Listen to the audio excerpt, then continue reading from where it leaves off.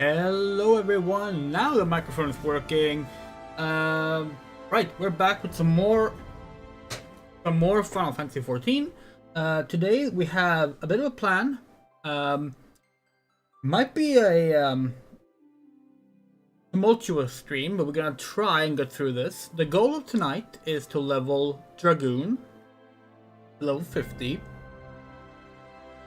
And to do the part 2 of Before the Fall MSQ. Now, the latter half of that is mostly cutscenes. A lot of them are voiced, so it's just going to be us watching. But leveling Dragoon is something we have to do from scratch, because we haven't even unlocked Lancer. So, we're doing that. We're wearing our Dragoon shirt. You see Stinian there. We'll get to know Stinian a bit. Until then, we'll sit on our tit. It's actually a Heavensward shirt. We have like Heavensward key art on the back as well. We have the nice pink light back. Okay, how about that?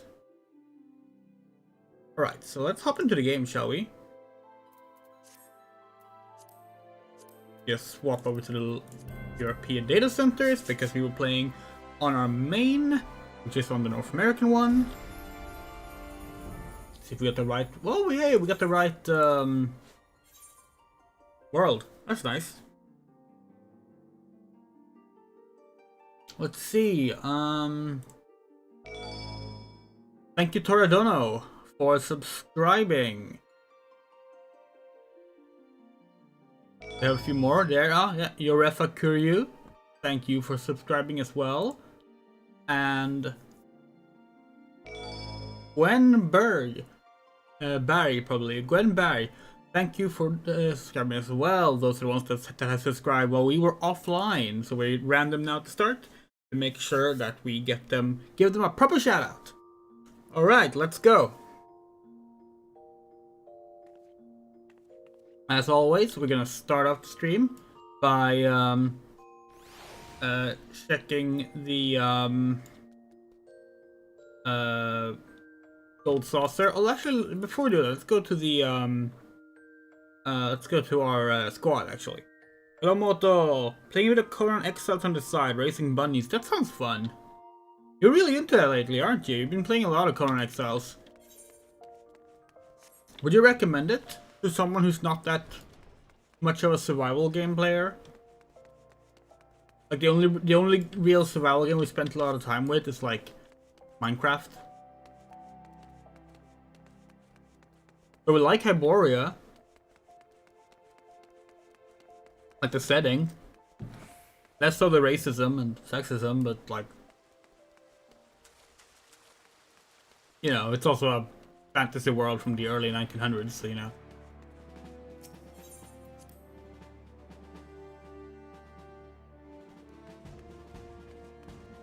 Alright, regiment board done. Send them out on a mission. No, not command mission, that's too much effort right now.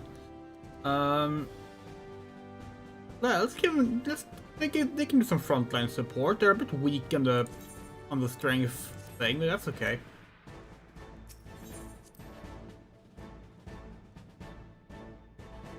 Actually doing something very rare today. We're technically drinking alcohol.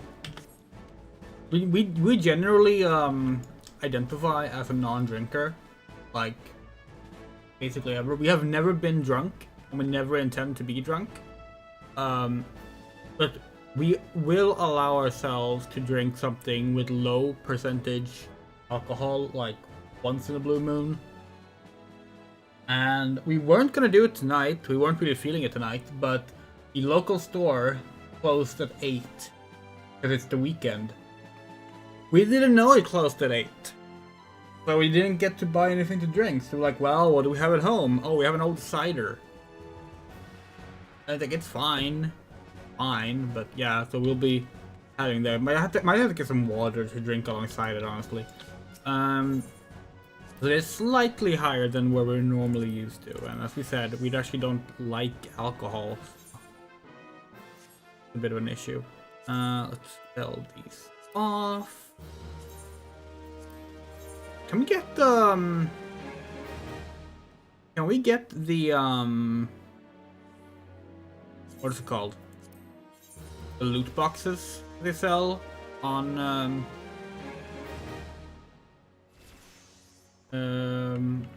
or seals? Yeah, we should be able to, right? Well, what characters? What else do we have? We have Ninja and Paladin at 50, Bard at 37.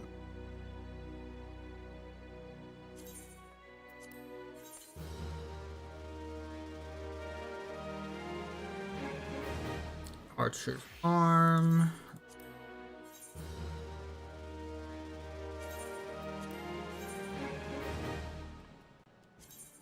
Wait, if it's bow, that's level 50. Let's keep that.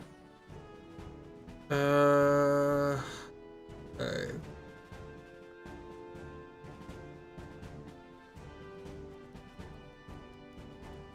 Yeah, the rest seems to be kind of general stuff that we have use for. Yeah, I think we should be able to get them right now, right? They're like here or something. Oh, we need to get these. Oh, they're 20,000. Okay, okay. Well, let's get to the gold stuff here.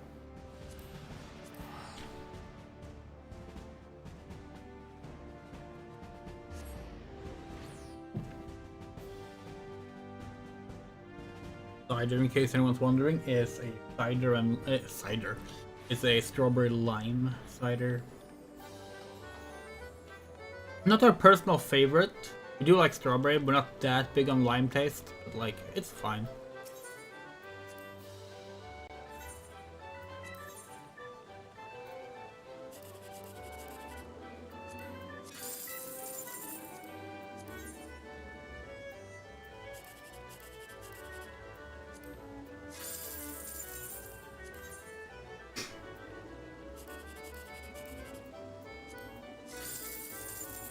No 1, 2, 3s today. That's okay. We have any cards to trade in? No, we have this. Alright, that's the contemporary warfare.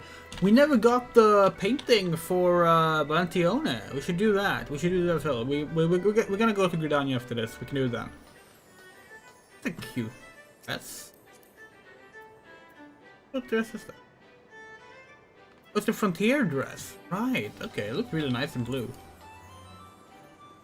I would recommend the game since I like it a lot. I don't actually like Minecraft myself. The graphics are nice, actually potential, and building is, in my honest opinion, more fun. Well, that's good. I'm trying to think of like what other survival games we off the bar ahead that we've enjoyed. Probably a few. Yeah. 66. Ah, shit. Yeah. No reward today. That's unfortunate.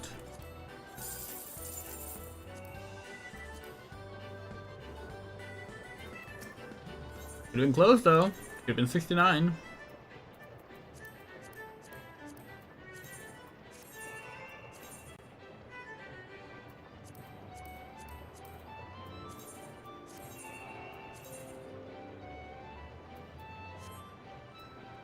Wait. Yeah, we haven't done that one.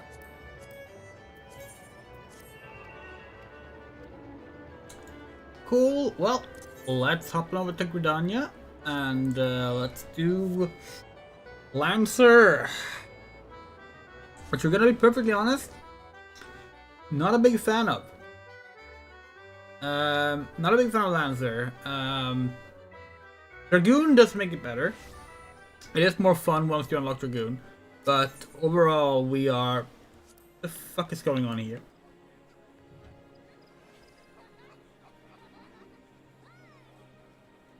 Like Avon and the Chipmunks. But there's another one! The Legacy? Olivia Legacy, Evangeline Legacy, Anubis Legacy, Sebastian Legacy. There's another one! Amilu Legacy. They don't have adventure plates? They have fucking Fall Guys gears, but no adventure plates. None of them have adventure plates. Are you serious? None of them.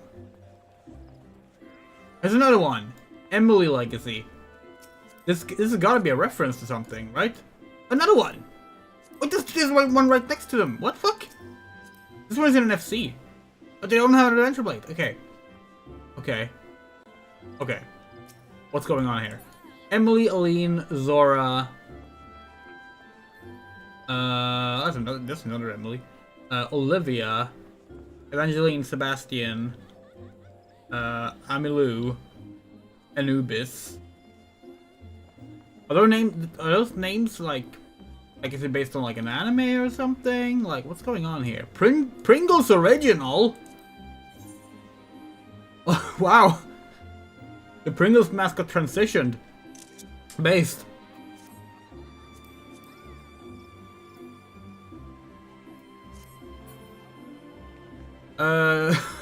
Hey. Okay. What the fuck were we doing? Alright, yeah, we were gonna go, get the, But, no, sorry, we need to Google this. Zora, Emily, Anubis. Okay, we searched for those 3 names, and we're not getting anything. Sebastian. Yeah, no, we're not getting anything, so maybe it's completely unrelated. Maybe it's not a reference to something. Maybe they just all wanted the same last name. I thought it would be funny to run around as Lalafels that are color-coded. You know, I mean, that's fine. We never bought this last time, so let's do it now. We don't have any of these on this character, so let's buy 25 of each. Wait, these are actually really cheap. Buy 100.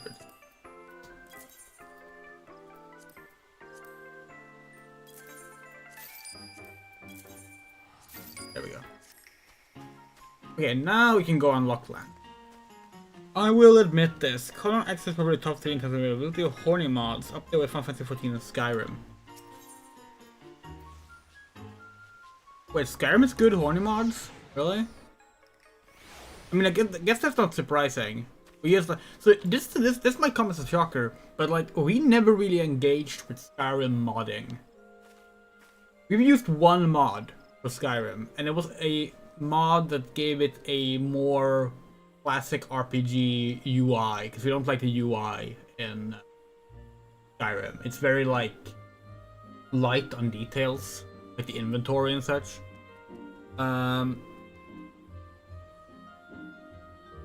We remember when Morrowind got like the sex mods and stuff, and they were not very good. And we've seen like the big titty anime mods for like Oblivion, and they were not very good. Don't know about give there a lot. Yeah, okay, that makes sense. That makes perfect sense. It's a shame. We do feel like we're a stern believer that porn is art, and that porn should be respected as art. It's a shame that like so much of porn in video games is just dog shit, you know? It's so like Baldur's Gate 3 just manages to not be classified as pornographic. It avoids the very specific thing that like I would classify it as pornographic in most common definitions of the term, but it gets close to it, and it's like you see that, and it's like, damn, we could have porn games with actual integrity, because this game could have been a porn game, you know? It could have been. It's it's a shame, because like you see like outside of like the eroge scene, like the visual novels and such in Japan, you don't really get games that try to be too ambitious with it. They just want it to be like, it's like video games don't even have like the equivalent of like the gas station Harlequin novels porn, you know? Like, you don't get games on the level of like what's like a mid-tier production.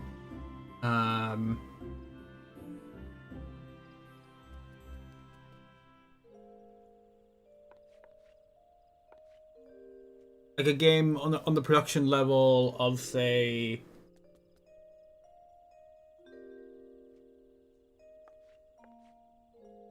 oh, I was struggling to think of a mid-tier production, so I'm just gonna open up our Steam library. Hold on. Alone in the Dark. Let's go with Alone in the Dark. Like on the production levels of like Alone in the Dark. But it's a porn game. You don't get that.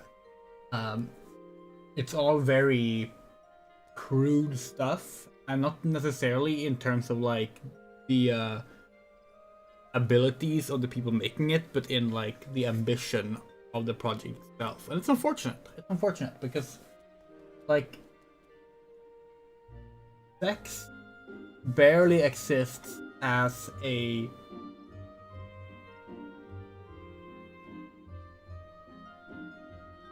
positively depicted thing in games. Yeah.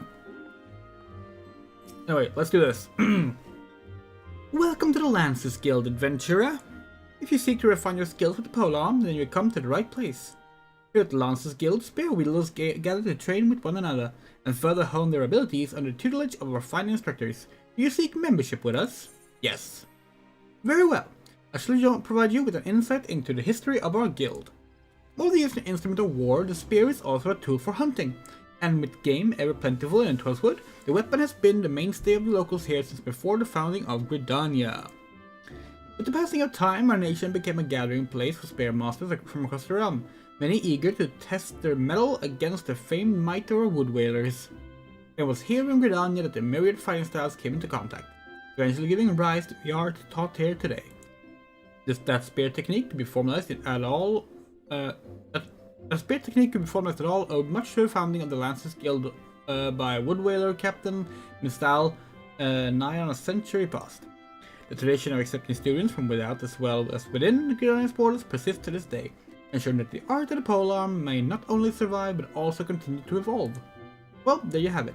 I hope this brief history of the guild has helped settle any doubts in your mind. The Lancers Guild is always eager to welcome new initiates. If you've a will to enlist, speak with me again and we can begin the enrollment procedures. Well then, have you made up your mind about to enlist in the Lancers Guild? Accept. Excellent. I shall let Guildmaster Ewain know to expect you. All who seek admittance to our ranks must present themselves before him.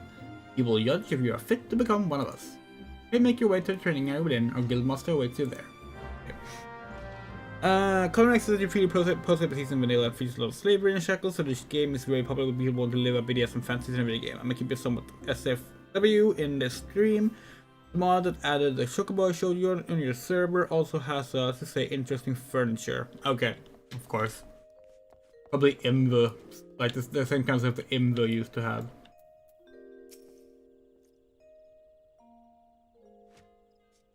Well met, adventurer. I understand you wish to learn the Lancer's art under a roof. I see you have some common experience, yet it remains to be seen if such skills as you have acquired will avail you here. No matter, in my capacity as Guildmaster, I shall guide your training, beginning with the very basics, the principles of our art. There exist myriad fighting styles, each of which has its own unique qualities. None, however, can claim to be as offensively minded as ours. Our approach is ever one of attack, no matter who or what we face. As an experienced lancer is able to wield a polearm as if it were an extension of his body, he transforms into a raging storm before his foes, delivering a barrage of devastating thrusts and slashes. To facilitate such a relentless assault, we lancers forgo plate, favoring armor of leather and chain, materials as provide adequate protection without unduly hindering movement. A lancer's worth would be measured quite simply in how swiftly and decisively he can pierce enemies' defenses. By its nature, the polearm is a simple weapon to wield, for good or ill. Even in a farmer's hand, it is capable of wreaking considerable havoc, just as it's been a mainstay of every great army since the ancient times. Yet nor the lance alone does not a lancer make.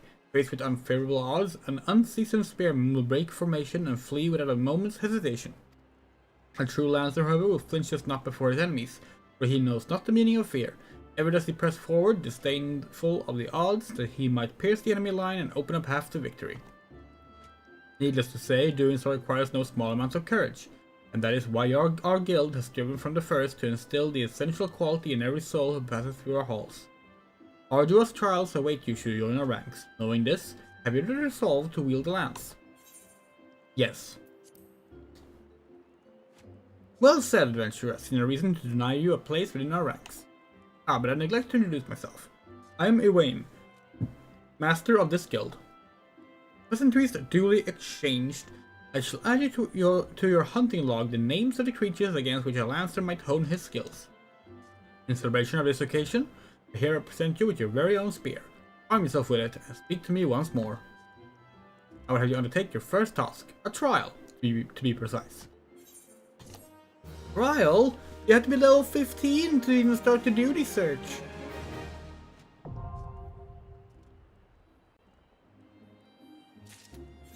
Alright, Lancer time. Not looking forward to relearning this job.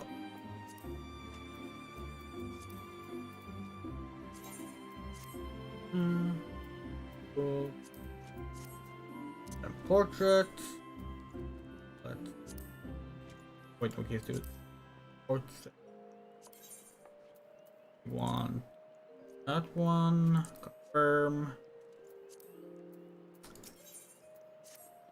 So you were able to discern one end of the spear from the other. Good. You adapt the seed to put your new weapon to the task, which is well, for I too have a test in mind, or rather, a trial. In order to develop an affinity with your weapon and learn to gauge such things as distance, you are to go forth and pit yourself against the creatures that roam just outside the city. The squirrels, ladybugs, and funguars should provide you with a suitable challenge. Put down, let us say, 3 of each, and report back to me. The new Ark game is apparently really bad. There's a new Ark game? Ark 2? Did Ark 2 come out? Wasn't it? It was like announced like years ago, but like Twitch is sound only. What? Twitch is sound only?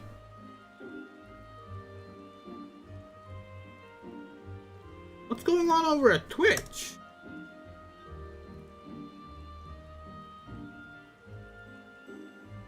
You're right.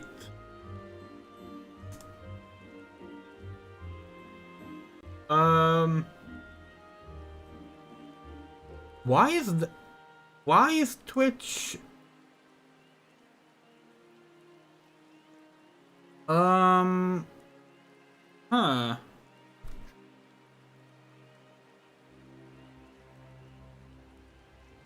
That is odd. How do we even fix this? Hold on. Hold on.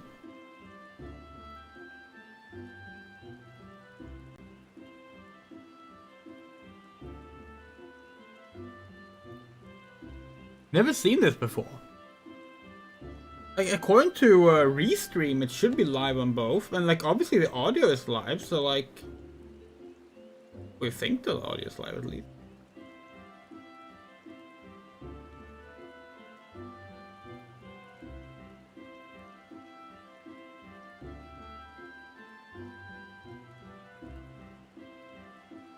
Huh.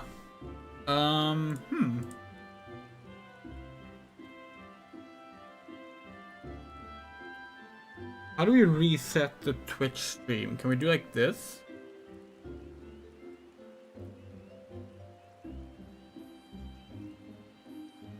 Did that fix it, maybe? An error occurred. Please try again later. Lovely. Lovely. Offline.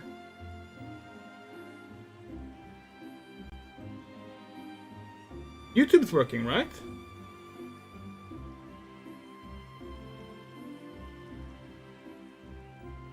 Yeah. YouTube is working. But not Twitch. Why not?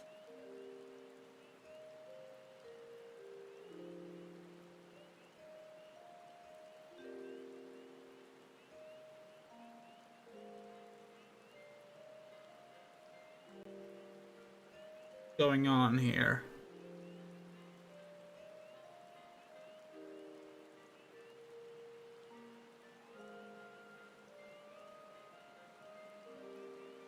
You define it for. Oh, okay.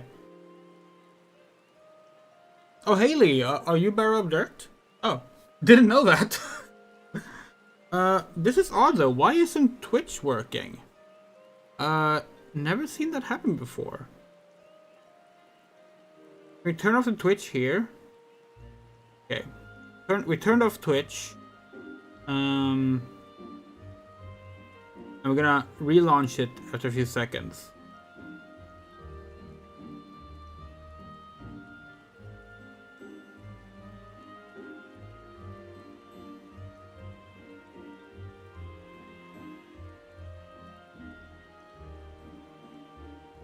Says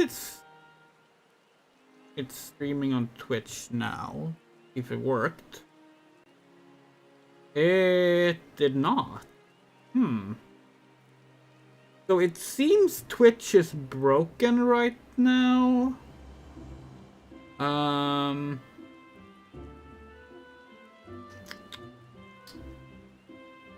We will have a look at that later, and we will simply turn off the Twitch stream entirely for now, so that people don't come to it thinking it's live. That is strange, though. Like, we've never seen that before. Like, why would it do that? And actually, can we even do this? Work.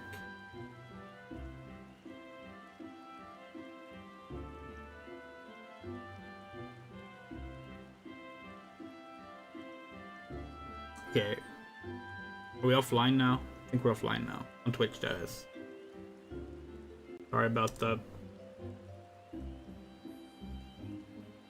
No, it says we're live. What the fuck? But it says we're live, but the stream is not live. What the hell is going on? What is going on?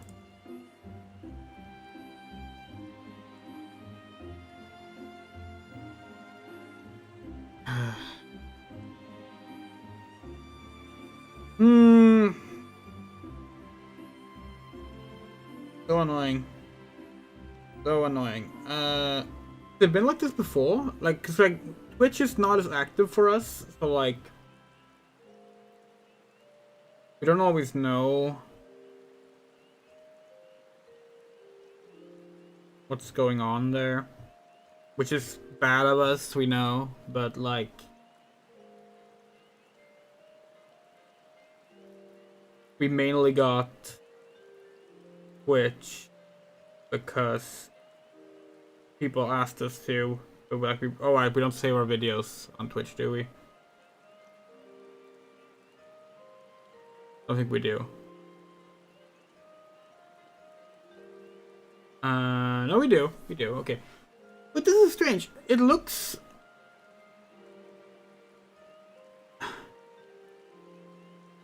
So we had video for 33 minutes and then it like stopped.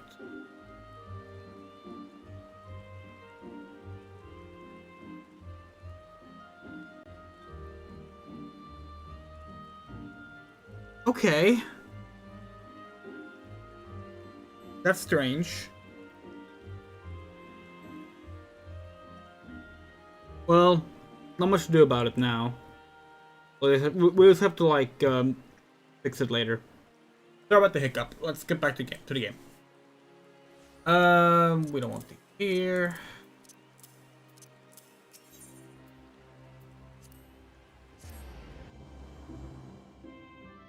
Alright, time for some speedy Lancer leveling. Gonna start by eating something? What do we have to eat? Anything actually helps.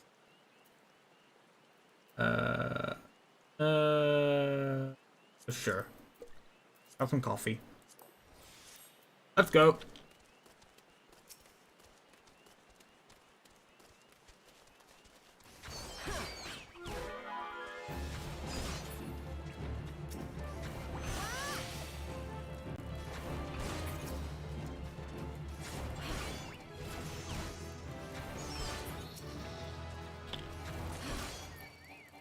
The early levels are so silly.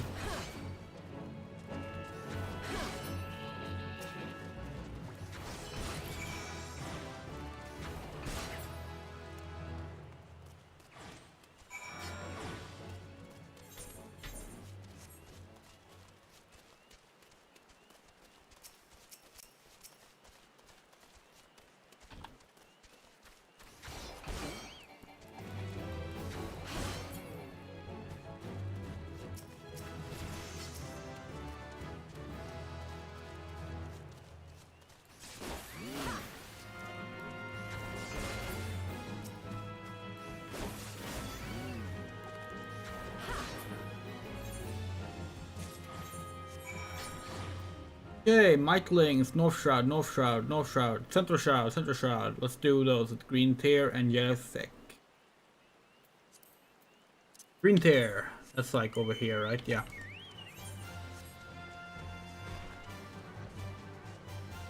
People stream tabletop RPGs on Twitch due to under Dungeons and Dragons tag, and it makes me feel ill. Yeah.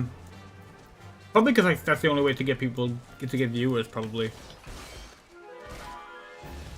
Like, it does suck, don't get us wrong, but it's probably one of those necessary evils if it's like your livelihood, because otherwise you will not get any traction. And sure, personally we are of the opinion that you should like be the change you want to see in the world, and you shouldn't like bow to that stuff. It's why we refuse to, for example, use the advertiser-friendly and algorithm-friendly versions of certain words.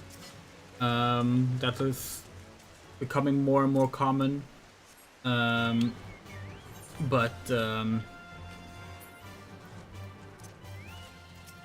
we still understand why it happens, you know.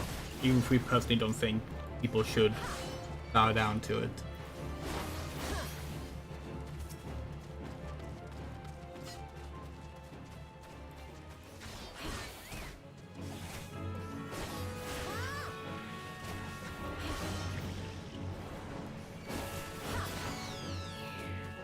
Was reminded of a tabletop RPG system the other day, by the way. Did you know that they made at least 2 different wrestling-based, like American wrestling-based tabletop RPG systems in the 90s?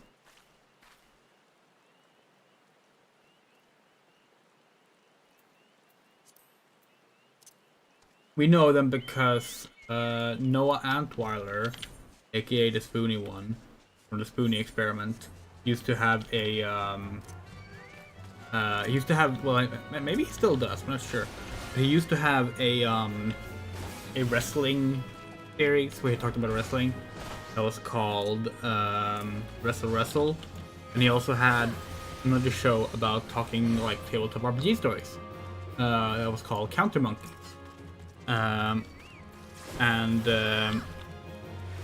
He compared 2 wrestling-based tabletop RPGs. One was by the WWE, we believe. Maybe it was when it was still WWF.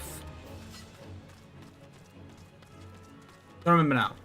That one was really bad, at least. Now there was one slightly older that was like actually really good. Sadly, we can't remember which one that was. Was it Worldwide Wrestling by any chance? Maybe? It could be. But anyway, the reason we even mentioned it because we're planning our we're doing our new tabletop groups, our local tabletop groups, I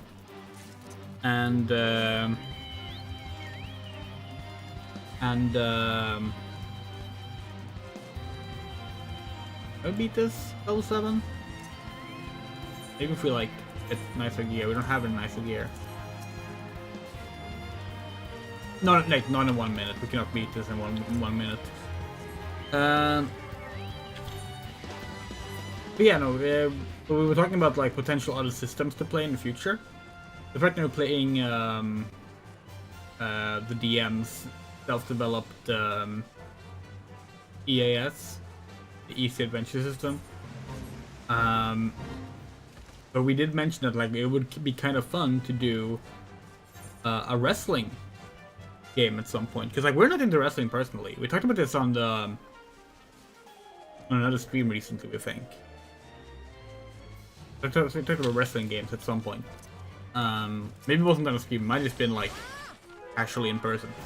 But talking about wrestling video games there. Like we're not really into wrestling. We don't know shit about wrestling, but like we do find it slightly compelling from a fictional standpoint. You know, the storytelling you can do. That's the stuff we actually find like kind of interesting. And of course we have friends now who are wrestlers, so that adds to it as well.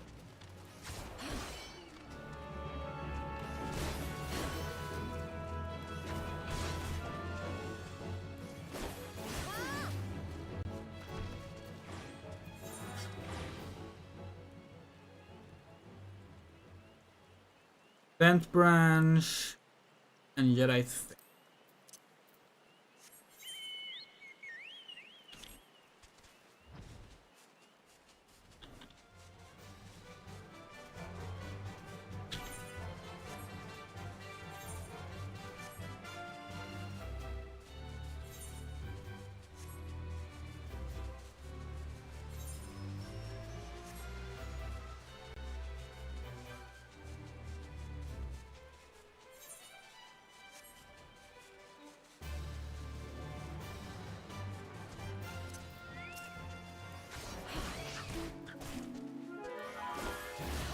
I love the silly wrestling drama. Same. It's like we love hearing stories about stories about the stories in wrestling from wrestling fans. We find it so interesting. It's just when it comes to watching it, we have never watched a full wrestling match ever. Like, just not really the stuff that we're all that interested in. Like, we really struggle with like watching any kind of like sport, and we know, you know, wrestling is staged, but it's like it's not a sport in the same way, but like it still has, it's presented as a sport, so it has that same feel when it comes to watching it, as watching a boxing match or an MMA match, and it's like doesn't really hold us. But when you turn it like turn it into short form, then we love it. The reason why we love watching the Rocky movies, but we can't stand watching boxing matches, you know? The sport the same with ballet or figure skating is correct. It is. Or cheerleading. Like it is a performance sport. It is a very, very, very challenging feat. But it's not competitive in the same way that ballet or figure skating or cheerleading can be, which is normally what people tend to look for when it comes to. Hold on, yeah, I think what we're going. There's normally people in the look for when it's like defining a sport is that there needs to be like a competitive angle to it, and competitive wrestling is its own thing. That's often called like Olympic wrestling, people think, which is like the kind of wrestling that we literally did as a kid. We did that kind of wrestling. Not for long, but we didn't really like it. But we did actually try it out. Our scrawny ass was not good at it, but hey, we had to pick up a sport. We picked that up. Brottning. It's why like what's just called wrestling these days. In Sweden, it used to be called Amerikansk brottning, which is American wrestling, because regular wrestling was the Olympic kind, you know?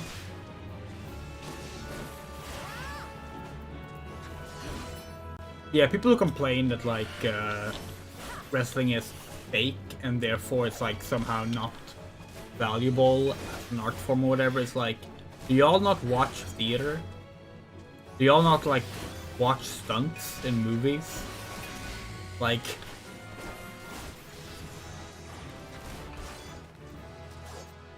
yes, these matches have scripted outcomes, but it's still people performing intense athletic feats under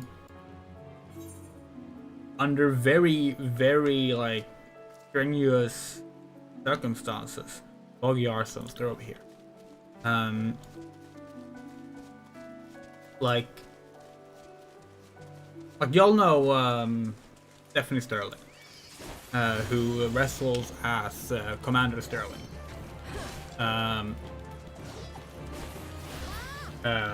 Or formerly just these days, honestly, just the Commander, basically. Like, she is amazing for doing that, despite her like health issues. And like, even like wrestling on that kind of independent level, like, it's not like, you know, on the level of like your WWFs or WWEs as they call now, or what is the other big one? AWE, right? The other one? Yeah, I think that's the other one.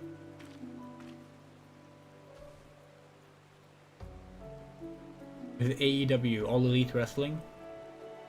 Oh, that one. It's still like the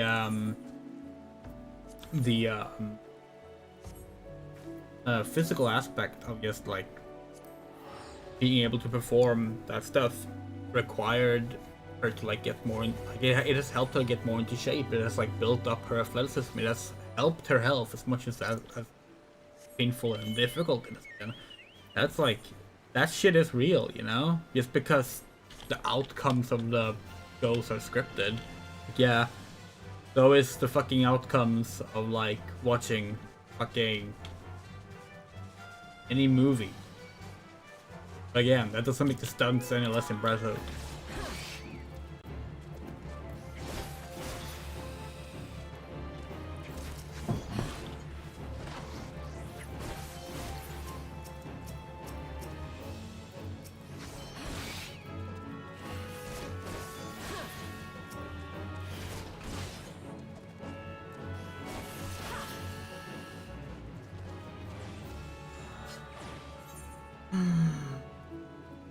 Oppo Opus and Peace Garden is the last one.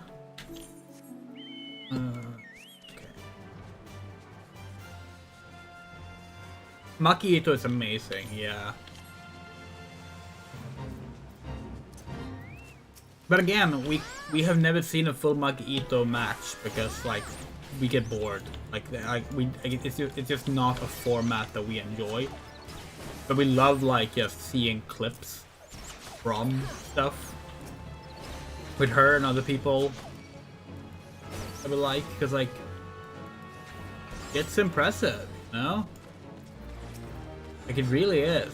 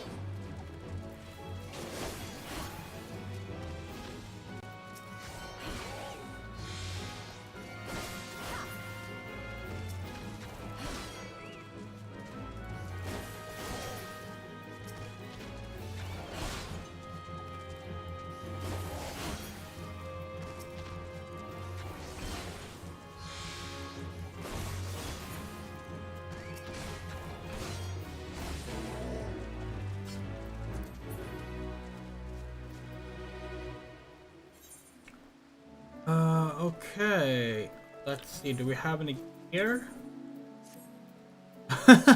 Okay, sure.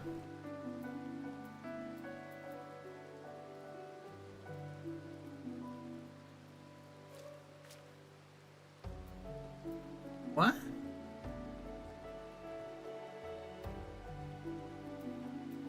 Hold on. Fuck.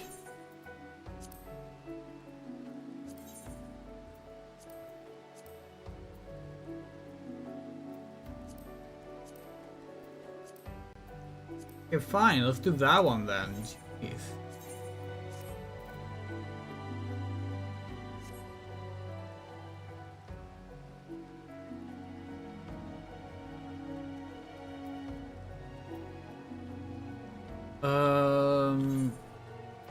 Yeah, we should probably like turn the quest in for better gear. Then again, we're just gonna get shit gear from that. Actually, no, that doesn't bother. Let's continue with the hunting log. Okay, where are we? Are we Central Shroud? We're in North Shroud. Let's go to Central Shroud.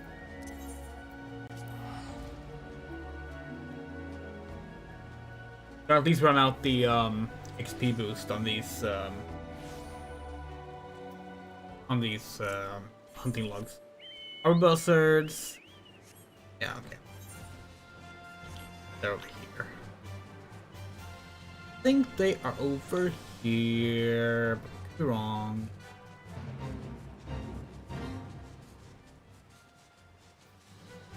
Oh, maybe not. Are they not here? 14? This is too high. 14, 14. Okay. Okay, I guess we're wrong. I guess it's not here. Fair enough. And up here's level 30, yeah. There. For a while, no, we already read that, okay.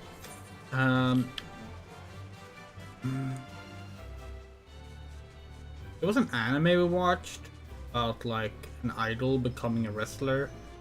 Sadly, it kind of sucked. We really liked the concept of that anime. Forget the name of it. I think it was something like I want to be the strongest in the world or something.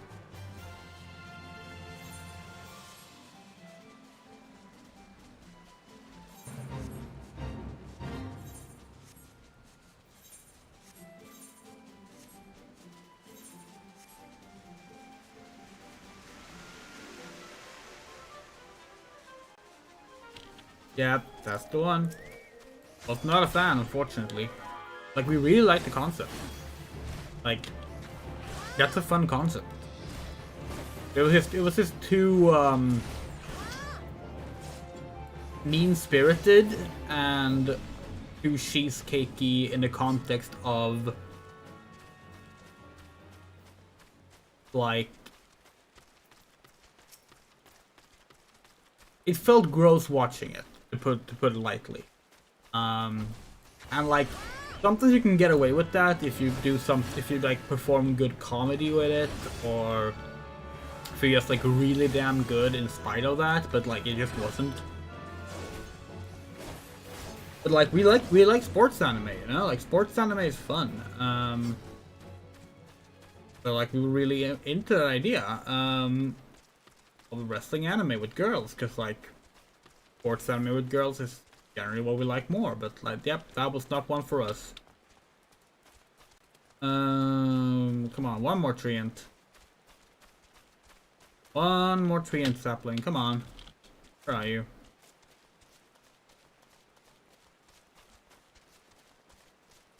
I hope Star Strike It Rich gets an anime adaptation. Never heard of it.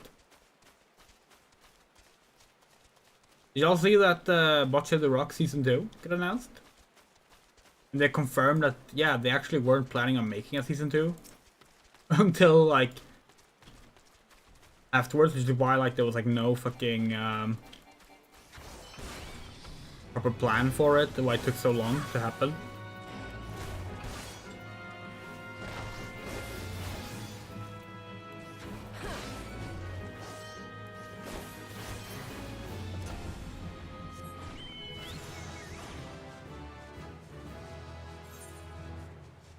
Alright, Arbor Buzzard. They're looking for those in Bent Branch. Oh, we can Bent Branch? Oh, we're in the wrong part. Damn it. Oh, is it? So this might be a hot take, but we really didn't like how heavy are the dumbbells you lift. We haven't seen the anime, to be clear. We've only read the manga. Yeah, no, it did not sell us at all. Like we were really like hoping it would, because like girls that lift, fuck yes. Like come on, yes, sign us up. Love that shit. But that book, like no, just did nothing for us in the end.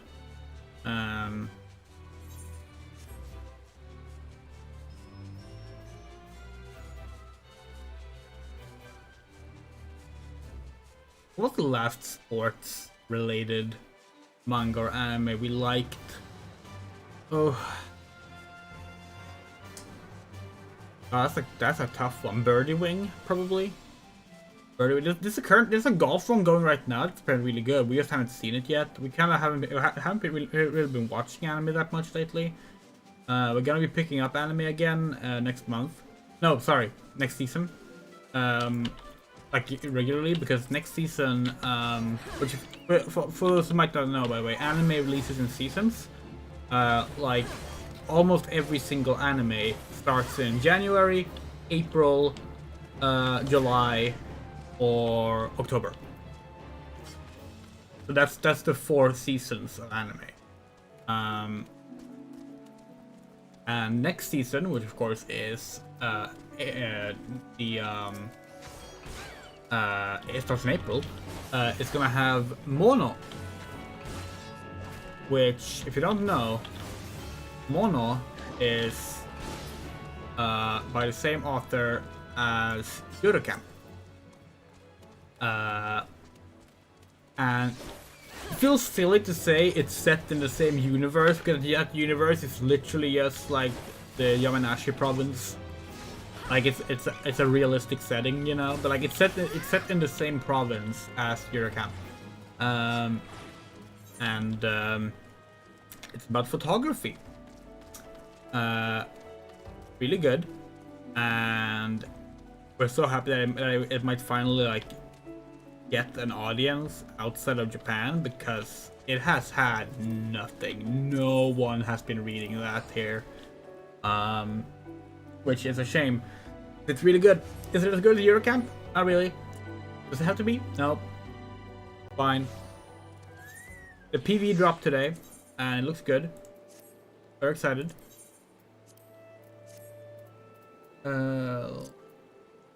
Bird out. Yeah, there's a few anime right now we're gonna have to catch up on. There's the golf one, that's apparently good. And then there's Abemujiga, the Dias Cost, equal to Mygo. I'm probably gonna do with that. So like with Mygo, Bang Dream It's Mygo, one of the best anime from the last 10 years. With that, we actually like waited until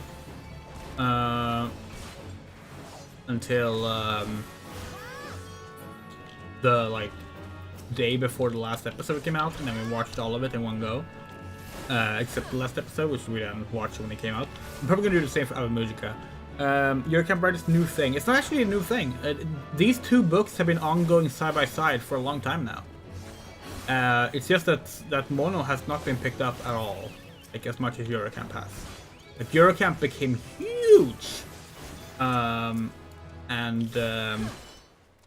Mono is just not big yet. So their utility is pretty Yuri baity. We don't believe in Yuri bait. Unless the only way we allow the term Yuri bait to be used is if it ends in a straight relationship. If it doesn't do that, it's not bait.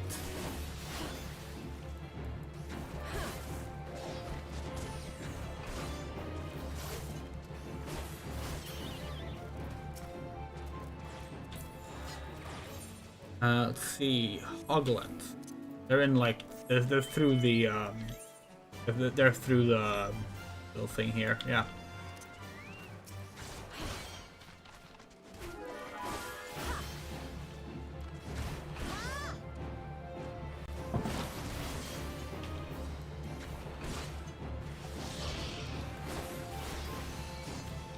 Yeah, we actually think it's really difficult to find stuff that actually is Yuri bait. Like, there's the euphonium stuff, which is why we never bothered with euphonium, because we knew going in where it was going. Like, we're still amazed that so many people got like shocked at it. But like, yeah, like because like Yuri bait it's queerbaiting. Like that's what it means. It's queerbaiting. Queerbaiting means to utilize the notions of queerness when you are going to then deny it. So, for example,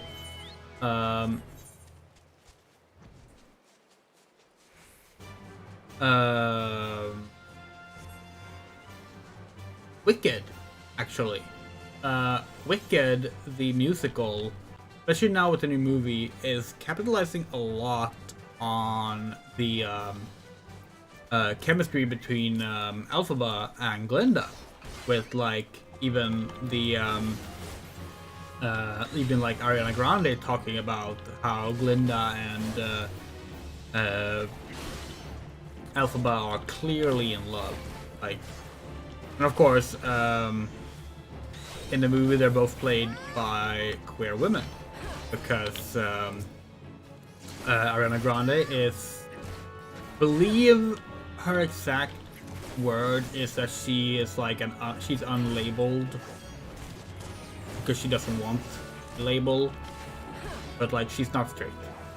And Cynthia is a lesbian, we believe. She has a wife, we think, but yeah. But obviously, if you actually watch Wicked, and maybe they will change part 2, who knows? But if you watch Wicked, it's literally a straight love triangle. It's a straight love triangle that's about. That's what it actually is about. Like, it's not a gay story. Like, that's queer baiting. That's queer baiting. Thor 4. Haven't seen the film, but in the lead up to that film's announcement, they stated quite clearly that the canonically queer in the comics, but not yet established as such in the movies, character of Valkyrie was going to get a girlfriend, maybe even a wife, in Thor 4. This does not happen. That's queer baiting. Like, you need to actually promise something and then either not deliver it or outwardly reject it. Like, explicitly reject it. That's how something is queer baiting. Something is not just queer baiting when it's like, oh, they hinted at something but didn't go all the way with it. Like, that's not the same thing, you know? Like, Nanoha isn't queer baiting. Eurocamp isn't queer baiting. Love Live isn't queer baiting.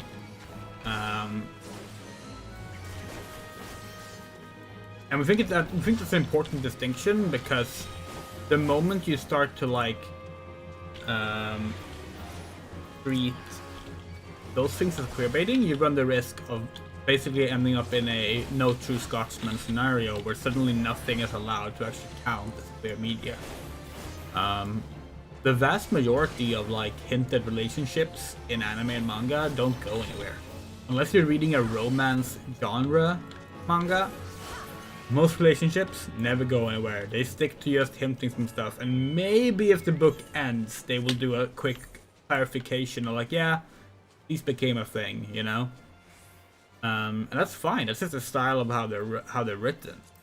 But as a result, it feels kind of disingenuous when people try to like discredit certain works because they basically treat queer couples the same way they do the straight couples, you know?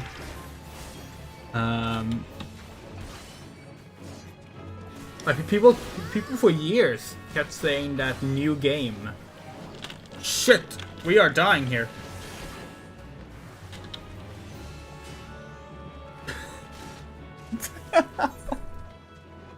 Well.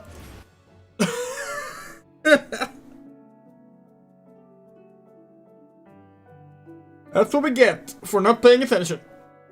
People were saying for years that New Game, the manga New Game, and also the anime New Game was queerbait. It was Euribait. Because like it kept hinting that there was like a relationship potentially brewing between at least two of the characters. And a bunch of the characters hinted towards being attracted to women throughout the book. And it's like, at the end, they did that thing. They did a thing where they're like, oh yeah, the laws changed and these two girls got married. Which is like, yeah, it's a footnote at the end. But like, that's how a lot of these stories go in manga.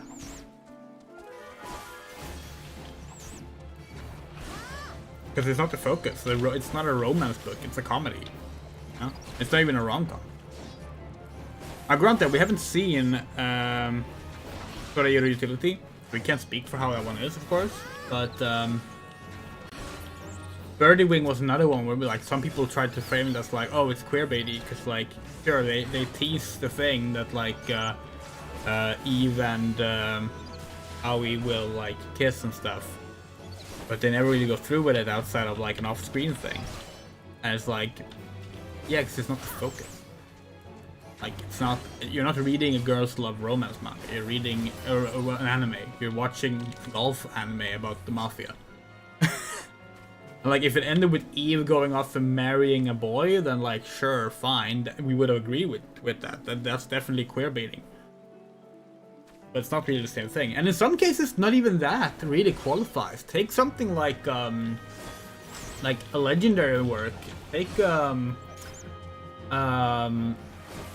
Brother. Onisama E. Do we have the Blu-ray of that here? We might have the Blu-ray of that here. No, we don't. That's like a tragic.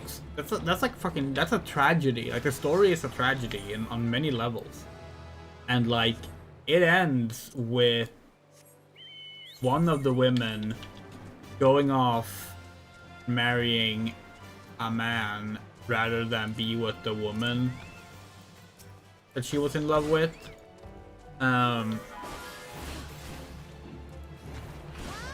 But like, it is framed as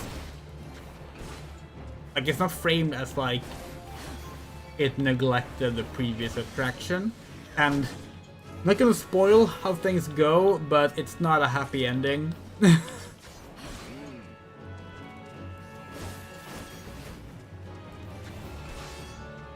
Like, that's more like a case of like the author trying to convey a tragic reality of how something's turned out sometimes. It's why we don't like the way the Class S concept is treated as well in a lot of the Western girls' love scene as like something negative. Class S, if you don't know, is class sisterhood is normally the way people define the S, but it has a lot of different potential meanings. But it's the concept of like these girls are having like a romantic sisterhood during their youth, which they then graduate out of, become good heterosexual women, you know, good wives. And a lot of that has been kind of misidentified by modern audiences as like homophobic writers, basically. The actual context for that stuff, in most cases, when it originated at least. Can you like come closer, please?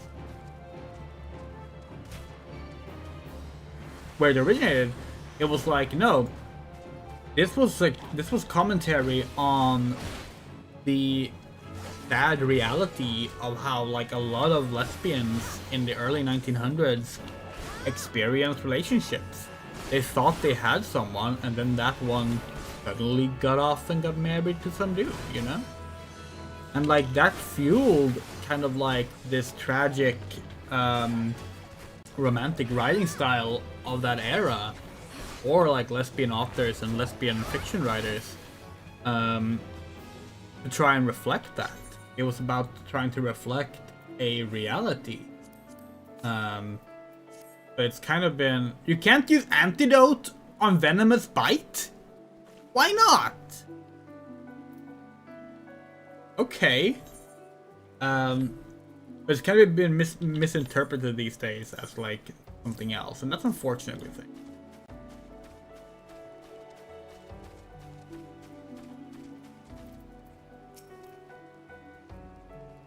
This one's annoying. Can we just do another one? The next one though. Ugh.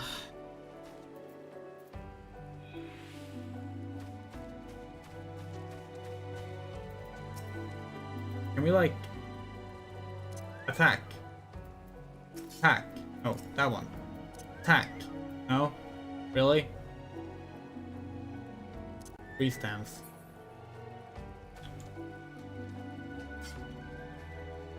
Goku barely talks to his own wife. Yeah, but like, while there are great relationships that come out of Dragon Ball, it like those relationships are never the real focus of the story. They just kind of, they happen because they're expected to. Cats are expected to grow old and have children, and therefore that happens.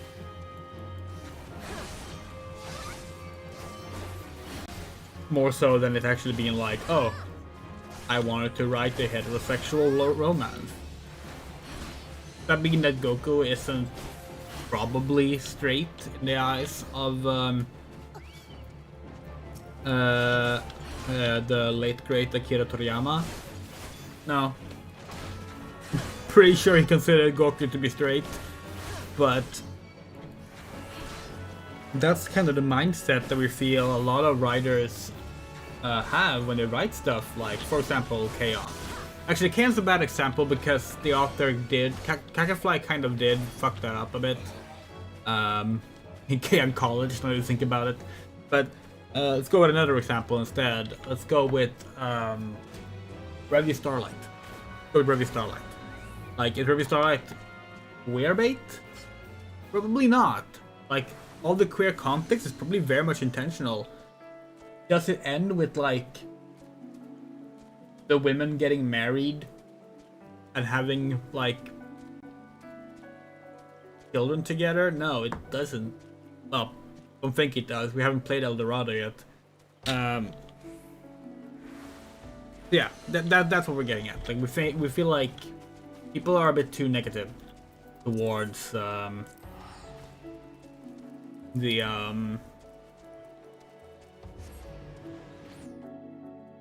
genre of subtextual lesbianism, because it actually kind of rules. Subtext is a writing tool. It does not mean this isn't real. That is something we always try to remind people. Just because it's subtext does not mean the author didn't put it there intentionally.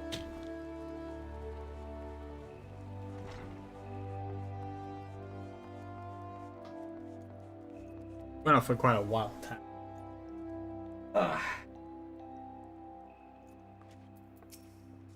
So you're back. Trust you have learned something to the essence of our art. A lancer learns best when he is doing, each thrust making him stronger. Such thing as strategy and technique will come in time. Never forget courage. Without it, you cannot hope to realize your potential. The look betrays no hint of doubt. That is well. It is clear you see the truth in my words. That will be all for the present. Now, pick up your weapon, sally forth, and cut a path for yourself. Next we meet, I hope to see you stronger for your time out in the world. Yeah, well, we're already level 14, so... Ah, you have returned. I take from your presence you have gained a measure of familiarity with your weapon. Good. You're ready to begin the next phase of your training. You will recall my telling you that it takes no small amount of courage to be a lancer. Now, in general terms, courage is the strength to do something which one finds unnerving. However, a lancer's notion of courage is not so simple. At first there are distinctions between courage and recklessness. He then divides the form into two aspects, that we learn each with spear in hand. The first is composure. Outnumbered in battle, a lancer may lose his composure and succumb to panic. If this happens, all of his training will swiftly flee his mind, and he will struggle to overcome opponents whom he would ordinarily have bested with ease. He will, in short, contribute to his own defeat. If you wish to become a lancer in sooth, you must learn to maintain your composures at all times. Do this and you will be able to call upon every ounce of your strength and skill when it matters most. And so, to your first task.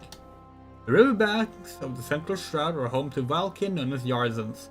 Fiercely territorial, the creatures will attack anyone who strays too close, making them the bane of the fisherfolk. They typically fall upon their prey en masse, barring all avenues of escape before closing in for the kill. What must go through the mind of the victim in that instant? Panic? Despair? Be sure to tell me upon your return. Needless to say, I would have you brave such an encounter. Take this sack of decidedly noisome bait, and use it to lure the ever-ravenous creatures out of their nest. Maybe that only one curious Yarzan appears, but what if 2 or 3 follow the scent? Let us know how you fare then. Go now, my young lancer, and learn what it means to fight with composure.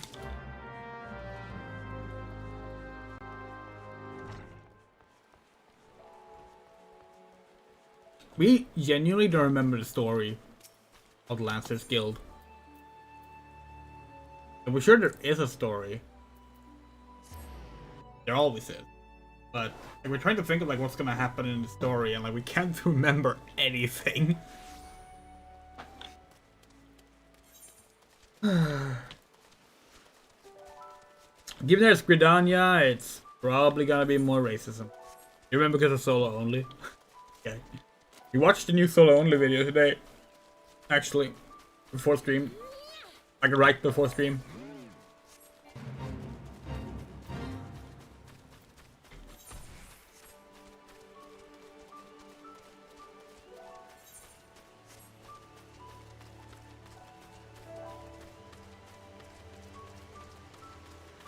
It was a fun watch. As they always are, to be clear.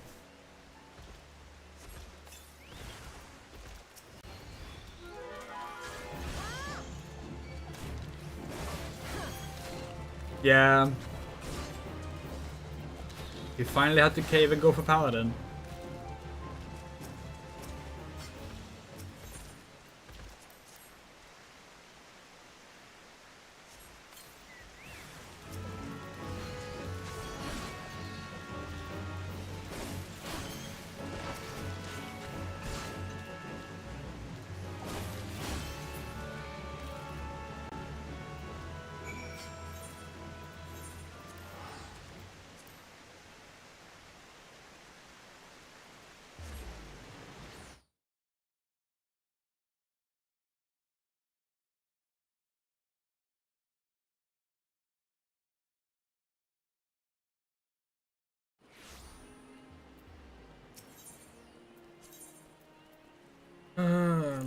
Guild.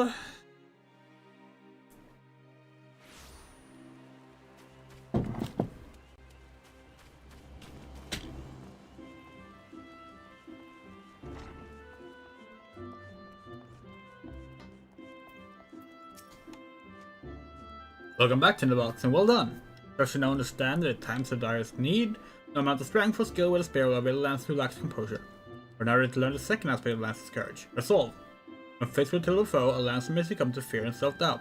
Should this happen, he will become defensive, and in seeking to cover his weakness, surrender his greatest strength, namely his capacity to attack. A Lancer who fears to attack is not but a man when holding a pole. His spear may as well be a broomstick for all the good it will do to him. It is not and will never be a shield. That you may learn the truth from my words firsthand, I bid you go to the Central Shroud, an area adjoining the abandoned dungeon known as Spirit Hold. Since the calamity, the neck of the 12th Wood has become a veritable menagerie of fearsome fauna. They will find 3 collapsed pillars. They will become a haunt for fell creatures, but to put them down. When a fiend can you expect to encounter? Ha! To reveal that would be to defeat the purpose of the lesson, my young Lancer. I will say only this. Face these foes with a Lancer's resolve, you will surely emerge the victor. Once you complete the trial, report to Jillian in the entrance hall. Yes, grasp the 2 aspects of courage, albeit with some trouble. Though I doubt you will encounter similar difficulties, her struggles have furnished her with certain insights which I think you would benefit from hearing. The Lancer learns best when he's doing, but the wisdom of his seniors is not entirely without worth. Go now, Tinderbox, and do as I bid you. Okay. Teleport for this one because it's a bit of a long walk otherwise.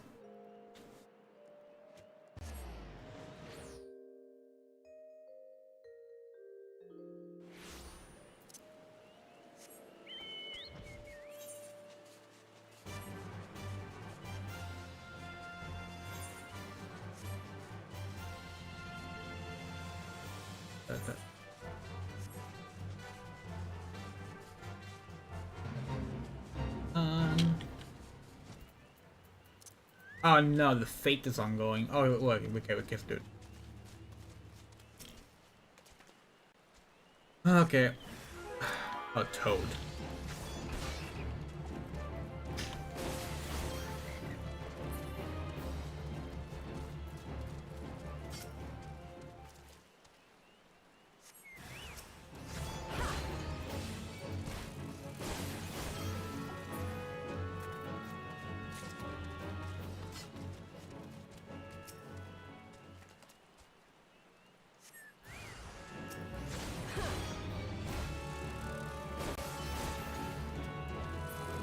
Okay. Is that it?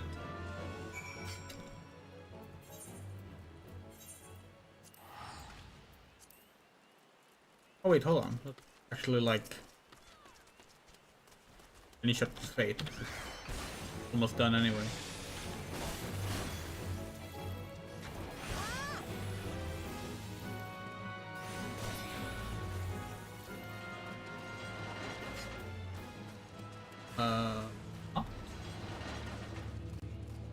Where are the other enemies?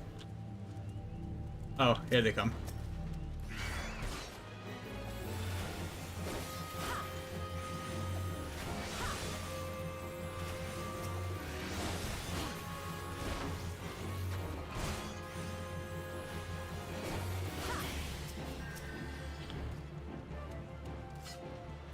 We done? Oh, they just ran away for some reason. Okay.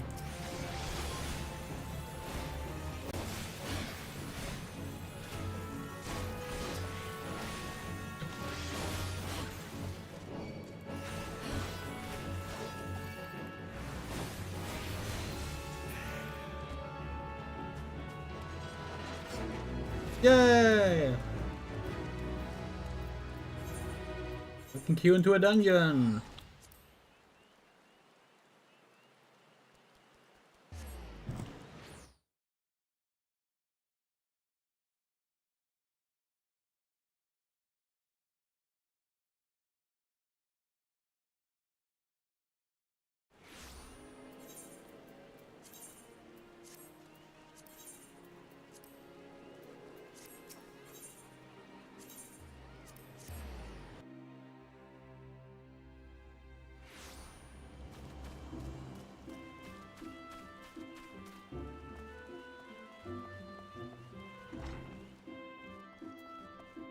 Right, fucking feet.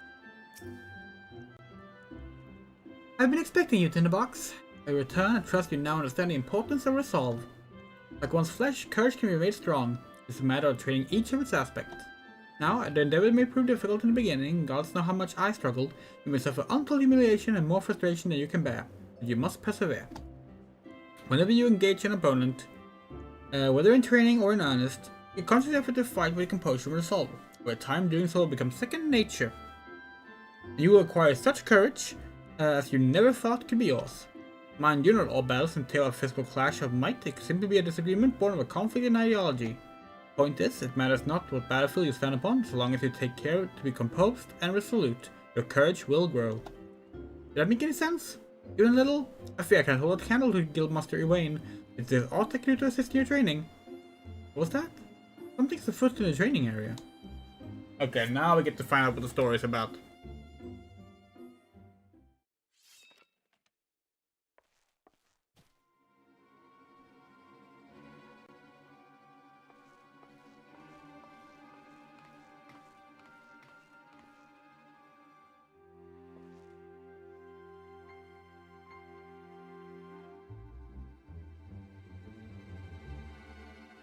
And you call yourself Lancers? Pathetic.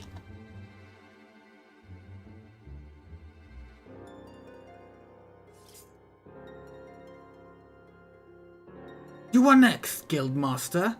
Arm yourself and face me. Refuse, and all will know that you are no true Lance. Say what you will. I'm above provocation. Craven to the last man.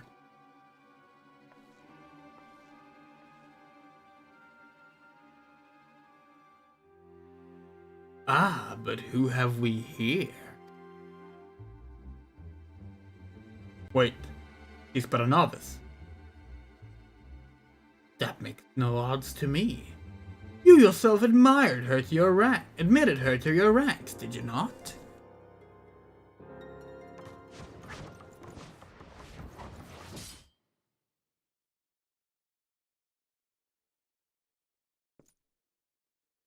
Farewell.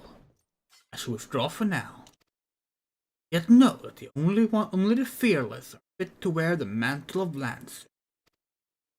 I look forward to measuring your worth in the days to come.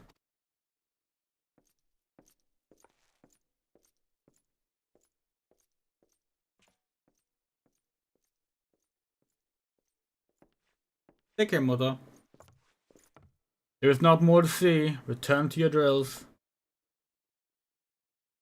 I hope you feel better tomorrow.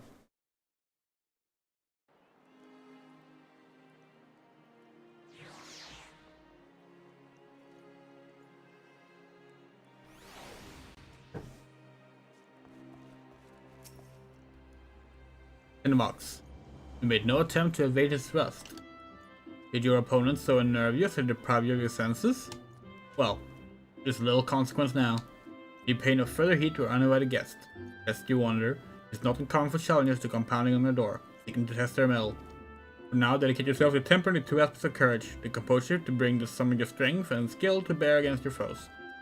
And the resolve to attack when fear would stay your hand, as befits a lancer. When next we meet, I have another trial for you, and will put your courage to the test. Until then, continue to apply yourself to training. Farewell, Tinderbox.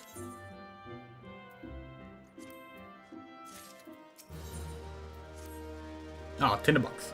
As for you gained an ilm around the arm since the last we spoke, it's plain you have not been idle. In our previous lesson, you learned the last definition of courage, and how you might go about tempering its two aspects. Today we shall find if your efforts have borne fruit. I see you have come prepared for battle, as well. Your next trial will place you in the midst of a throng of enemies. In such a situation, one may be attacked from any direction, making it difficult to respond appropriately. Furthermore, the likelihood of being surrounded is high. Will your resolve bear the weight of uncertainty? Will your composure hold when the odds are stacked against you? We shall soon find out. Will you overcome this trial, what courage you already possess will be further tempered. Now heed me well. This is what you must do. I will travel to Naked Rock, where the Anoles claim dominion. At the summit of the rock is a sacred artifact, Stone of Courage. Claim it and bring it to me. If you are to reach the destination, you will need to negotiate a path through whole packs of flesh-eating scalekin. Make no mistake, the creatures are intimidating foes. Striking into the midst of so many would ask much of any lancer's courage, but given time and no small amount of perseverance, I am confident you will prove equal to the task. We can fly, so you know. Let's head to the market boards. No, not the market boards. Let's head to the markets and buy some food.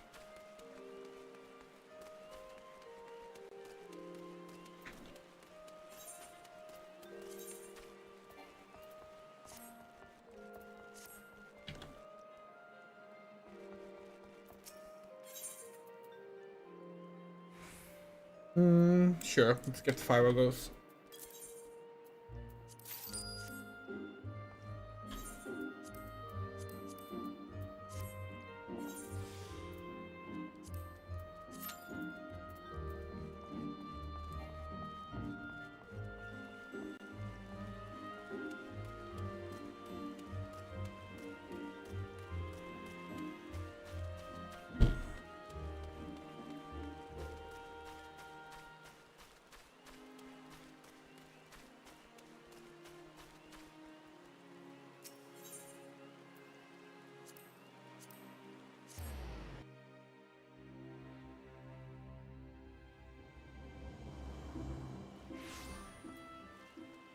Actually feeling a little bit lightheaded ourselves. If it gets worse, we might have to quit early and just finish before the fall on yet another stream, which wouldn't be ideal, but like, it happens, it happens. Now we're gonna keep going.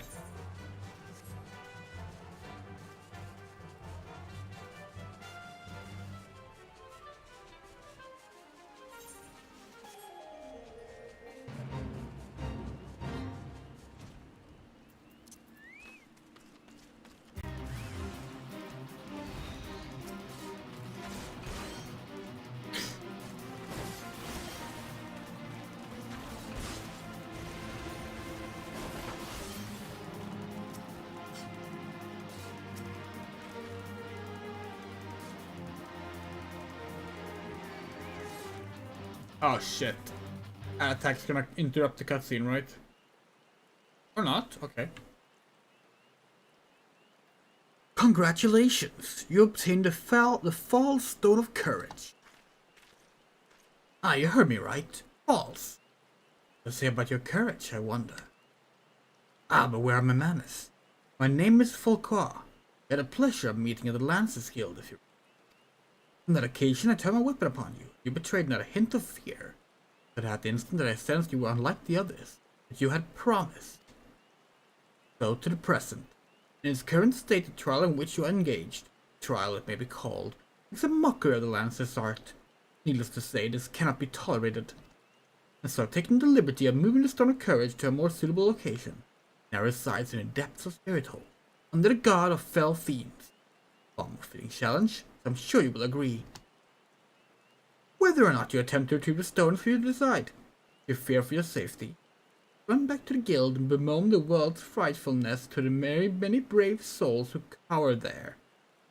Your will doubtless consider it a supremely courageous act. Yet know that a lancer may forge true courage only in the midst of great danger.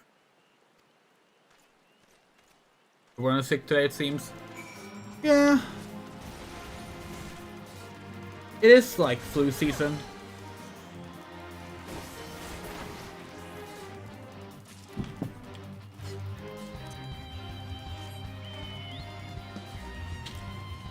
Hold on. Go back. Let's go back. 9 minutes, we can do this. Let's do this.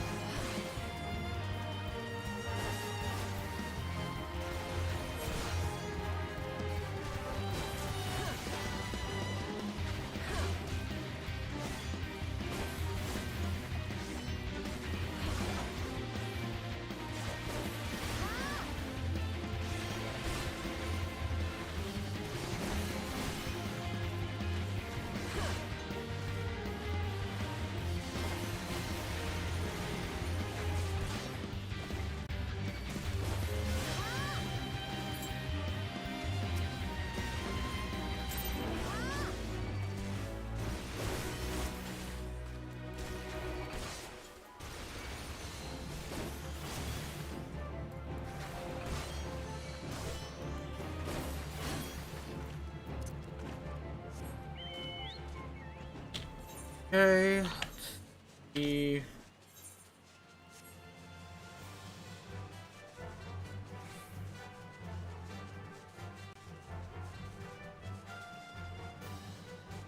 Tomorrow we're gonna have to like actually spend time to pack.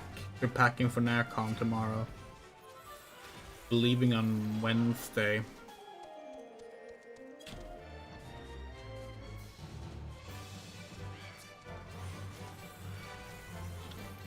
Where is it?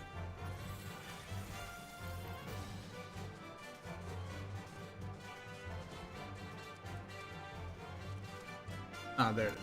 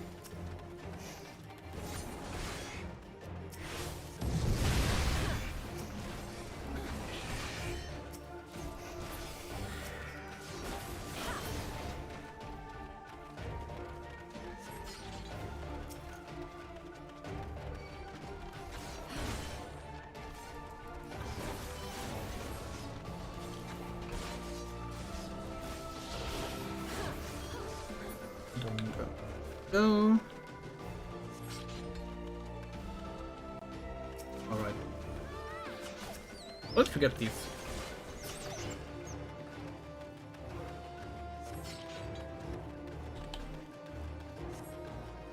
But yeah, tomorrow's song stream is gonna be the last stream of the week. Because on Tuesday we're busy, and on Wednesday we're leaving town. We're back on Monday, so gotta try and get a lot of things done on the Sonic stream tomorrow. Ideally, beat the game, 100% the game. That'd be nice, but we'll see.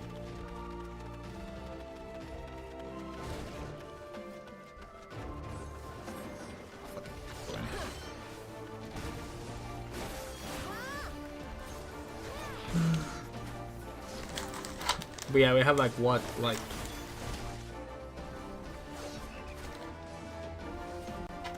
12 emblems left or something like that. Which is more than it sounds.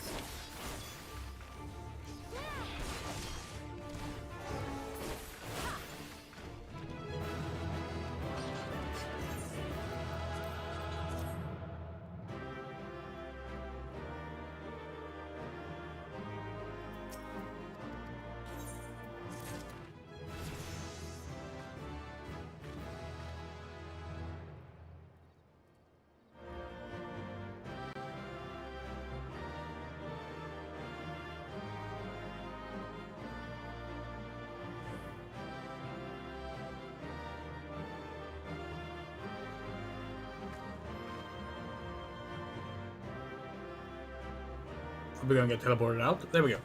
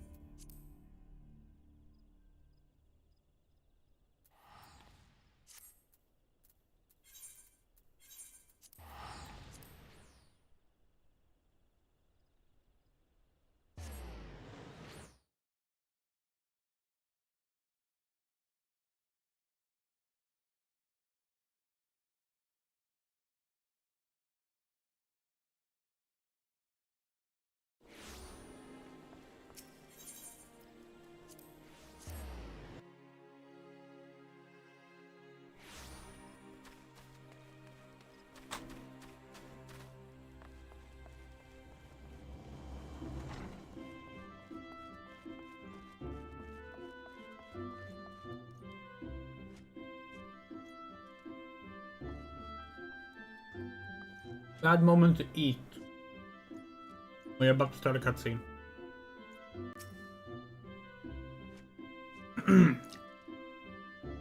So, you have returned. Tell me, be able to obtain the Stone of Courage? Yes, this is indeed the stone. In rather worse condition than when last I saw it. What happened at Naked Rock? The Lancer but recently threatened you moved the stone to Spirit Hold. Not content with trespass and slander, the brazen fool now meddles with our training. 7 hells. Not to be born. Then well, Tinderbox, but I do not doubt that you know better. My duty as Guildmaster compels me to state the obvious. Heed not that man's words. The Lance's courage can only be forged in the midst of great dangers, vainglorious tripe. As you've already learned, the Lance's courage is the product of composure and resolve. Under no misapprehension. Watchfully navigate the Annalus territory, but temper your courage in a manner that blindly braving the terrors of Spirit Hold did not. To continue training, pray keep the lesson of this trial close to your heart. We just flew up the mountain. Ah, Tinderbox, you come at a good time. I urgently require your help. Scarcely a bell ago, our friend Fulqua paid us another visit. Seemingly intent upon reprising the performance he gave on the day of your first meeting. As on that occasion, he raved till the air was thick with slanders, declaring every soul who had met his gaze more craven than the last. This time, however, not all ears were deaf to his myriad of provocations. It seems one of our youngest members took offense at his words and demanded satisfaction of the rogue. The two have since departed to duel in the East Shroud. Had I been on land, I would have forbidden such folly and rebuked the lad for letting pride cloud his judgment. Alas, I learned of it too late, and the boy is gone. All we can do now is ensure that the hot-headed fool does not come to lasting harm. I would have departed in pursuit of the pair ere you came, but my duties keep me here. You were gone when that happened, but that's why I turn to you now, Tinderbox. Pray go to the East Shroud in my stead and watch over our comrade. Yeah.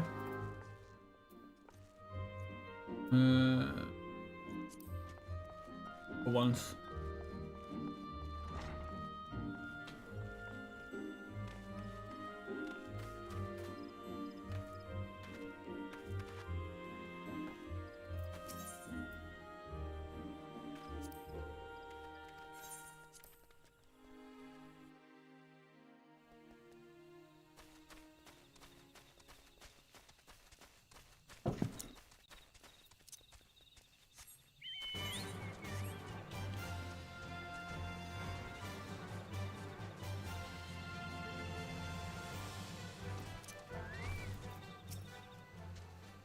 So we meet again. You remember who I am, I trust? I do. But of course you remember your mentor. He taught you the true meaning of courage. I understand you were able to retrieve the Star of Courage and Spirit Hold. It seems I was right about you. You are the making of a true Lancer, unlike those charlatans of the Lancers Guild. It's well that you come to me, for I have just a trial for you, and it will do wonders for your courage. Not interested, you say? But you have no choice. If you refuse, well, suffice it to say I will not be able to guarantee the safety of your comrade here. And last we spoke, I told you that a Lancer may forge true courage only in the midst of great danger. Needless to say, the threat posed by ordinary creatures is insufficient. You must needs seek out better sport. But fear not. I have taken the liberty of finding you something suitable. Take this alchemic potion and sprinkle it upon the exposed roots yonder. Doing so will garner the wrath of a certain creature, which you must then strike down. Okay.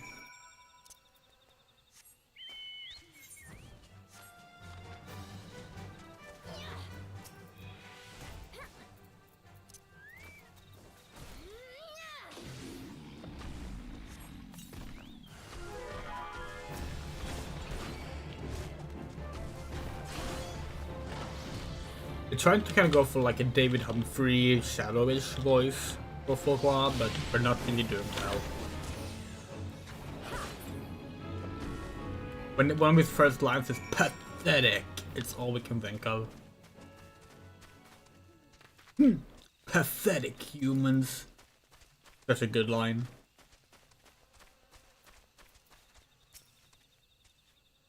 So, you've vanquished a treant. Well done.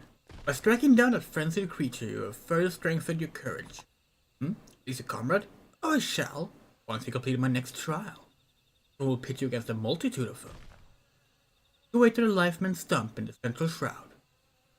You got a likely spot along the forest path to light. Needy wolves are wont to hunt there at this. It should not be long before a pack. The beasts show themselves. You are to slay their leader, Alpha Wolf. I shall be observing from up close. The better to offer you advice. Alpha leader theory is bullshit, Folkwa. That's not how wolves operate.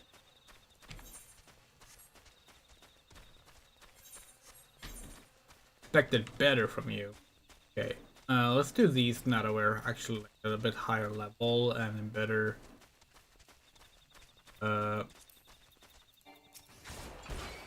gear.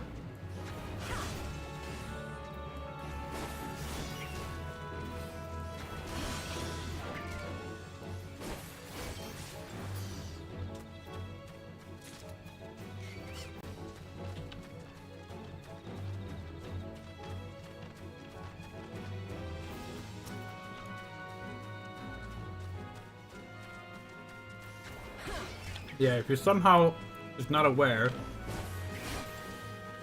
the idea that there's a male alpha wolf leading the wolf pack is bogus.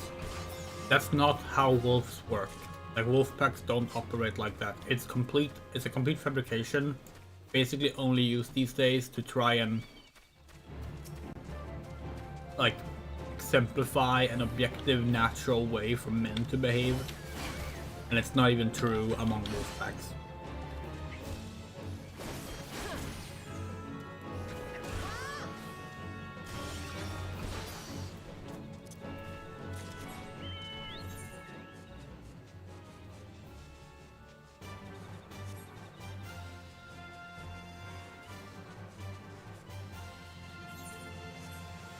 It is honestly kind of honestly kind of like distressing how many facts are just people saying bullshit confidently.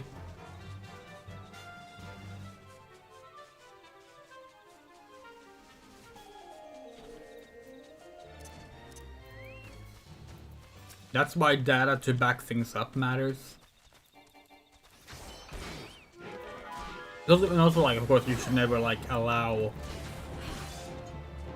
any kind of misinformation to air unchallenged. That's another aspect of it. We were watching the new season of Love is Blind with our partner, Noah. and we enjoy watching Love Is Blind. It's trash TV, you know, it's a reality show, but like we enjoy it. But like the latest season that came out 2 days ago, the first episode that came out 2 days ago, it features a couple. Well, actually, they haven't like. I don't think they've become a couple yet, or maybe they have. Maybe they do later. We haven't actually finished watching the episodes yet, but a couple that basically bonds over conspiracy theories about how like natural disasters might be aliens playing with us as if we're ants in an ant colony, and like they talk about how we don't know how the pyramids were built, and it's like Netflix allow that to be aired unchallenged, and that is like so disgusting. Because newsflash, we know how the pyramids were built. It's not a mystery. The only people who say it's a mystery are people trying to like create these nonsensical claims that humans couldn't have done it. It was too advanced for the sake of like catering to conspiracy theories. It's a grift. Like the same thing with Stonehenge. We know how Stonehenge was made. We don't know it in a we can prove how it was made way because it's historical stuff. We can't just go and study it directly. It already happened, you know. We don't have it documented, but like we know how they could have done it. It's fully understandable. But no, Netflix decided that that was something worth keeping in the episodes and just show them bonding over that without any kind of like even like pop-up text going like, hey, by the way, this is complete nonsense. And that is so irresponsible. It's shit like that that makes people think it's actually true, because obviously why else would they air it, you know? Why else would they air it? If we know how the pyramids were built, clearly they wouldn't have aired them saying that, right? And it sucks. It really sucks because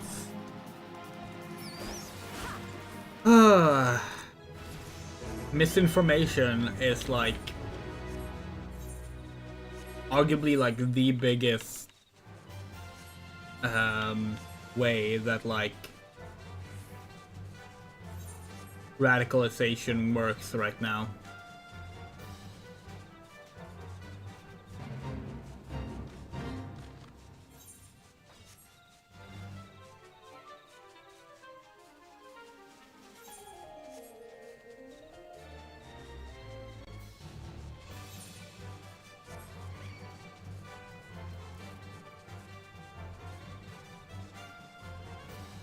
Where's the camp that we died in there? We didn't die, we almost died, but like ran away from.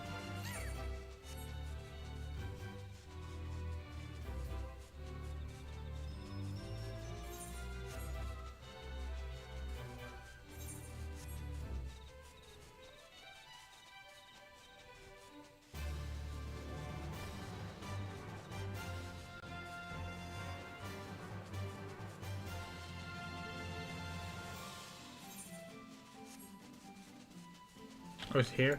Yeah, it's here.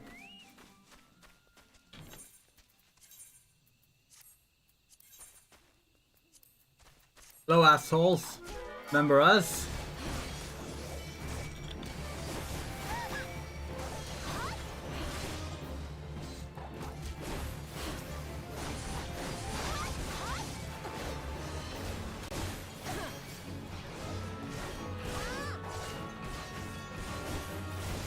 Okay, thanks, bye.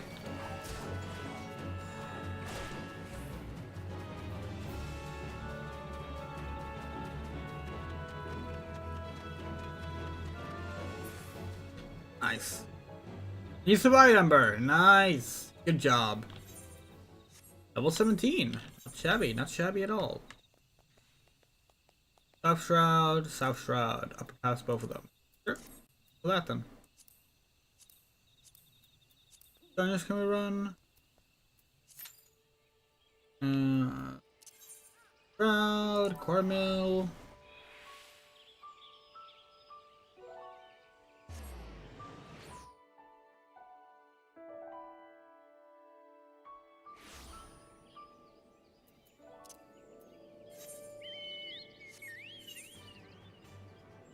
Upper path, right? Yeah.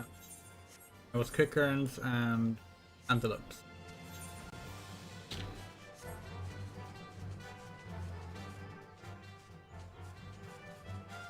These are the stags, the regular ones over here, because these are like level 20 stuff. Probably more likely that's around Buscaron's place here.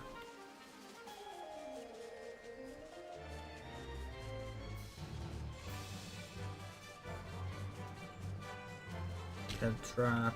Oh, here they are. But yeah, chat, if you ever see us like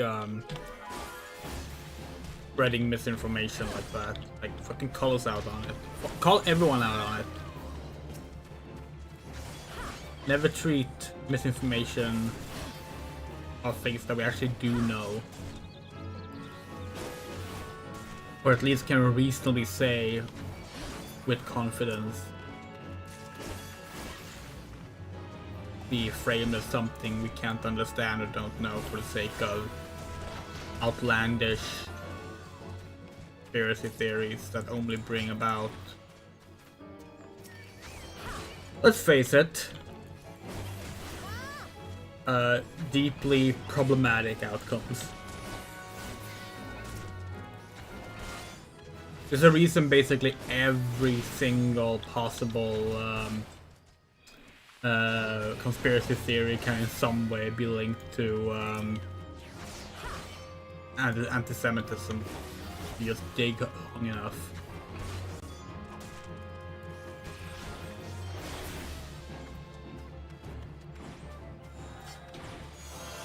Okay, so what's good about this? Grants power search. Okay. So that it's starting with that one and then the regular one. Got it. Okay. Put it there then. One bomb, then bomb. Got it. Hunting log done. Nice. Okay.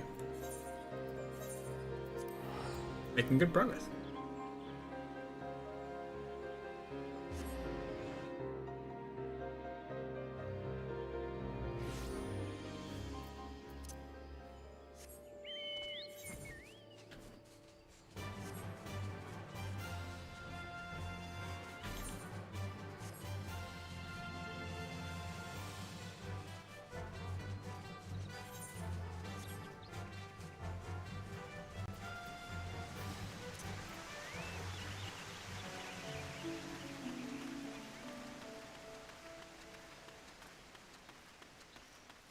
Oh.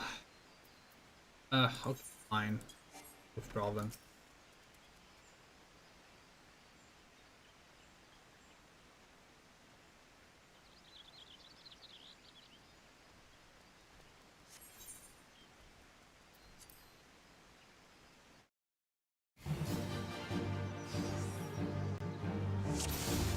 Defeat the wolves! Oh, full quads here. Well, he did say he was gonna like oh, he's actually fighting alongside us. Interesting. We have done these before, to be clear. It's just been a very long time since.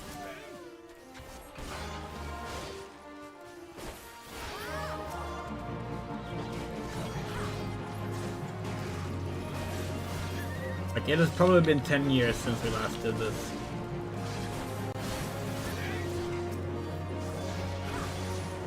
I grow deathly bored. Let me make this more interesting. A true lancer needs not his eyes to win, only his courage. Okay, we're gonna play this blind now. We're not looking.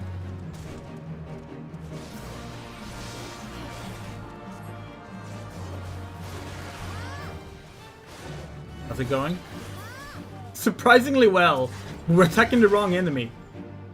My part here is done. The rest I leave to you. Oh, is the Alpha already dead? What? What happened? We literally did close our eyes. We don't know what happened. You ought to be congratulated, Tinderbox. Throwing yourself into the midst of danger, you have further tempered your courage.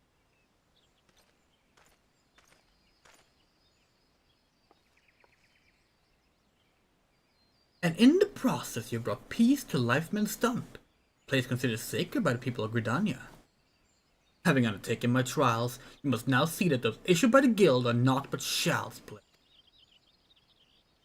Mine is but the one true path to courage. All others lead to ignominy. If you wish to become a lancer worthy of the name, I suggest you leave Owain and his House of Cravens, never to return. For your sake, I pray you do soon, till we meet again.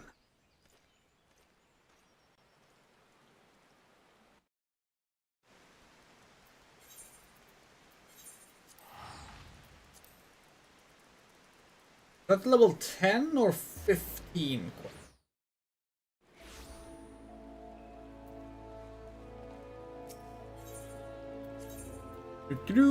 Lancer.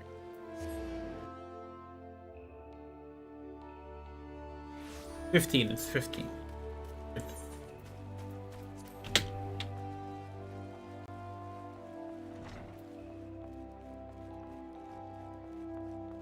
Hi, Owain. Dinnerbox, thank the gods you're safe. The young fellow Lancer returned moments ago, and through choked tears recounted to me all that transpired. I understand Fulqua again attempted to force upon you his corrupted notion of courage. Can't say this often enough. The Lancer strengthens his courage by tempering his composure and resolve, not by rushing headlong into danger.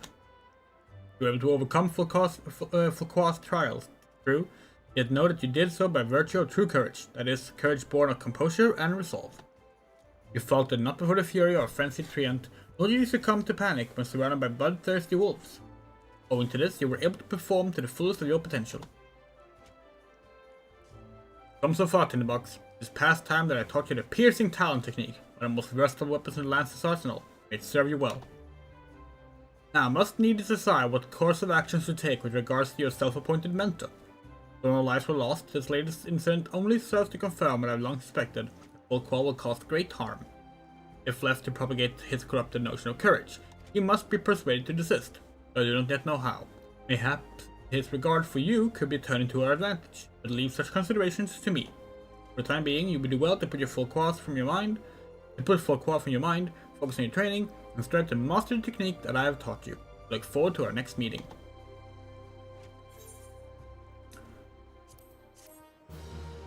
Yay, now we can throw our spear!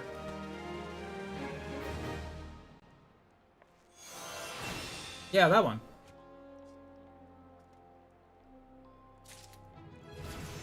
Yay! Level 19. We in 2 levels in that? Cool. Okay. So, feel like we should really try and get into a leveling roulette, but we're DPS, so who knows if that's gonna work out. So while we're at it, why not do a let's see, quarry mill maybe might have a leave around our level. We can probably do a level 20 leave just fine. Level 19, but we have a decent gear. Okay, leave meat. There. Hello. Battlecraft leaves. 25. No, 20. There we go. No leaves left behind. Sure. Root to the problem. Sure. What's yours is mine. Sure. Killing bees softly. Sure. We'll do all of them. Bring our bird. Let's go. Okay. So starting with the root of the problem. Okay. Initiate. Eliminate target enemies. Okay. There's one.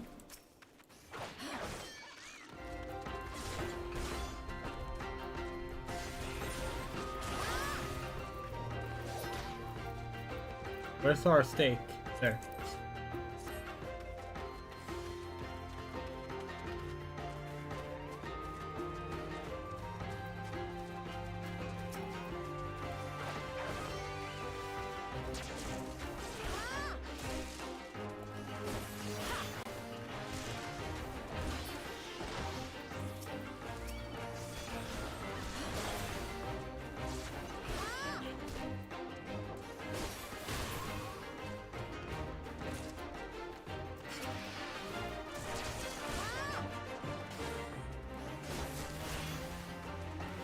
fate going on here that we really don't want to be involved.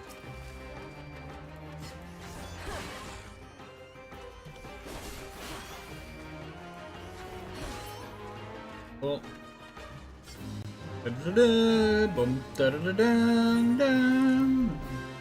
What's yours is mine. Initiate. Confirm. Obtain target items. Okay.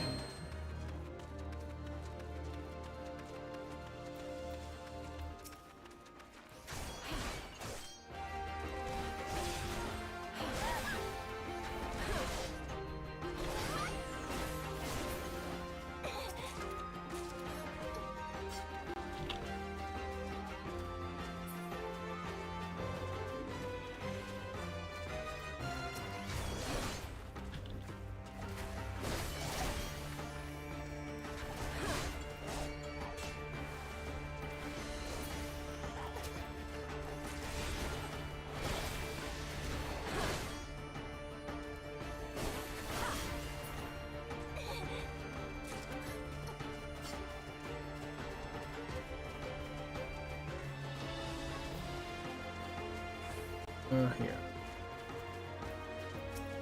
Yellow.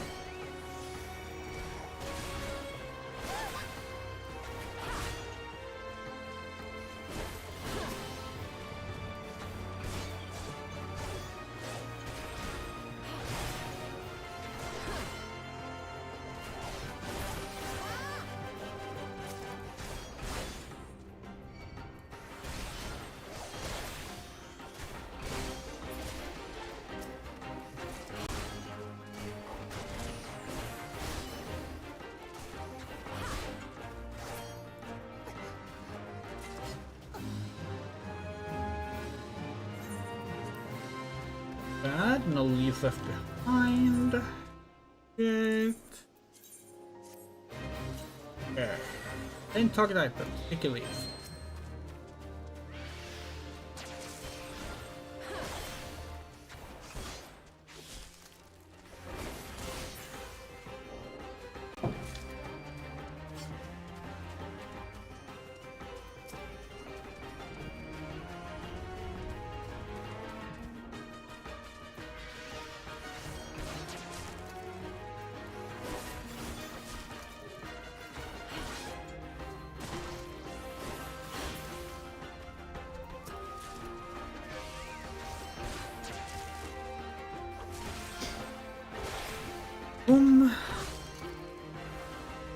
Had waffles today, our family, and like we ate a lot of waffles to the point where we were like, we don't want any more.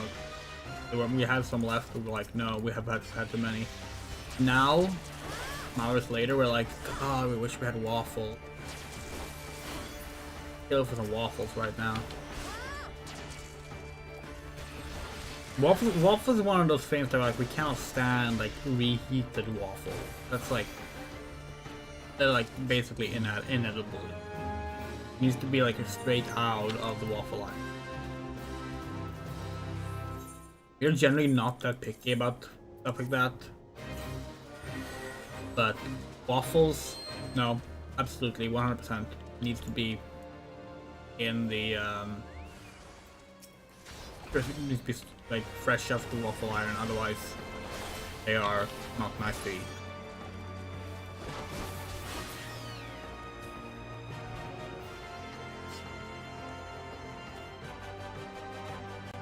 The exception being like the other kind of waffle.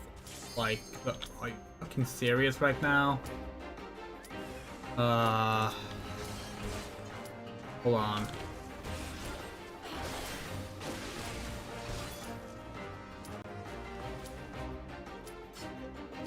Able to do this in time, are we? 25 seconds. Right. We go there, and then also go here, and they will spawn at the same time, right? Ah, good. 14 seconds.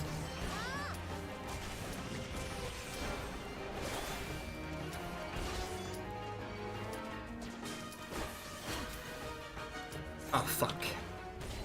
Well, that's a failed leave.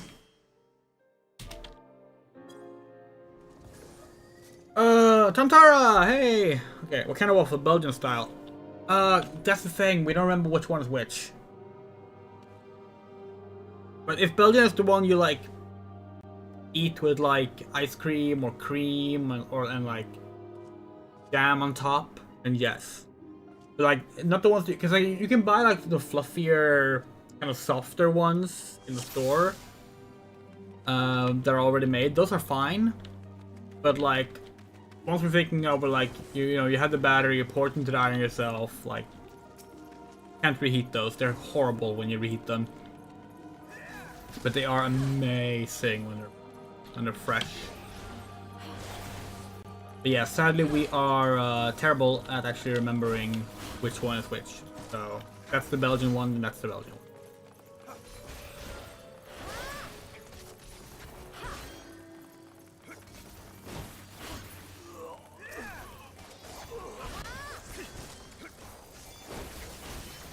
It's criminal how the DPS physical units don't like get any fucking AoE attacks for the early dungeons. This is silly. This is so silly.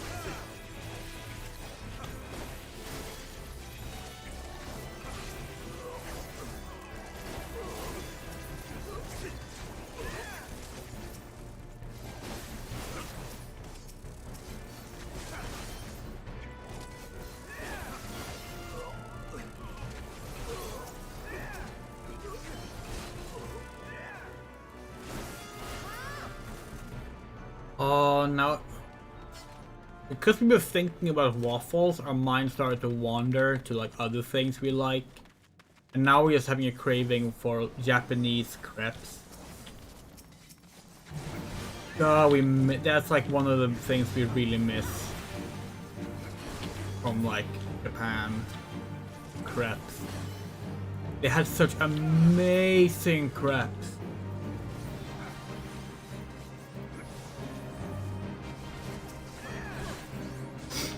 Potato ones? Potato waffle? Guess that. Okay, a grandma does have some potato in the batter, actually. But like, my grandma made the batter today. But that's like an additional ingredient. It's not the main thing. Like, we're not sure exactly what that would be. Hold on, we gotta quickly Google this. Potato waffles. Oh, those look different. Guessing those are more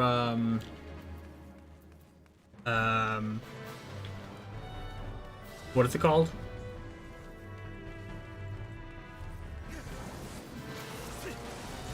Foodie? That's not the word. The Belgian waffle. Yeah, that looks right. That looks right. They're a bit thicker. They're a bit thicker than the ones that we have, but yeah. Oh yeah, French waffles are the ones that are actually okay, like even when they're not freshly made.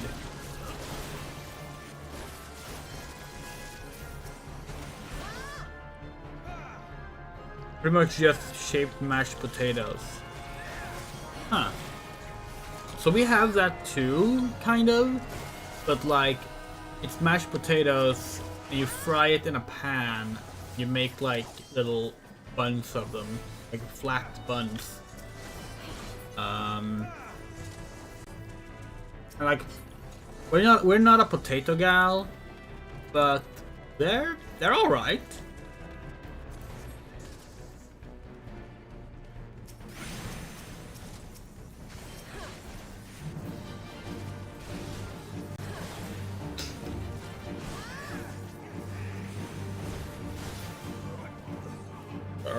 Our boobs are escaping our overalls.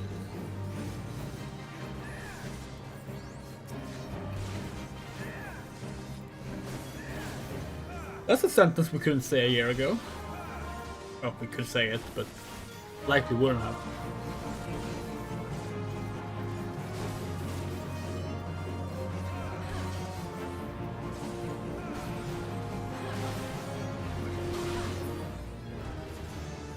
Whee! Level 30! No, 20!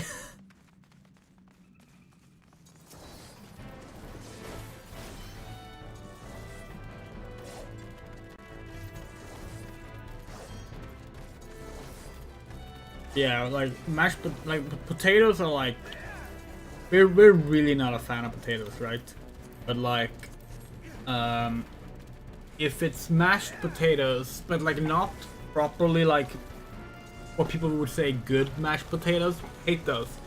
No, we want the fucking cheap ass made from like powdered potato mixed with like fucking hot water instant mashed potato shit. That we like. That's the only form of potato we like, really like.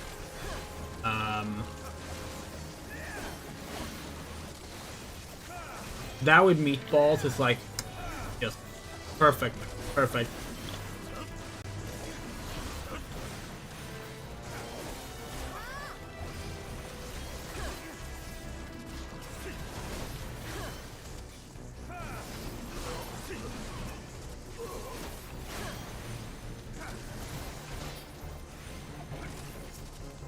Yeah, we hate it when we eat mashed potatoes and we can taste the potato in them. Which is like, obviously like, ridiculous. But, no. No. Give us the slop. Thank you. We're happy with the slop. The slop doesn't feel like it has pieces in it, and we're happy. You just live with instant mash, love it? Hell yeah! Hell yeah.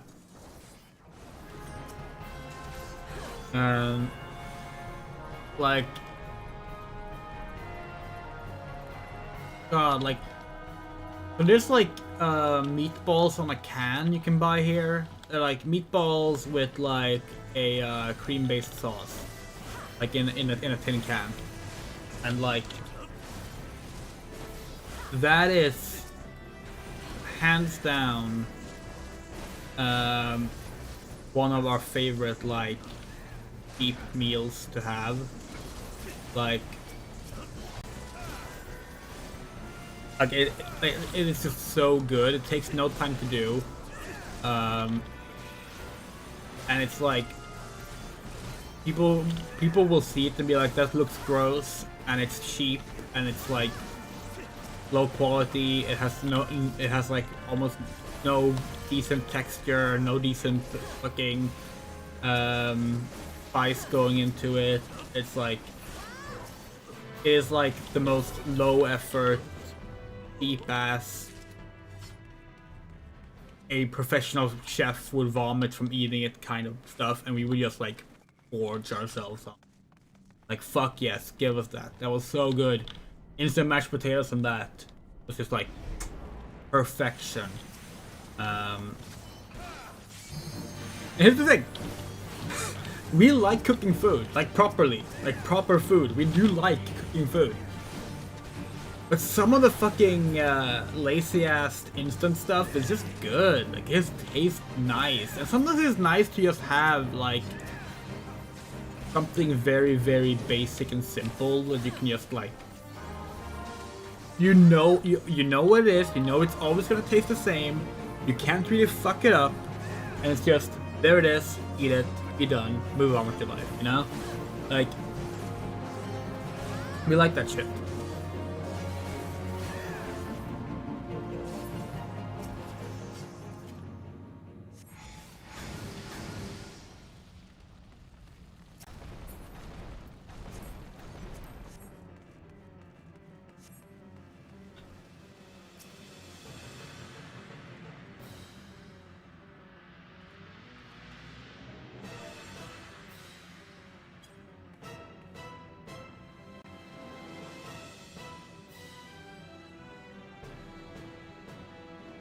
Our boob is still escaping the fucking overalls. Oh.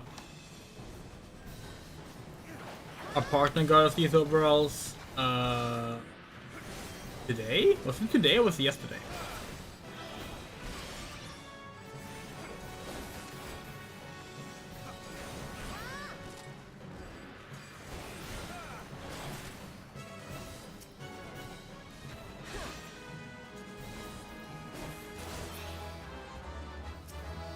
It might have been today. It was probably today. No,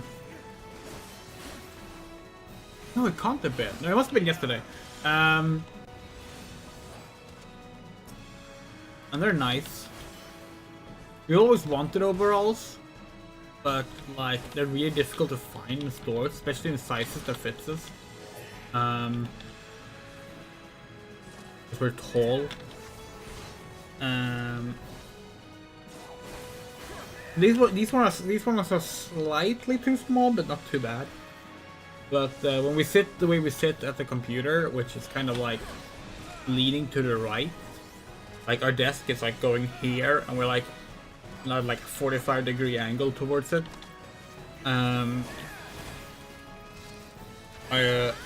Means that our like left arm is like dragging our head out of the overalls, which is kind of frustrating.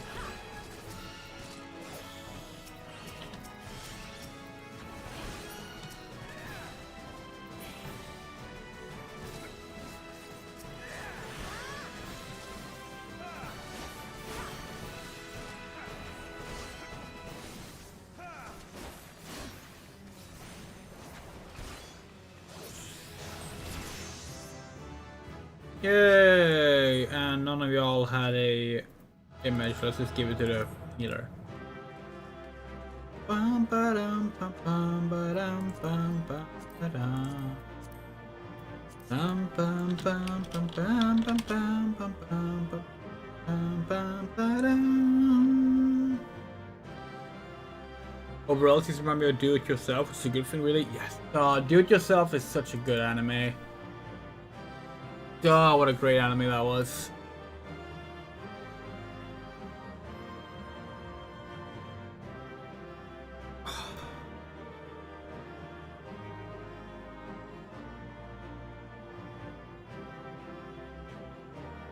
Really? We're gonna act like this over fucking level 15 loot? Okay, you know what? No. No, we're not.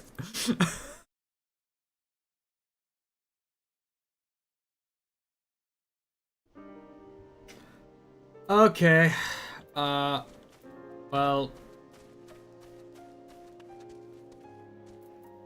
Let's retry. Initiate.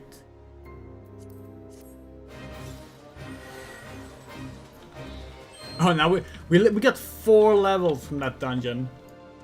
Fucking amazing.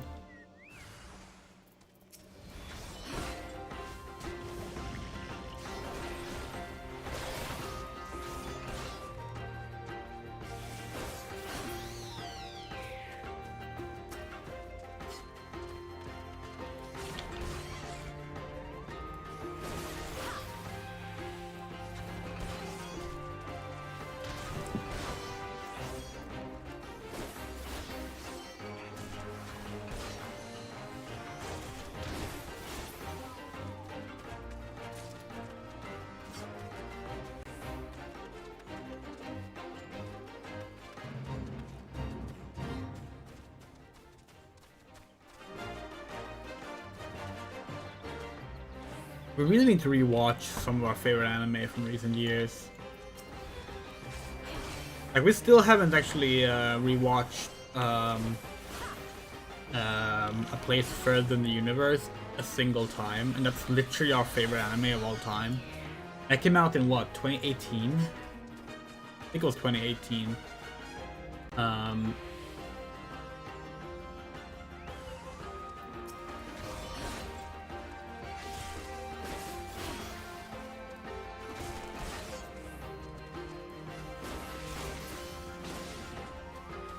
Yeah, I just don't watch a lot of anime anymore. Partly it's because we lost TweetDeck, honestly.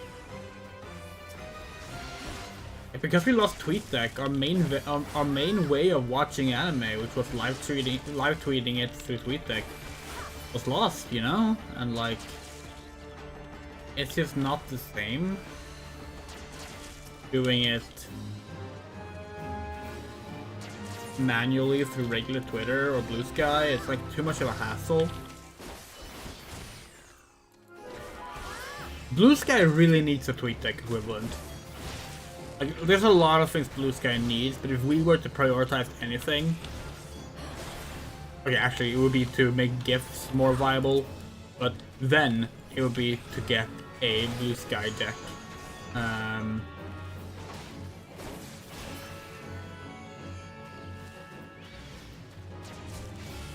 TweetDeck is the reason Twitter became our like main venue of social media. It was so nice to use. It made following thousands of accounts actually viable. Like, now it's just bad. Not fun to use anymore. Making threads isn't fun anymore. We would make thread. We had like fucking. Which thread was it? Was there a Star Wars thread?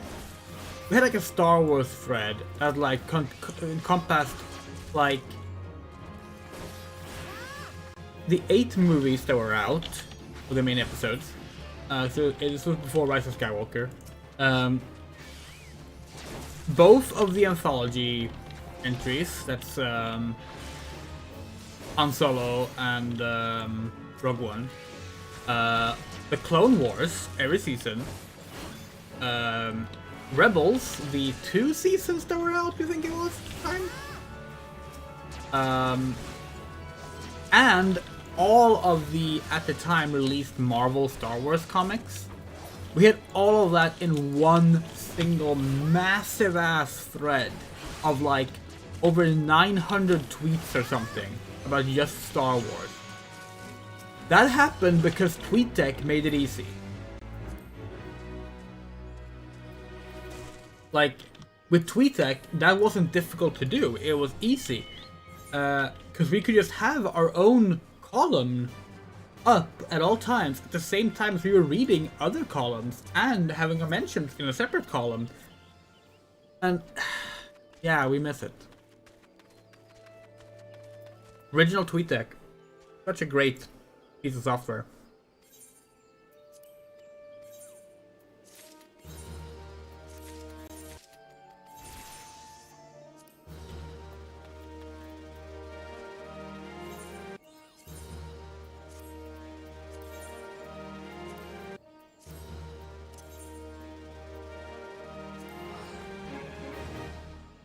Oh wait, hold on. I have hunting logs to do. Where are we? We're in South Shroud. Smallmouth Orbon in Upper Paths. Red Bill Lookout in Upper Paths. Antelope Stag are here in Silent Arbor. We saw those. Goblin Thugs. Pearlclop Poachers. Those might be tricky actually, but we'll see. And Midland Condors. Okay.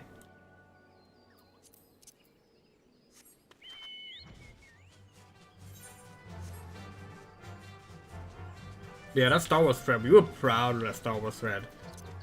And then the Rise of Skywalker came. Yeah, we think actually the thread lasted up until the Rise of Skywalker, now to think about it. So we think it actually did have... no, wait. Was the Rise of Skywalker 2019? It was, right? That means that we actually got banned before that. So we did lose that thread. We got banned in early 2019. During the... Catherine full body stuff. I think that was it. That was the reason we got banned. But yeah. People like mass reported us for like calling out transphobia in a transphobic game. Oh no.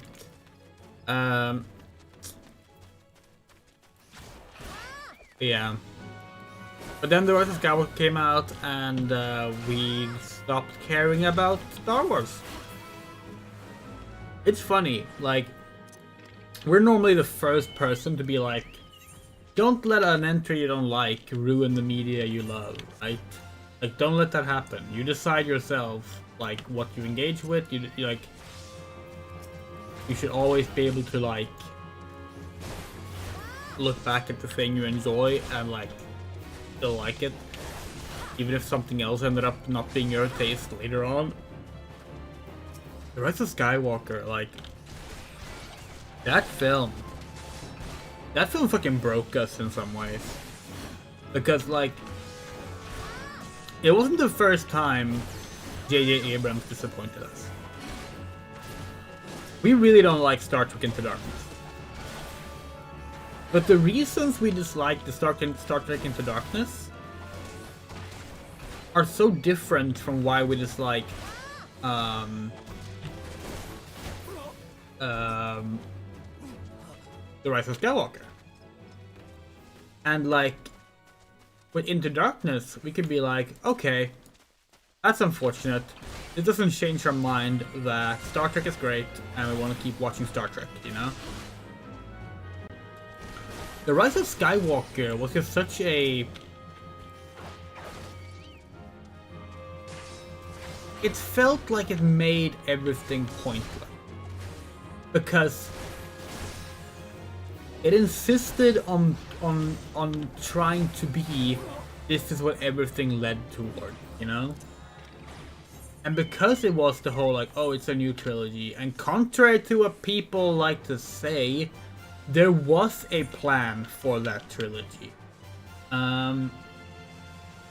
It ending like that was just like, oh, was it all for them? Because like, you can't detach something that was always marketed as like part of this trilogy.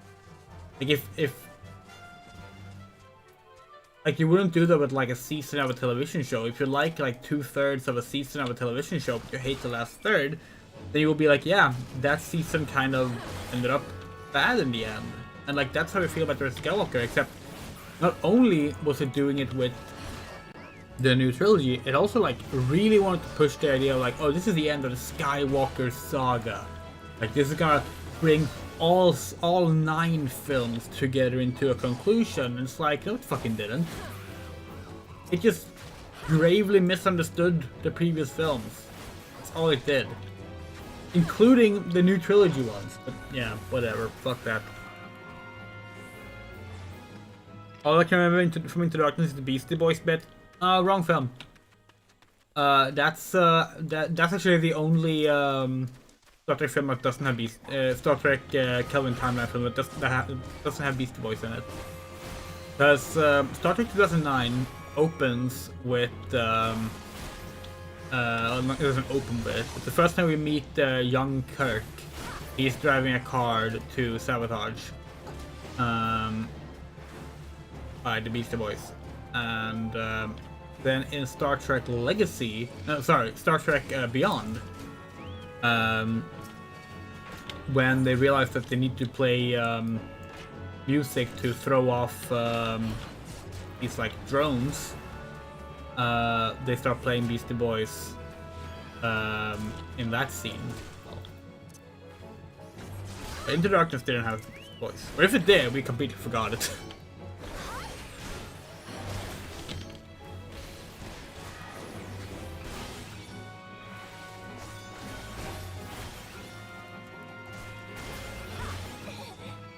We love Star Trek 09, and Beyond. Beyond is so damn good. But like, even if it wasn't, like, whatever, you know, like, who cares? Yeah, like, Star Trek has never lacked bad movies, you know.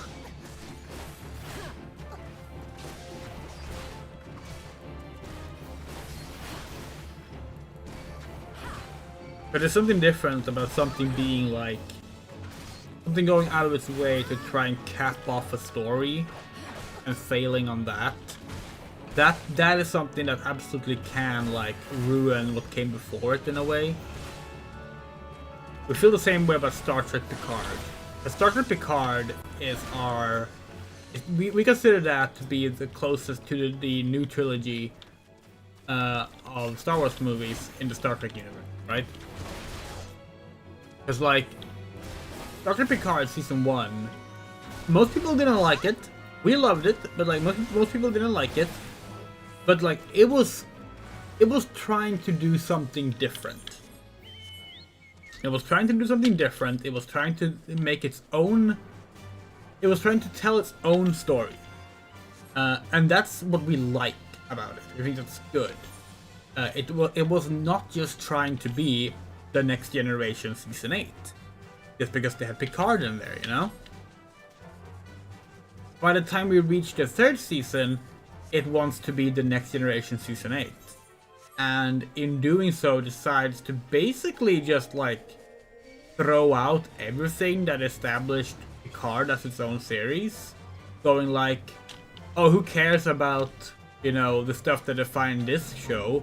Only things from the old show matters. People loved it. But like, it was terrible. And it was basically just doing the Rise of Skywalker again. Like, there's so many parallels there, but people liked it this time because they didn't like what came before it.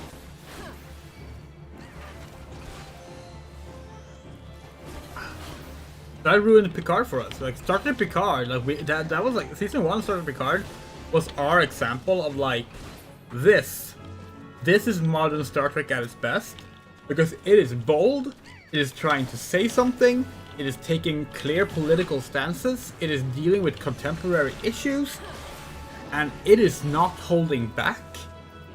And then season 2 was just stumble after stumble after stumble.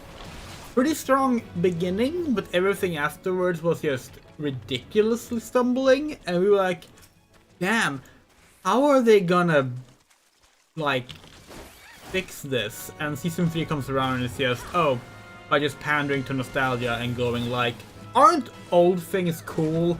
New things suck. That's basically the entirety of season 3 of Star Trek Picard. It is the worst piece of Star Trek media ever made, and we hate it. And yet, did it ruin all Star Trek for us? No. No, it did not. So it is still better than The Rise of Skywalker in that regard. Our worst sequel ever made. Actually, okay. Our worst sequel ever made in the context of it ruined something great. So not just like, this is a bad sequel, but it was also following something bad, so who cares? Because those are two kind of different scenarios. Our worst sequel following something great is Jurassic World. We've said this before. Jurassic World is our example of the worst sequel ever made.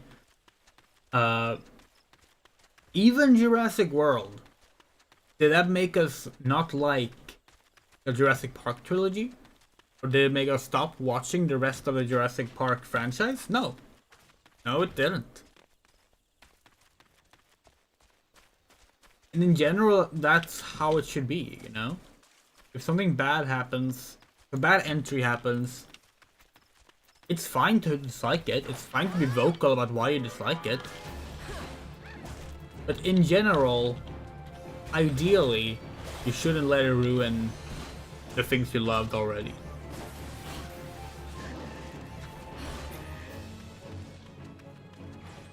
We try to abide by that when we can. Are definitely exceptions. Don't.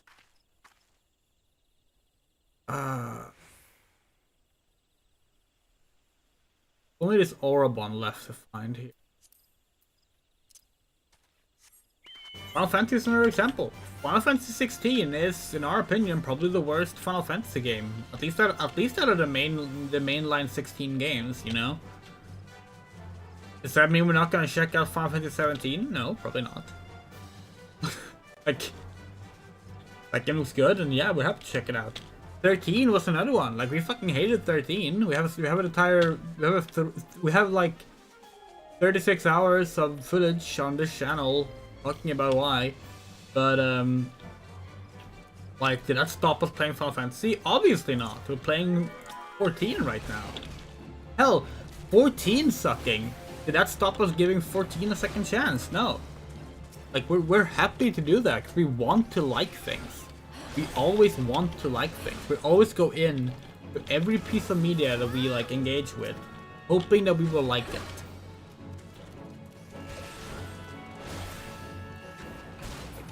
By the way, the worst sequel following something we didn't think was good, Wonder Woman 84.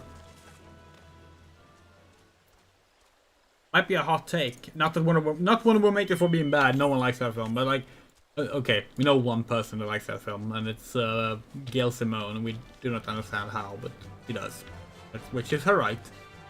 So the hot take is that we think Wonder Woman, the first film, wasn't good.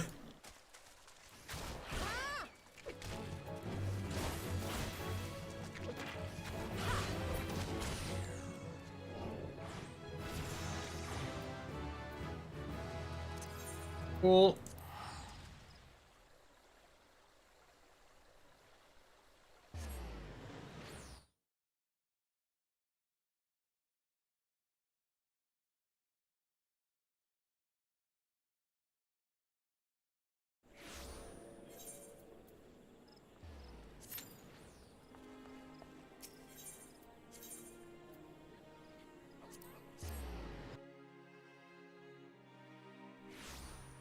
Yeah, I remember the hype around the Wonder Woman film.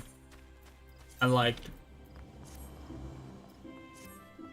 obviously these days we have larger objections because of the lead actress in it. But like, even before we knew about her, like, the film is just not good.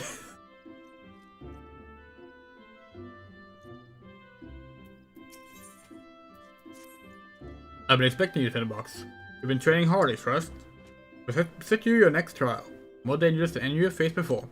But I will not send an unprepared woman to her death. Before we proceed, I must need to verify your progress with my own eyes. You have faced 3 experienced Lancers in single combat. Defeat each one in succession, and you will prove yourself fit to undertake the trial. Myself and take your place in the training area. We begin when you are ready. Oh. Fine, we'll withdraw our duties. Search them.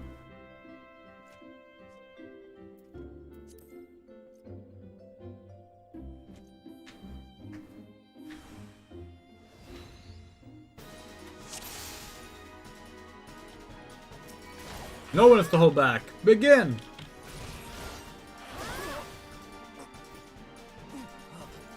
That it? Next! Alright. Come on then.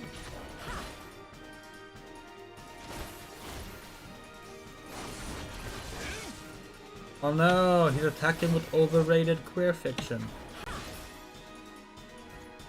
Sorry to any Heartstopper fans in the audience.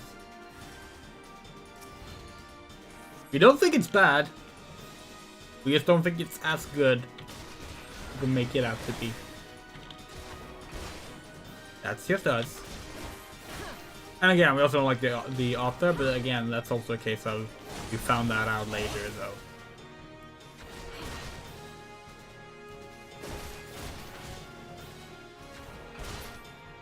Enough! Put up your lance!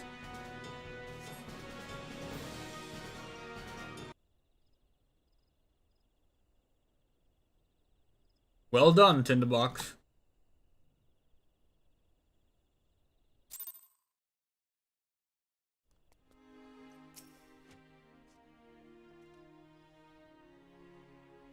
Impressive, Tinderbox. Most impressive. You're ready to face the trial. Yes, I did not exaggerate when I said it would be dangerous. No mistake. Take this test is to risk death. Knowing this, do you still wish to proceed? Yeah, sure. Go for it. Why not? You disappoint me. Back again, are you?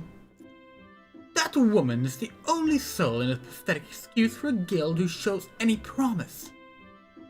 Is why I counseled her to leave you. Alas, she chose to remain in your house of cravens. Such a waste. This guild has outlived its purpose, and I mean to see its doors shut and barred for good. If you wish to object, I invite you to do so with lance in hand. You do not want for confidence, sir. Answer me this. What grudge do you hold against us? What reason did you choose this of all crusades? I detest cravens who would proclaim their courage, and like nothing better than to crush them. That is my reason. Well, the fixity of your purpose is clear. Even if your reasoning is not. So be it. Suffice it to say, you will not have your way without a fight. Oh, but do not presume that I will be your opponent. No, you must face the Lancer over whom you so grandly claimed mentorship. The one woman among us whose potential you condensed to acknowledge. Tinderbox should represent us all. As Guildmaster, I will wear the fate of the guild upon her lance. Ha! Do as you will, coward! It is your guild to throw away. You may even set the terms of the contest. Very well. Tinderbox is here to undertake a trial. Challenge you to complete the task before she does. You travel to the East Shroud and prove your courage before the Lord of the Bramble Patch. He is a giant among boars, unrivaled in strength and savagery, and ruler of all his kind.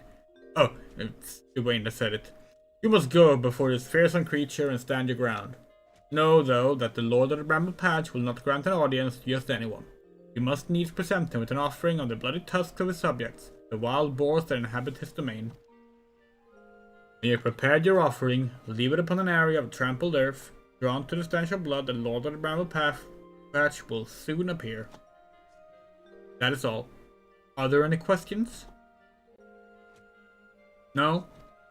Let the trial commence. Our character nodded. It was apparently a no, but like, okay. There we go.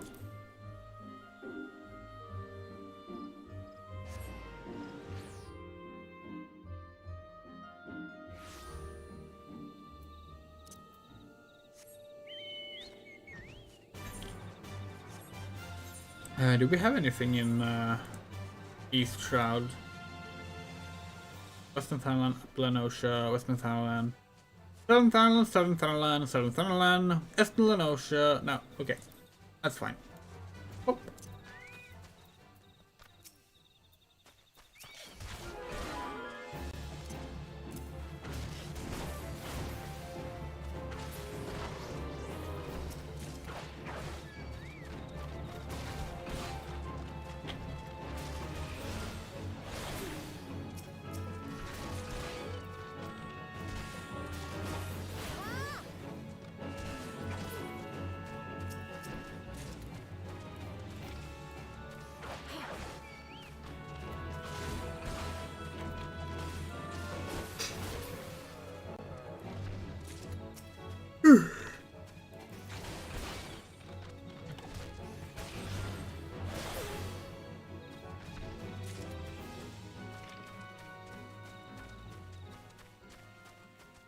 It's a little excessive to kill these many boars for 2 tusks.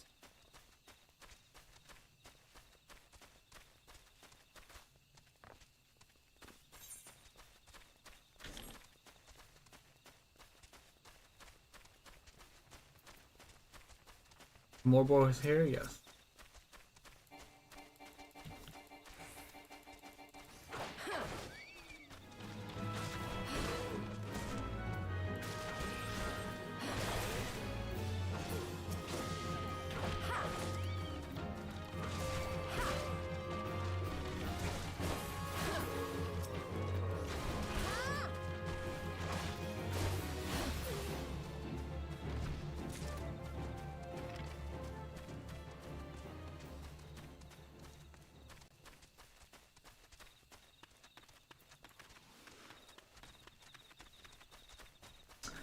Okay, and back we go then.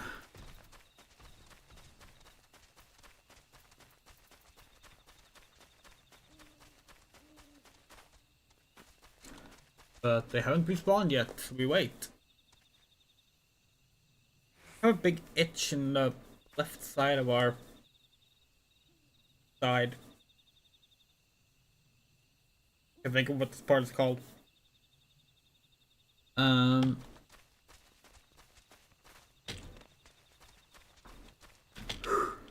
There we are.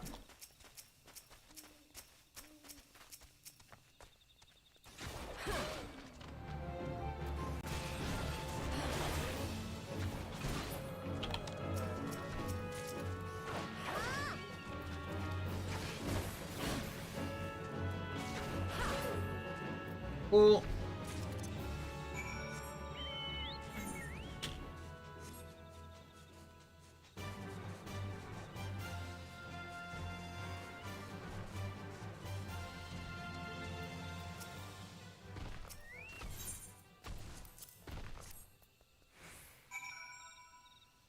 Those are some huge fucking tusks.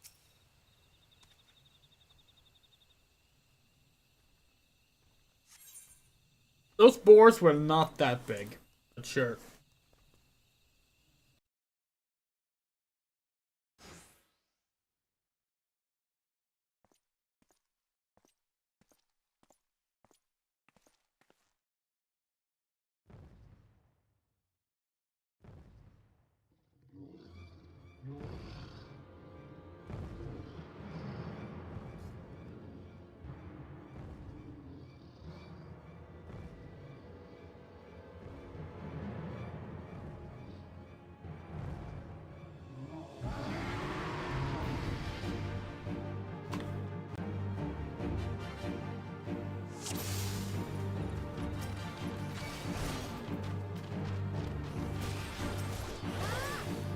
This wager is as good as won. Behold the true meaning of courage.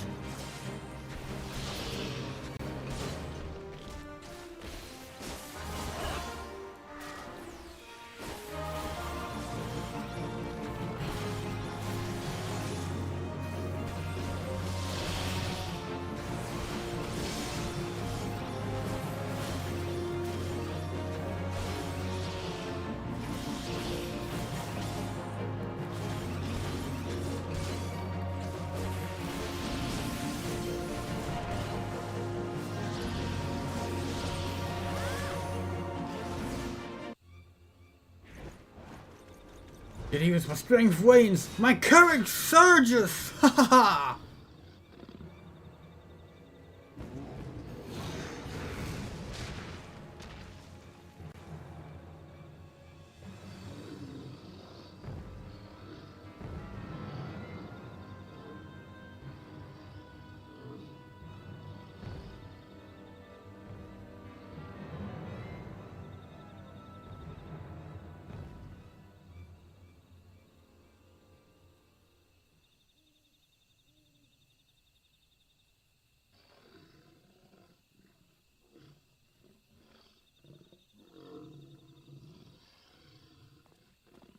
Shan't find much sport in these two.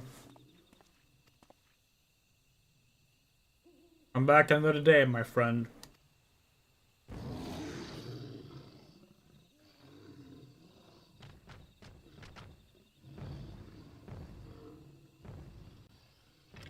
Well done, Tinderbox.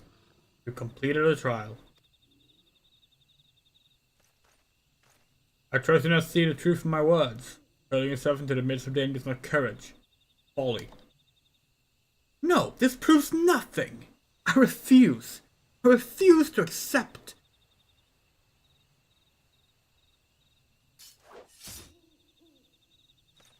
You refuse to accept the weakness within you.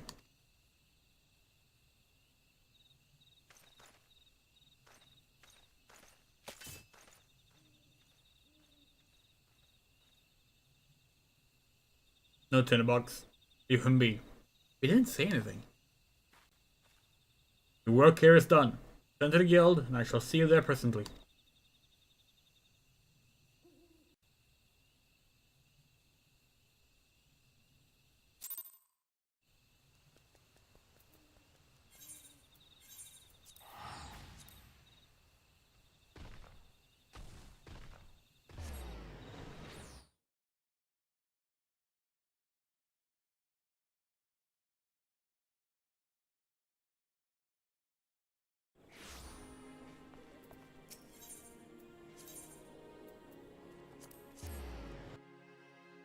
How long have we been going for? Almost 3 hours. Man, it's actually taking longer than we thought. We're gonna have to move before the fall to a separate stream.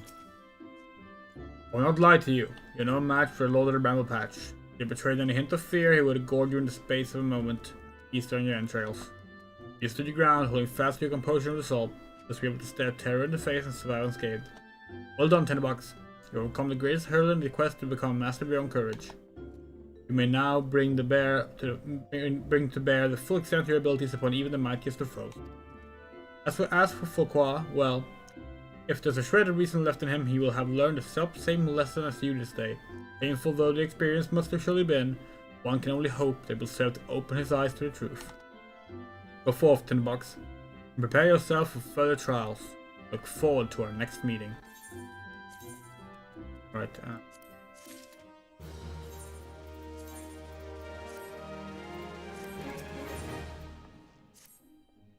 It's good to see you again, Tinderbox, and stronger than when last we spoke. Plainly, you have devoted many hours to training, which is just as well. I have a mind to set you your next task. At the Bramble Patch, you came to grasp the true meaning of courage, but have you put the courage to proof before the three masters of our art? In the many years since they began their training within these walls, these men have led very different lives, yet to share the distinction of being regarded among the finest lancers of their time. Yes, they once looked to their seniors for inspiration, so too shall you look to them. By availing yourself of their wisdom, you will take another step towards becoming a fully fledged lancer. Your first instructor is a man named Mattheomi. Seek him out at Amarisa Spire in the East Shroud, where he serves as a frontier sentry. The long years at his post have honed Mattheomi's perception, no detail escapes the man's piercing gaze. Set yourself before him for inspection, Tinderbox, and do as he bids you.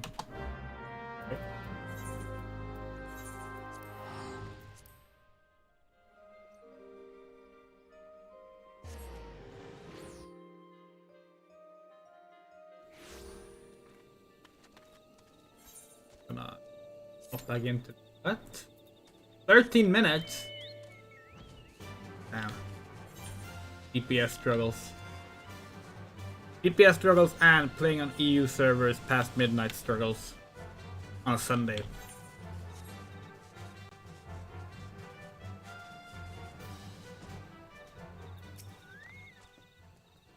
You must be the young lancer I was told to expect. Greetings and well met. I'm Mattheomi, commander of the brave men and women of the Spire. Now, let's have a good look at you. I see. You possess strength and skill in abundance. Of this there is no doubt, but you still want for experience. I don't doubt you see much and more. Perhaps you believe there is naught left out there to unnerve you. Yet the world is wide. Only the gods can claim to know all. You may be assured that the legendary lancers of old faltered at times. No lancers nor any man can foresee all possibilities, but he can steel himself for the unexpected. I'd have you do just that. Take the bottle of fresh broken blood and sprinkle it at the foot of the great tree to the north. Doing so will lure out creatures of the night. You are to vanquish. Okay.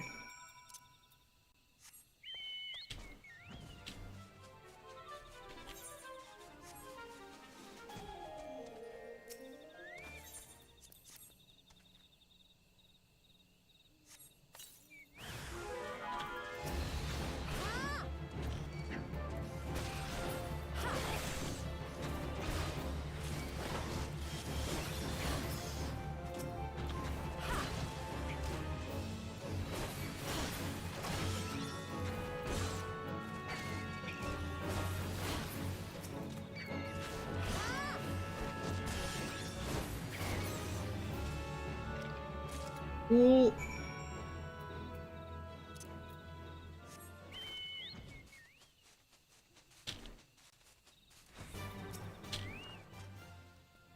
Welcome back, lass, and well done. I bore witness to your battle with my own eyes. The blood bat bewilders his prey with a ceaseless flittering, makes putting a spear in the beast an exercise in frustration. Frustration that may easily have given rise to panic. To your credit, you fought on resolutely, and thus emerged the victor. You waited pretty well, young man. We have a way to go, to be sure. Beneath those rough-hewn edges, I see the makings of a great lancer. My blessing, make way to Buskger's dwellers in the South Shroud. Here your next instructor, Busker himself, awaits. The man has had a unique approach to our art, but it's a fair while since he hung up his spear. But his words are well worth hearing indeed. Lancers visit him as much for his counsel as they do his mead, good though it is. By meeting Busker and availing yourself of his knowledge, your lance work will surely improve. We've already met Busker. Okay. We're buddies with Busker.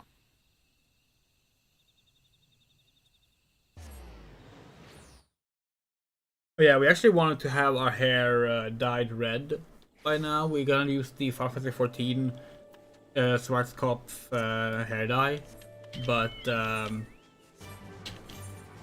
well, we didn't have time for it. put it bluntly. But next stream, by next conference stream, we should have it. That's fine.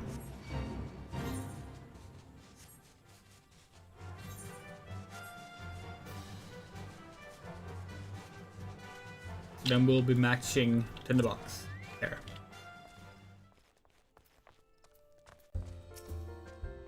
Well, if it isn't the Wayne's protege, but it was about time you arrived. I'm Buskaran, and this here's my place. Really, they couldn't do unique dialogue if you played past that point in the story.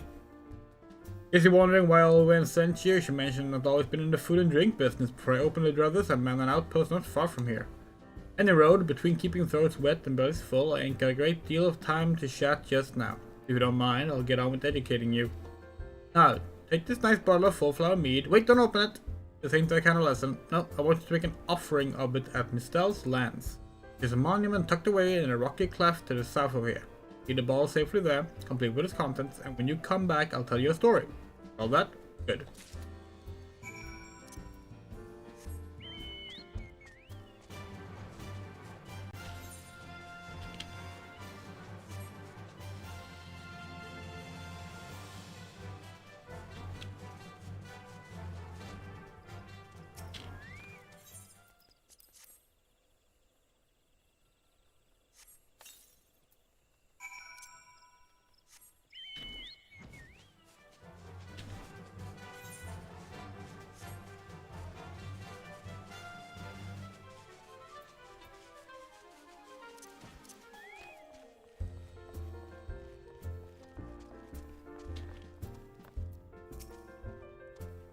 So you offered up the meat as I told you, and without drinking a drop?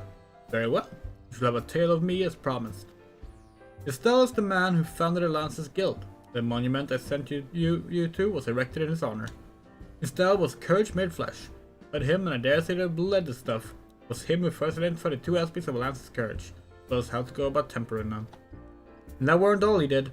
Seeing how the art had gone stale, but with our Lancers keeping the confines of the Twelve Woods, he sought to bring in new techniques and methods from faraway lands.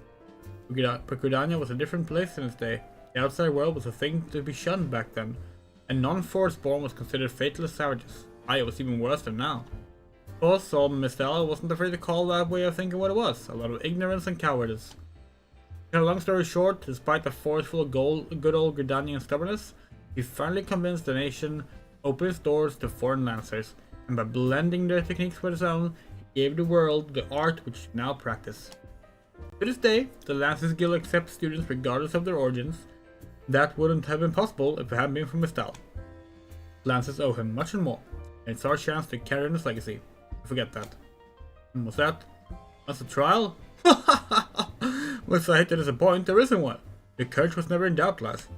And part of your training's done. Time you visit your third and final instructor, a fellow named Waskly. You'll find him whistling away his time at Bobbing Cork. I guess not. Oh, that's the name of an inn in Fallgar Float, in case you don't know. Up in North Shroud it is. Lord Clark is an old rival of mine. Me and him used to go at it till neither man could lift his spear tip off the ground. Yay. I warn you, he was a right stubborn bugger back then, and the years ain't done much to improve his humors, so good luck with impressing him.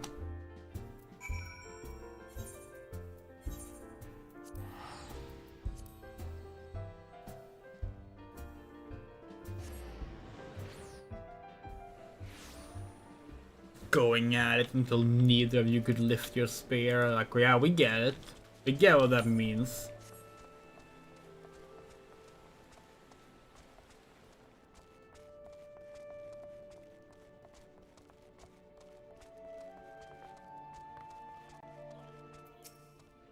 I take it you're the young lancer of whom Uwain spoke.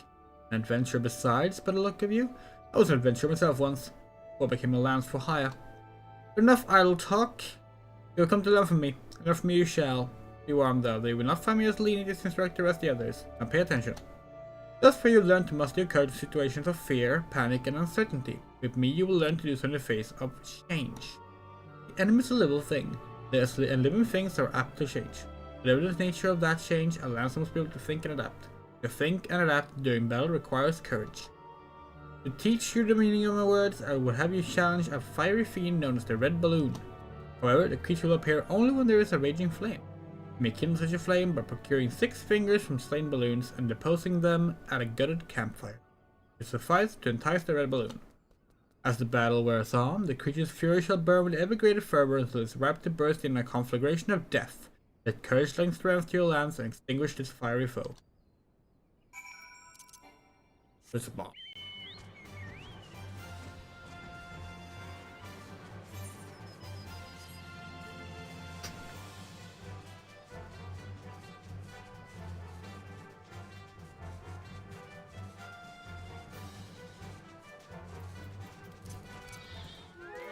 Hello.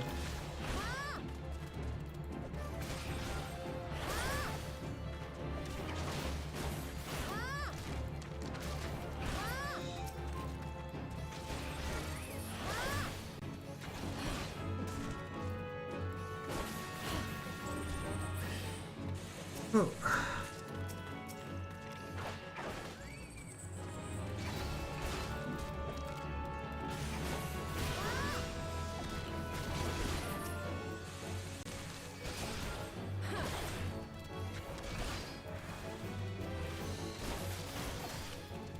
That 7-minute wait time sure isn't accurate.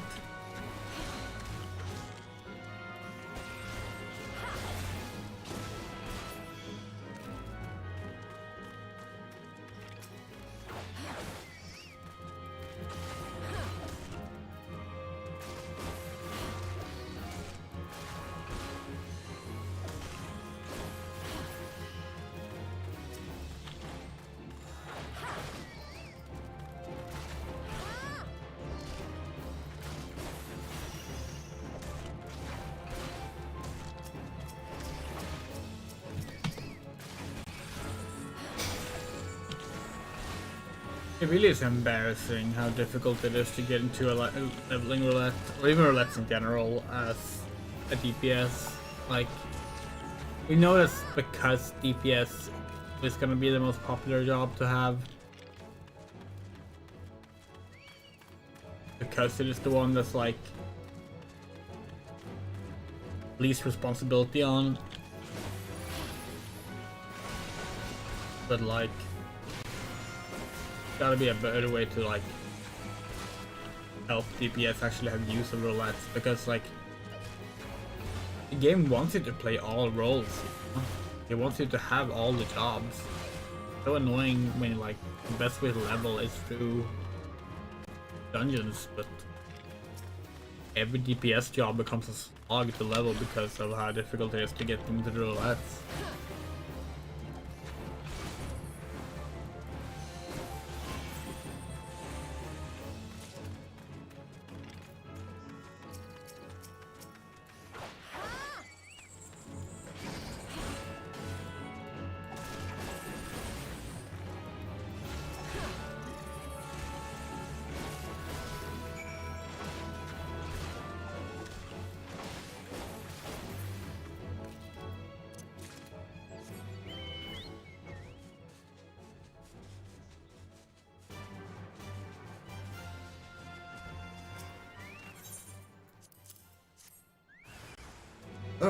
Hi, Red Balloon.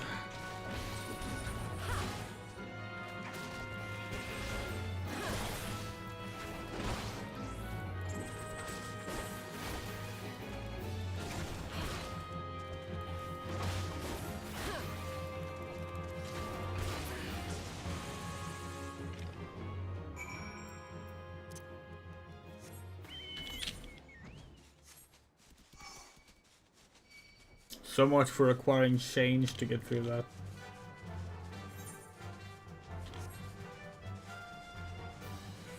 How do you adapt to change? I just keep doing the same thing.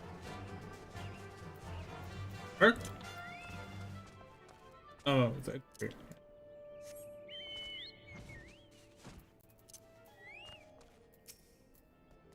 You vanquished a red balloon. That's the one I would expect from my events. Your enemy alters its nature throughout the encounter, thereby causing the turns of battle to shift repeatedly. Every time you press onward, your courage holding firm in the midst of constant change. Was that you? So it was that you emerged triumphant. I'm not known for being liberal with my praise, but you've done well. Yours is a genuine courage. Mind you, this does not give you license to forsake your training. You're still but a fledgling among us. After all. I've finished with you. I may report back to you, Wayne. When you do, tell the young upstart that I demand he show his face here from time to time. That's all. Okay.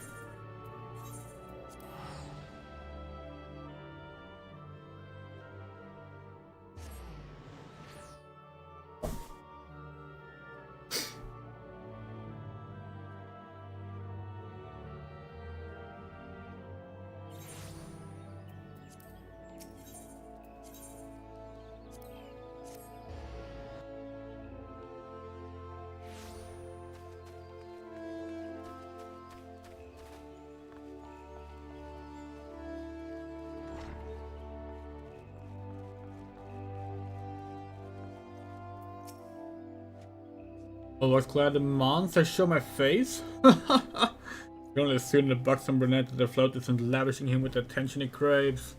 Very well, I shall see what I can do. As for you, Tinderbox, well done. Never doubt that you will meet with the approval of the three men.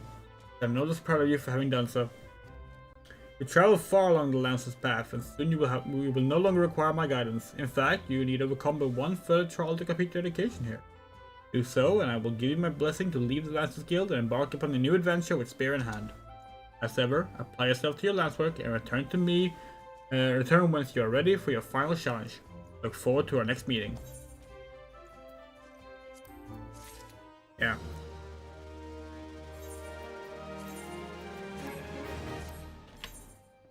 Upland or show.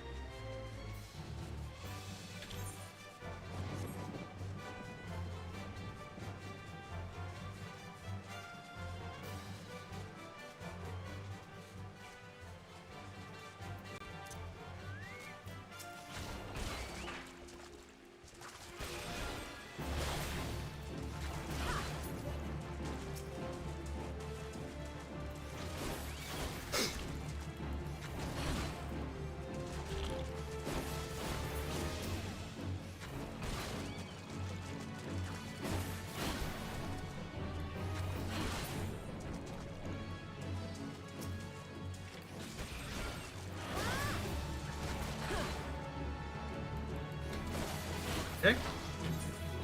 That.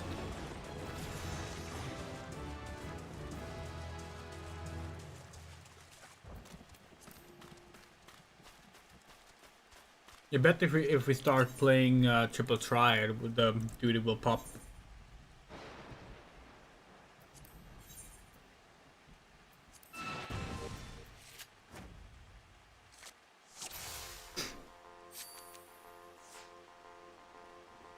Okay.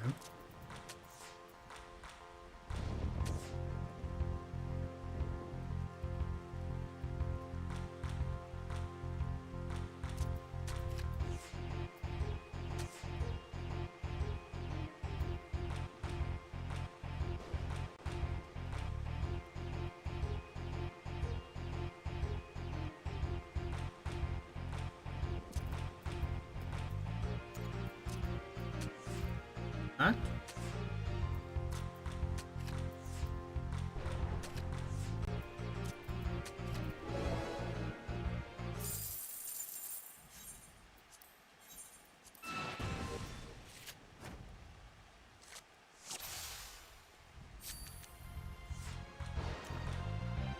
Okay. Oh, we'll play the same way.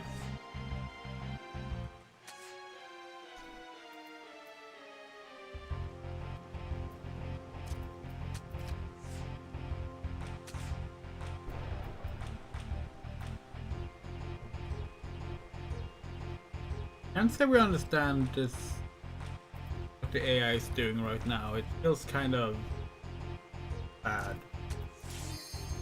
Okay, oh, well, what did we say?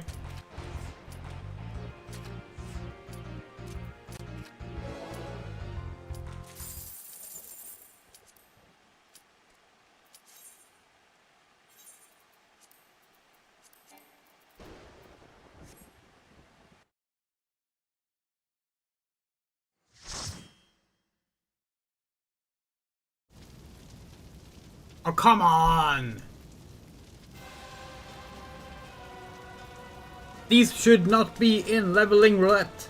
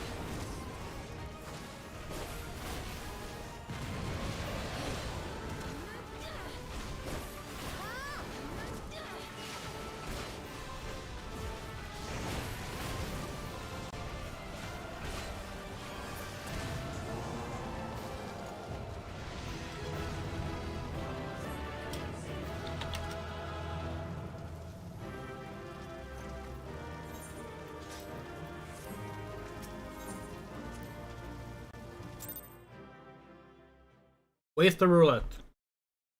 Complete waste of roulette.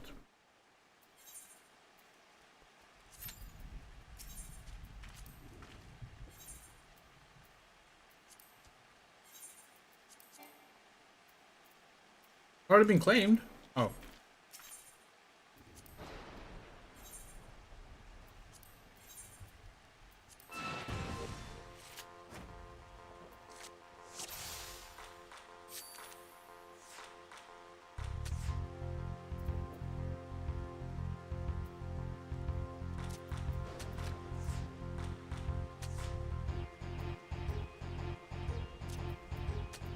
Memorune's deck kind of sucks.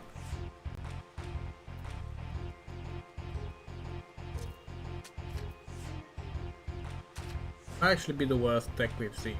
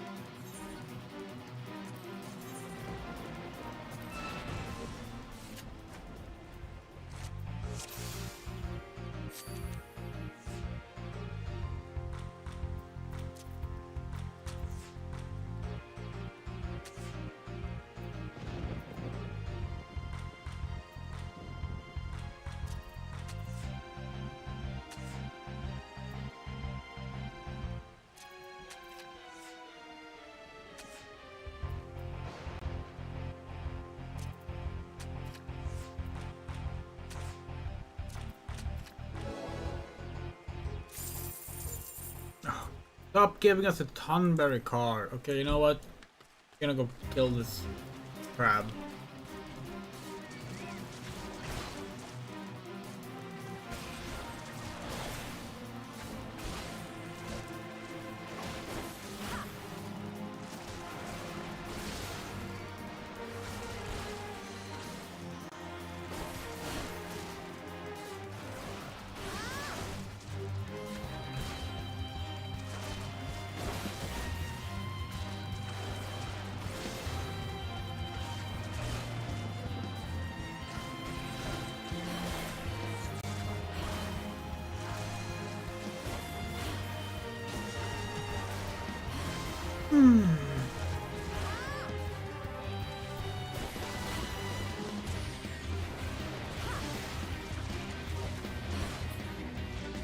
Okay, Maroon. Now you can give us better cards.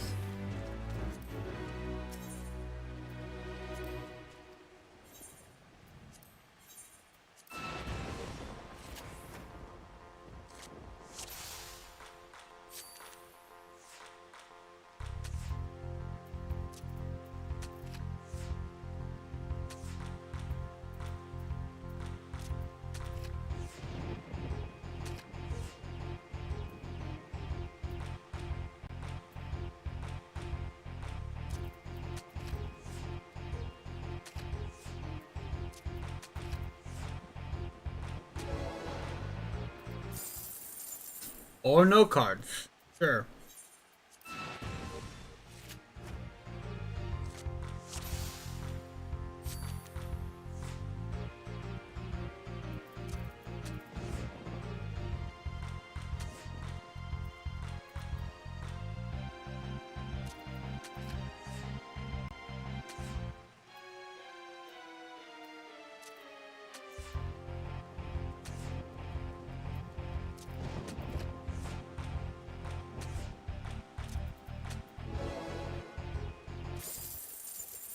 Oh, hey, nice. Two-headed Mammalja from some dungeon.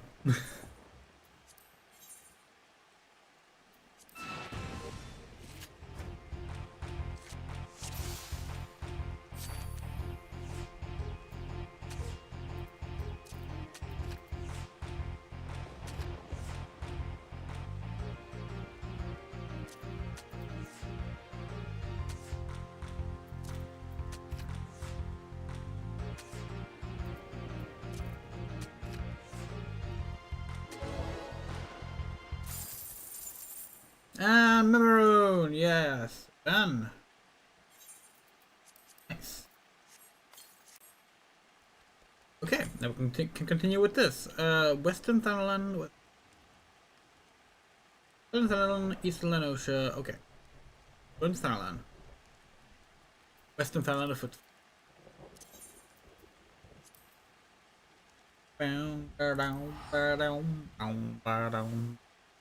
Part of Ember Autumn Tide. It's also called the Footfalls. Oh, just Footfalls, actually. Moving swiftly, beating low, moldering softly, biding time, marching forward, left. Wait.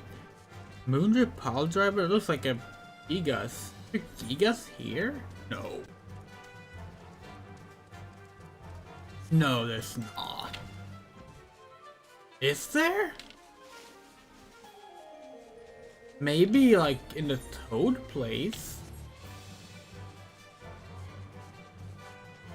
I don't remember seeing any Gigas here.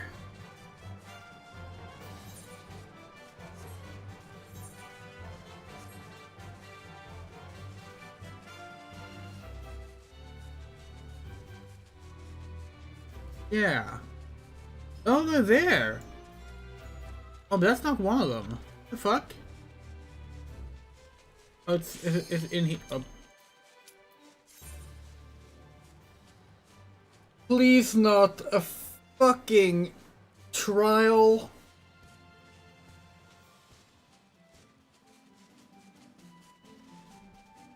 Oh, there. Okay.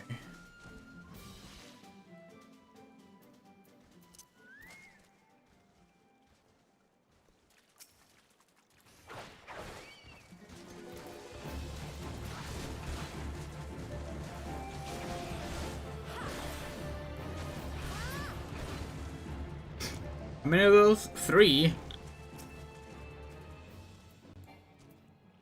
I hate when they actually ask you to kill more than our spawn at any given time.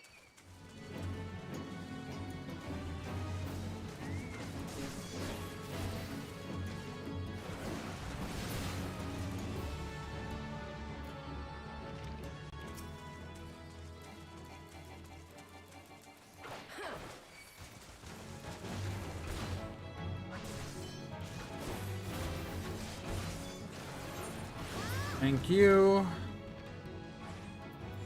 Talent, broken water.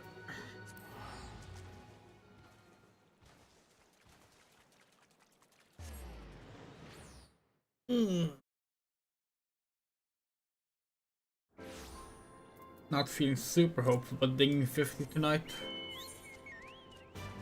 See. Subatender, Sandskin Pies. Okay, they're both right to the side here then.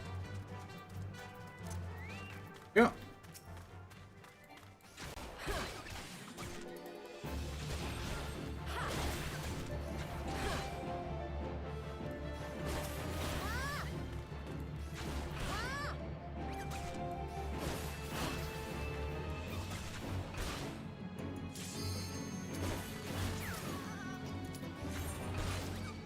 Hey! Please not Ifrit, please not Ifrit, please not Ifrit. God fucking damn it! Duh.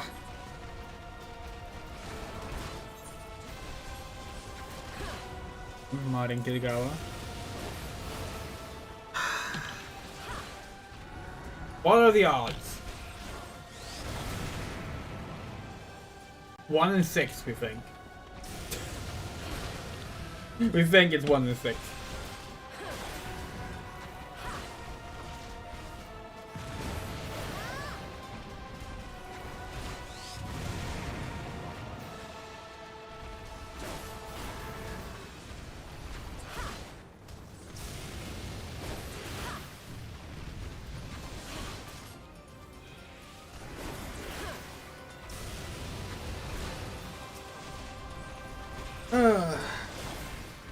No tank.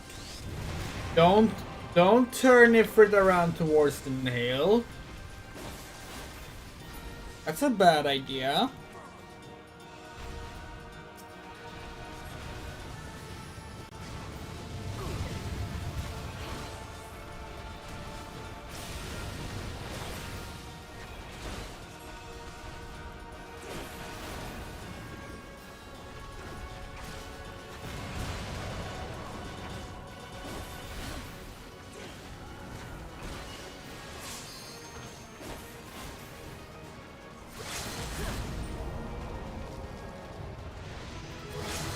Good job, team.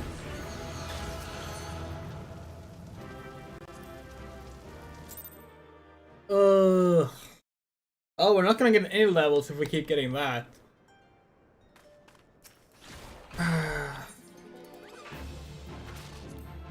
One, two, three, 4, 5, 6. 1 out of 6. We were right. So 1 out of 6. I'm pretty sure we had the same levels last time I got it. So like, it's 1 out of 6 twice. So that would be. Oh,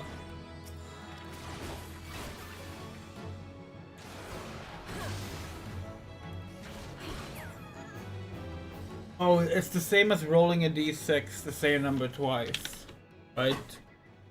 What's the odds of rolling the same number twice on a die?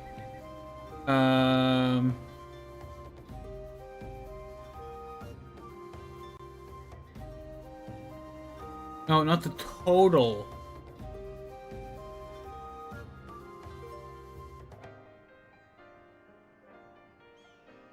No.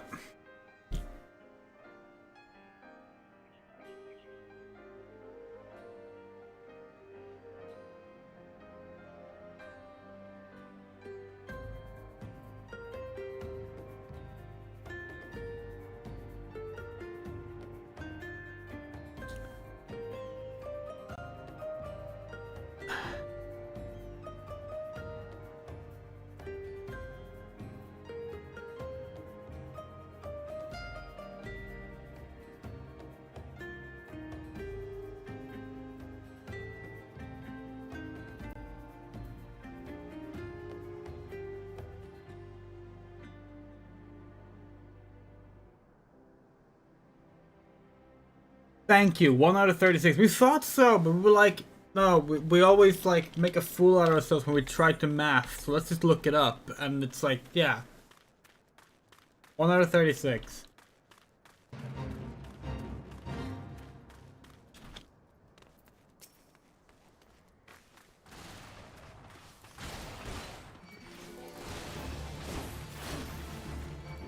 Because doing it on a D20, which is the figure we've seen before, like multiple times, is 1 in 400.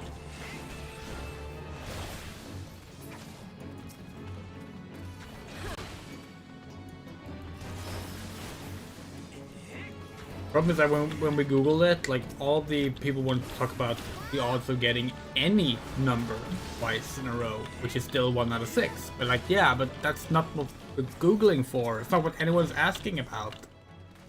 You know? About the same one specific one. What are the odds of getting number 1 twice, rolling a d6? 1 in 36. You multiply the 1 and you multiply the 6.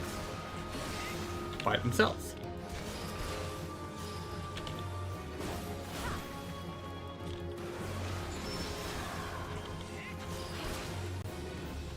Honestly, that just shows that we should have more confidence in ourselves.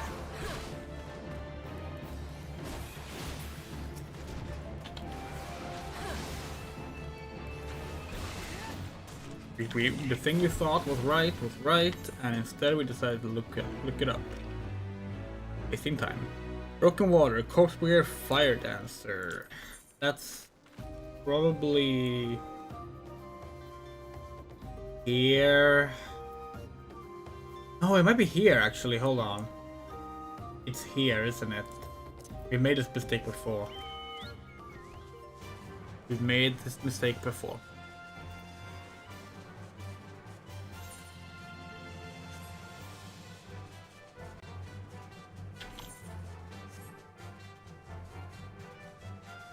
So easy to forget that there's like cultists here.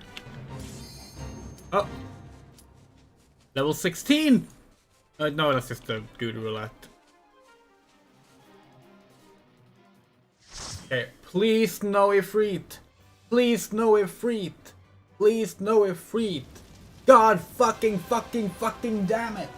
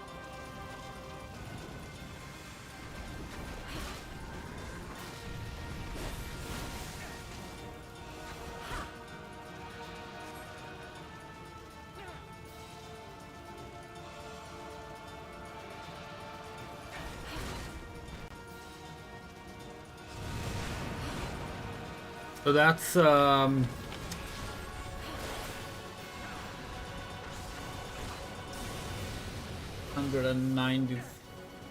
So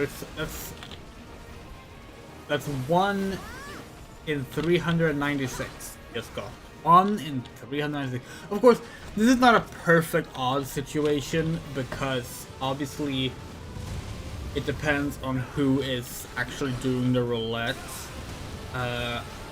And who's queuing into what. If a bunch of people are queuing into Ifrit for whatever reason, then it makes it likely to actually get Ifrit. But still.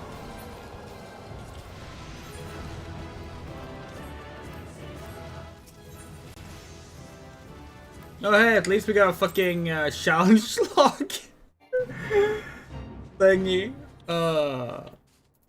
Fucking ridiculous.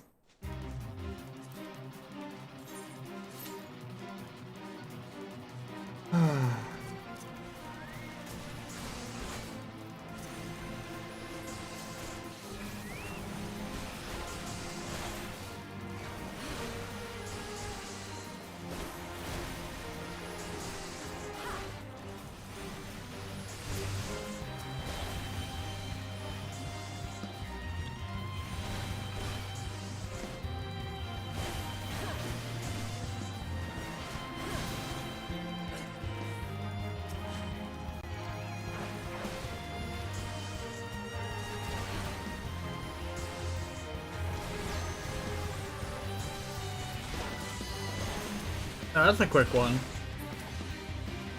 We're gonna get the same thing again.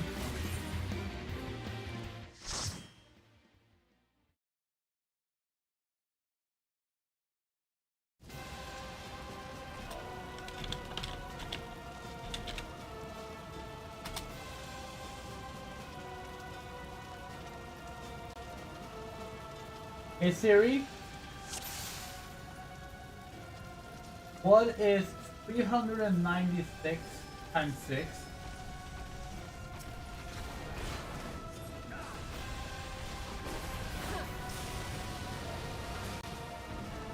Six. 1 in 2,376. Amazing. Amazing. Amazing. Well, it's gonna help us towards the challenge log at least.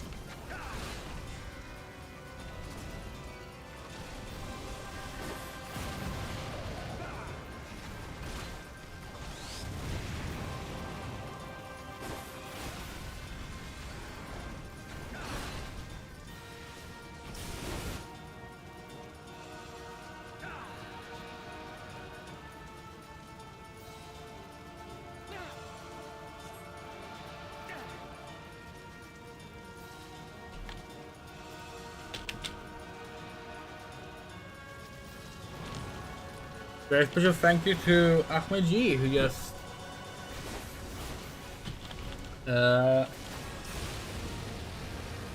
sent us a donation. It's very much appreciated, and your name has been added to the credits again.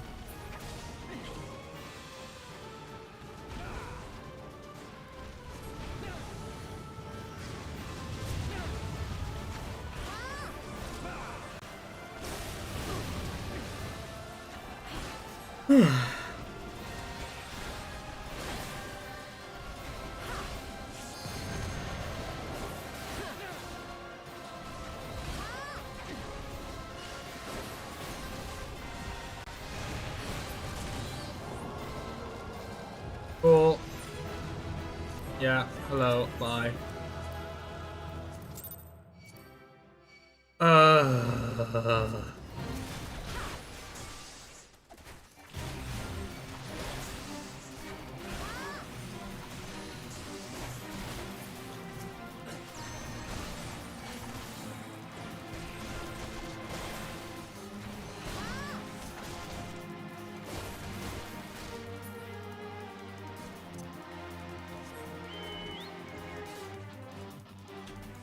Is this the boss?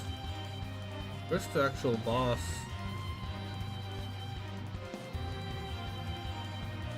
Corpse Brigade Captain.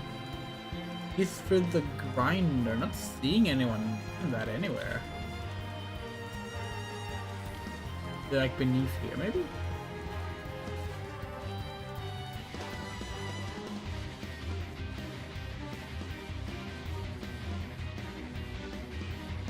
Odd? Normally the bosses are always in the center of the fate, but like they're clearly not here.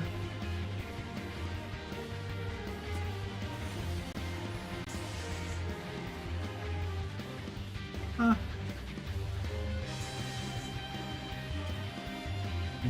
How do you normally get in here?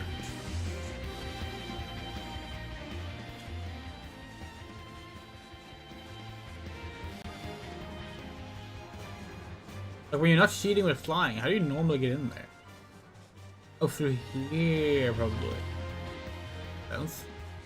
Okay, next one. Apkalu. Oh, well, is there only one left? Not sure. Apkalu, okay. Not allowed to land there.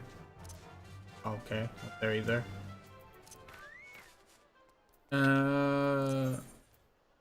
That's in Lenosha, Coastal.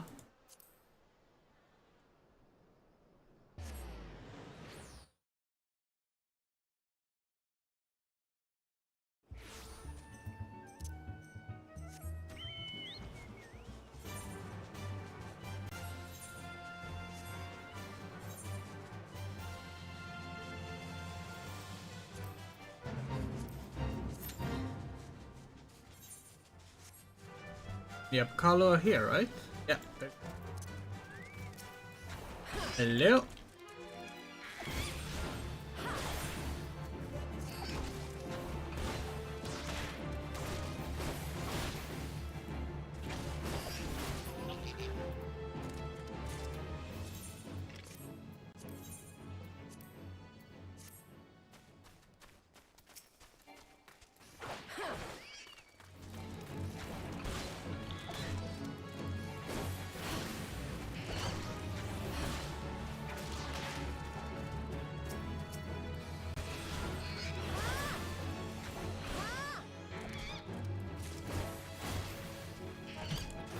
And we're done with that one. Didn't quite get to 28, but shouldn't be too difficult to get there. Well, we're clearly not getting in the dungeons anytime soon, considering the roulette is only giving us trials. But we should still be getting... What are we still getting?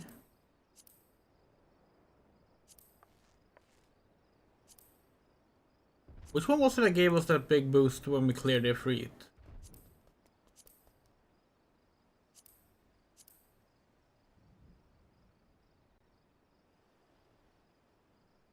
Huh?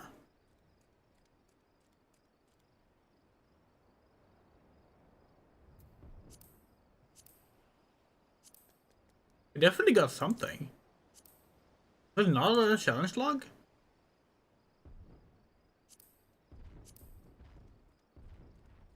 Something else.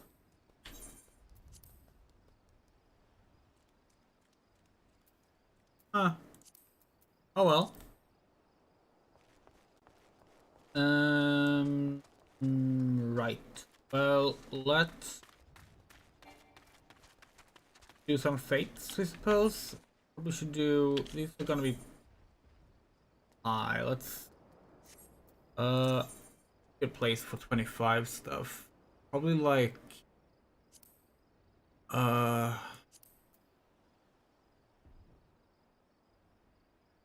Quaramil? Probably Quaramil?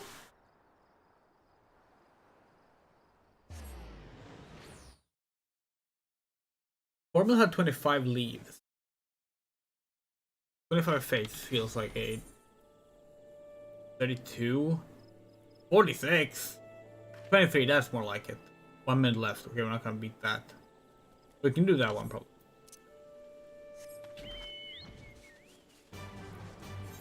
Minute left. Let's try it. It's not impossible.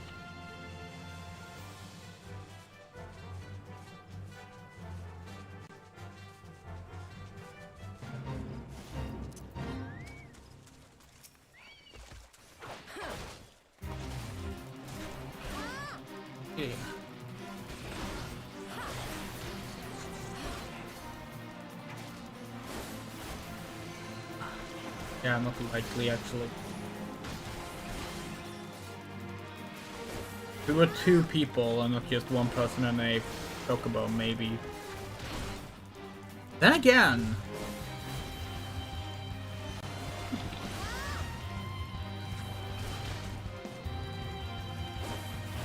The worst.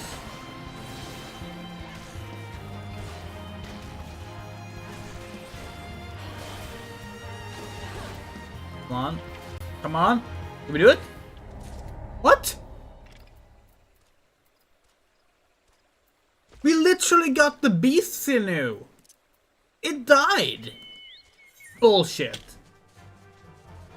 That's bullshit. That is such bullshit.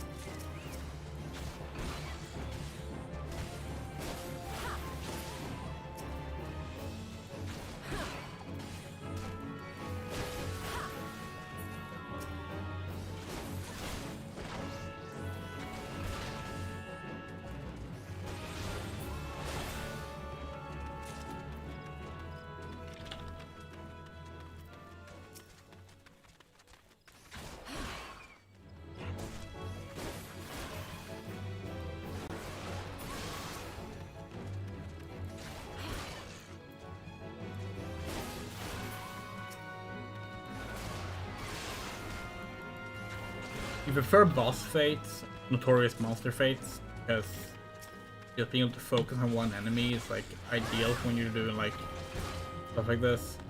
This gets just really slow when you have to like kill a bunch of enemies and you're one player doing them.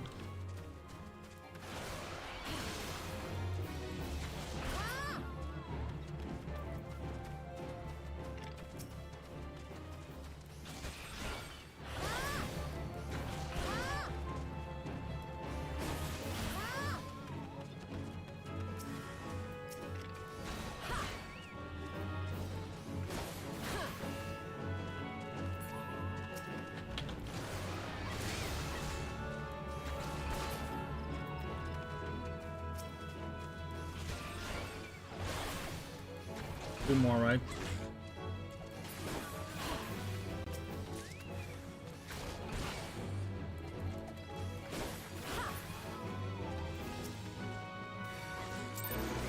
Yeah. Good.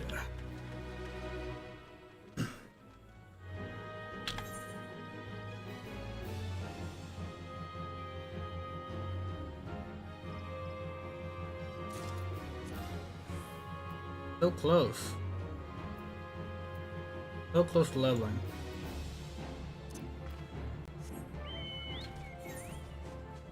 Of course, now we still need 2 more levels to even like finish up Lancer. We're getting a bit tired. Don't think we're gonna get to before the fall tonight. Definitely severely underestimated how long this would take with without solid level roulettes to pop. With leveling roulettes, leveling like goes fast, but like not if you get freed over and over again. Wow. Thanks.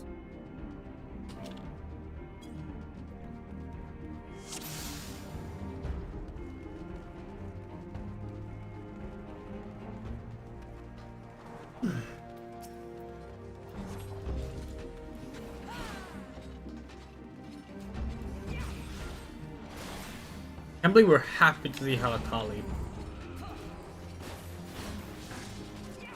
When has one ever been happy to see Halatali?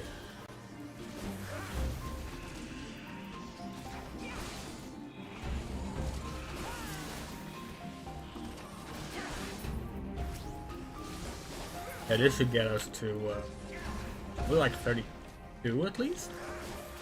Maybe more?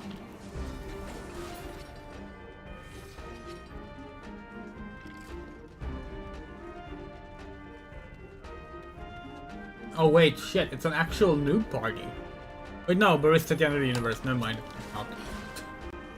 That's an Endwalker post-game thing. But like, we're Gladiator, Conjurer, Archer, and Lancer. We don't have many jobs. That's interesting.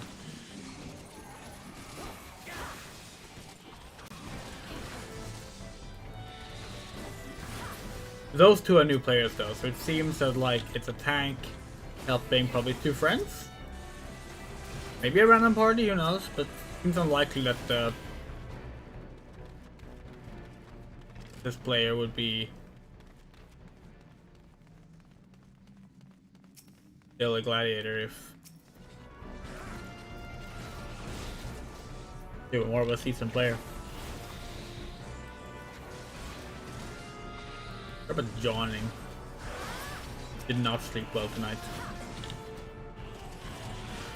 Which is another reason why we don't think we're gonna actually like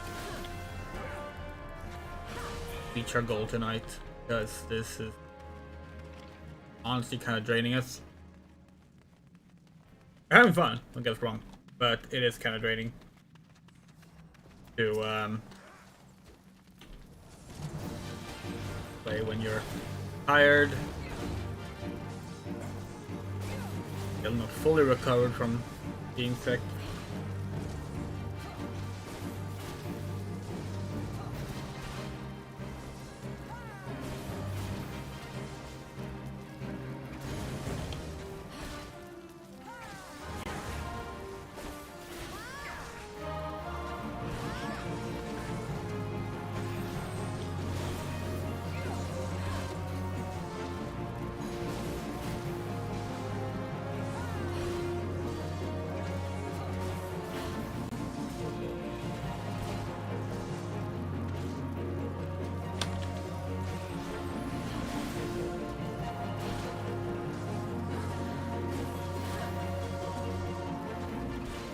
We will at least unlock Dragoon.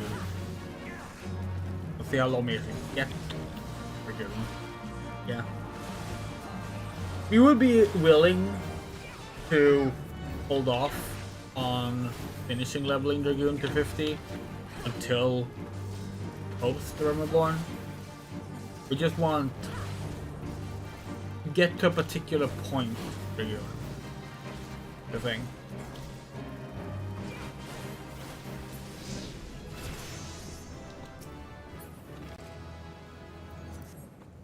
Those of you who knows. Those of you who don't, have something to look forward to.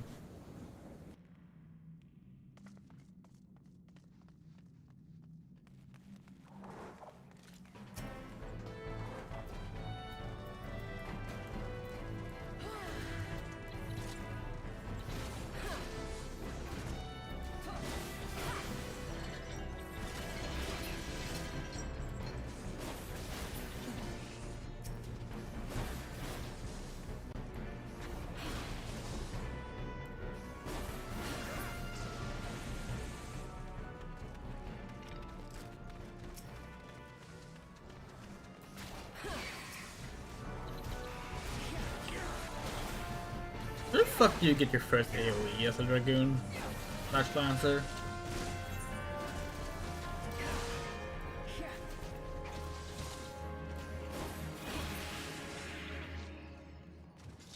You straight up don't as a Lancer. That's frustrating.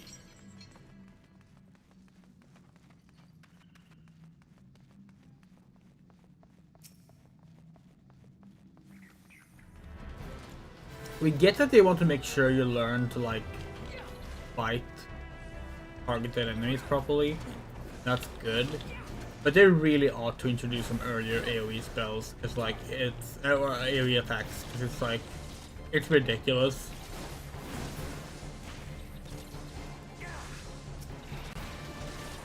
Being able to do 5 dungeons in a trial without access to like hitting more than one enemy at a time is just silly. In a game where basically the entire dungeon approach after level 30 is during the mob sections use AoEs.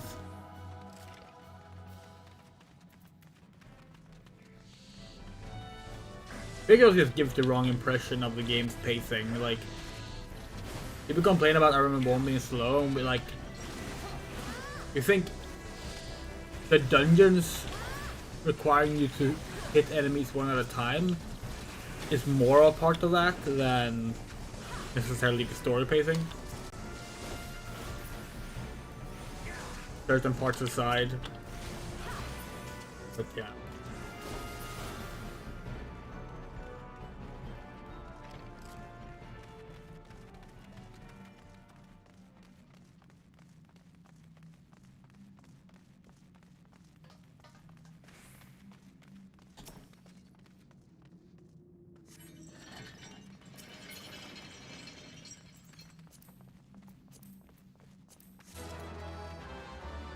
Yay, we got a fork.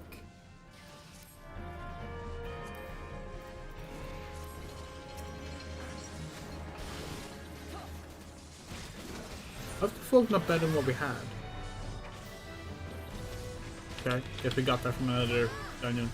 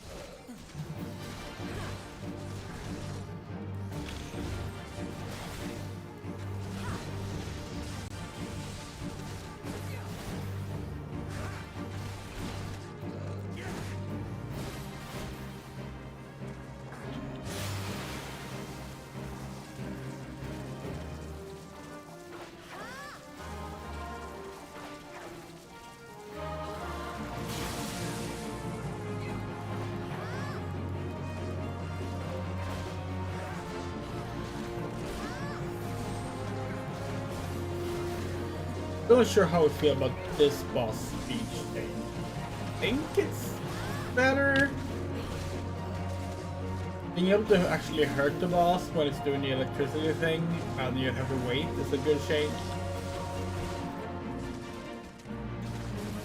Not sure it's like it's still a pretty meh boss fight, but this section is at least better than it used to be.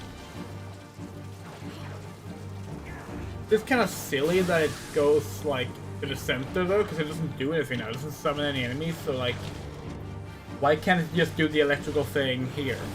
I just have to go into the center. As long as it's in the water, it's the same effect, you know. That's just us though.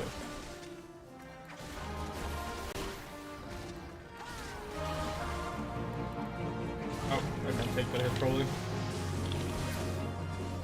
Yay!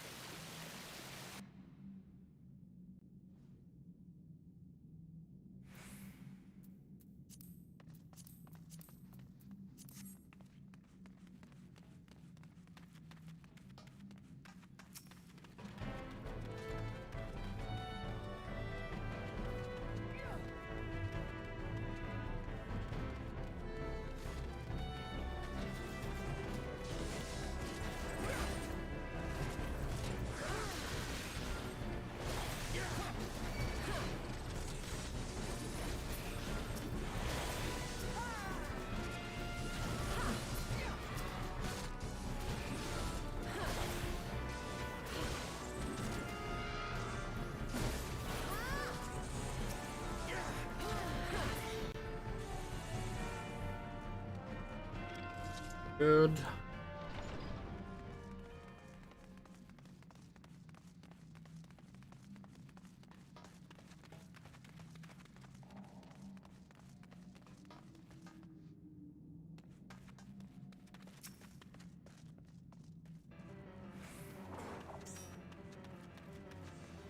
You forget to change me into this one.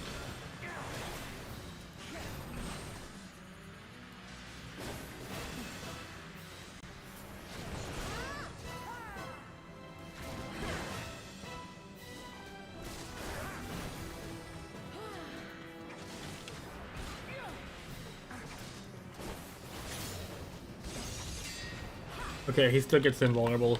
He just looks cooler now than he used to.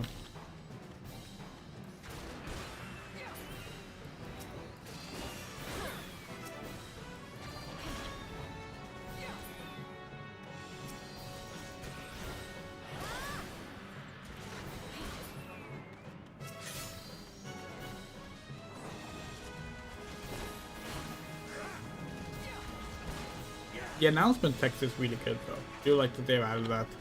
That's something they absolutely should do to more fights.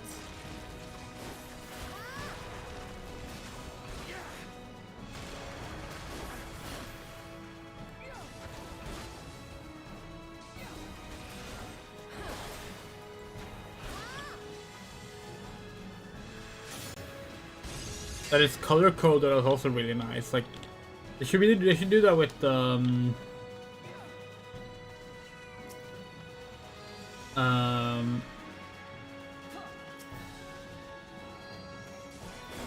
Manticore fight. You should do it sort of like the color of the eye is the text that pops up. You don't have to actually read it, you can actually see the color. That'd be nice. That'd be a good change. I think Curtis Cry is one of the next ones they are updating actually. If they haven't already. I don't think they have.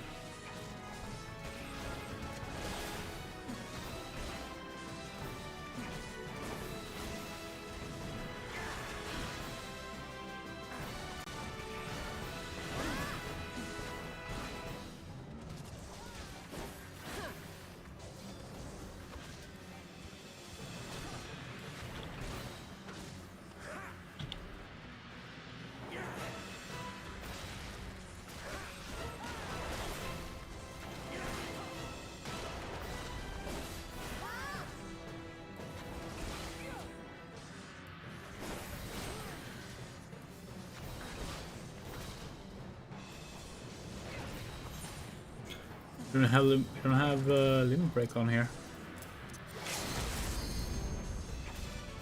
What?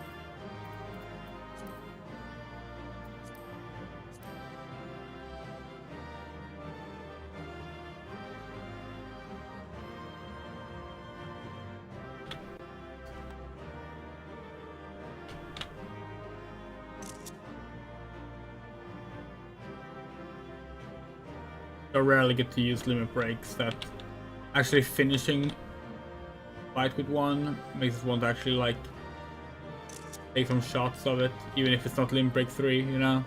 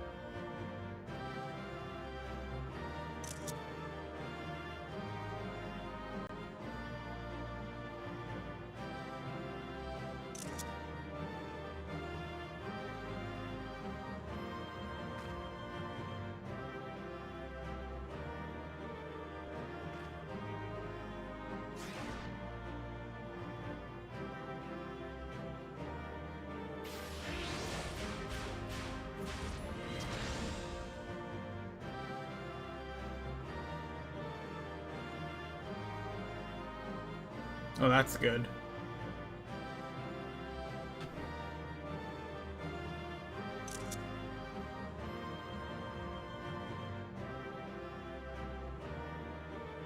They really like went all out to make this one fancy. This might be the fanciest level 2 in REBORN at least.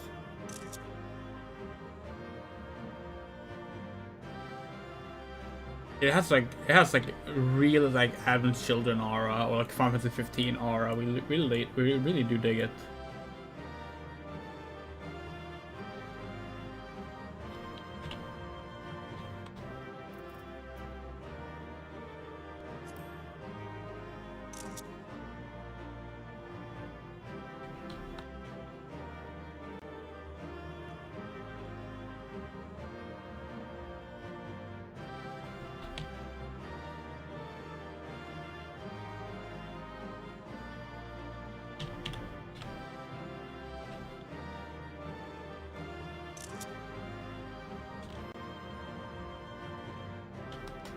Oh, yeah, this is the ending one.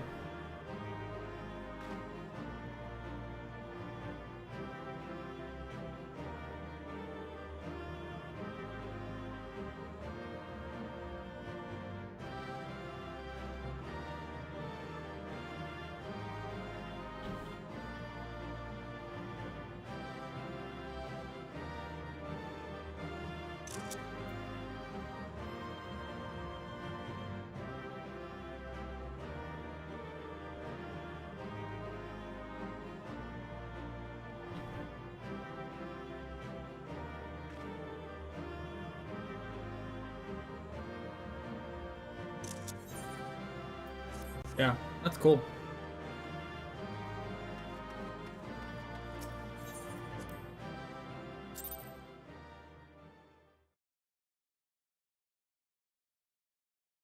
How many levels did we gain? That's it? Damn. We expected more. We definitely expected more. Huh.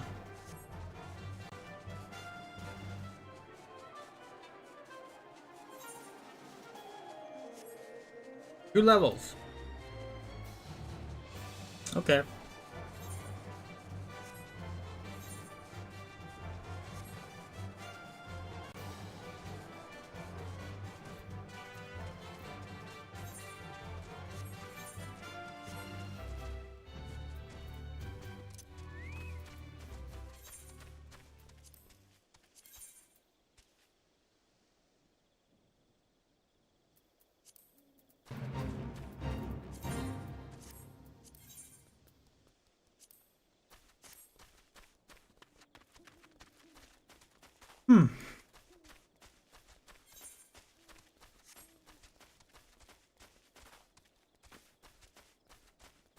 At least it's basically guaranteed that the next level roulette is gonna bring us to 30, but still.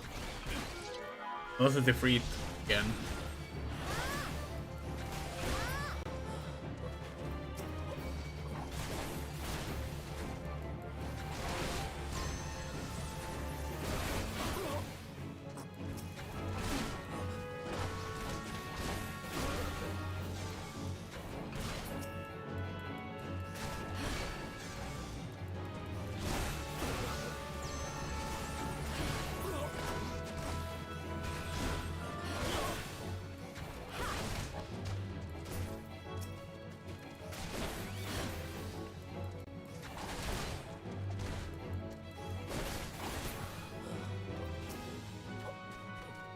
The slow one.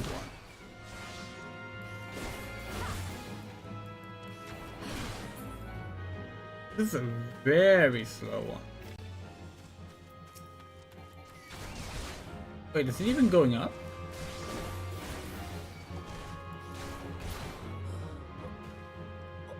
Oh yeah, very slowly. Wow, this one sucks.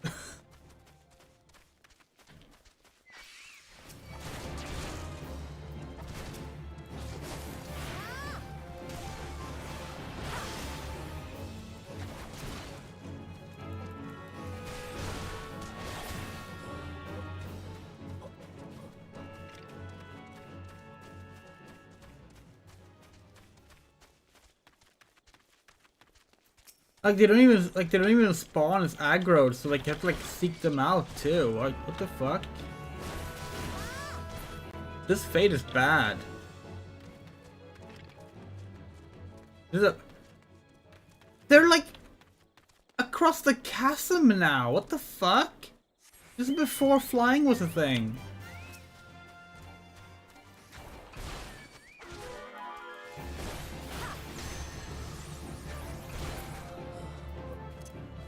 Yeah, this fate is just bafflingly badly designed.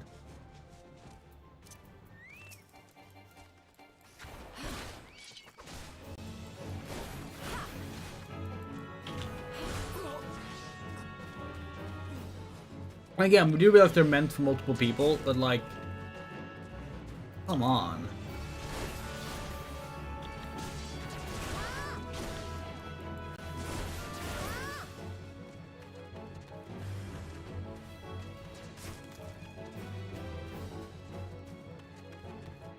Like most fates that are like this, where they're like, oh, like kill like 30 enemies. They'll be like, okay, well the enemies will spawn in rushing towards you, so you can like, you don't lose track of them. Even if you kill all of them, the ones that spawn in will be heading towards you. Here it's just like, no, they just casually strolling about all over the area. It's okay.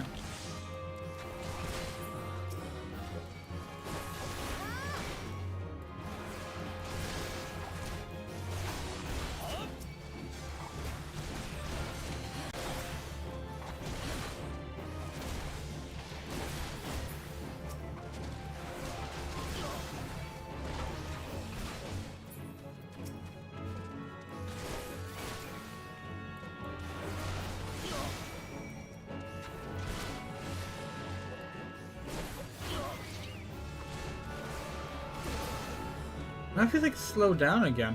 Oh, it only counts the conspirators? It doesn't count the archers. That's odd. Because they're also marked.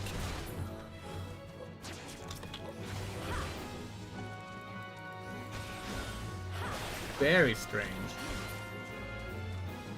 Okay. It's taking forever. But that explains why we didn't see it go up. No, like it doesn't. It doesn't go up if you attack the whalers. It only goes up when you attack the conspirators, which is terrible because they're both marked.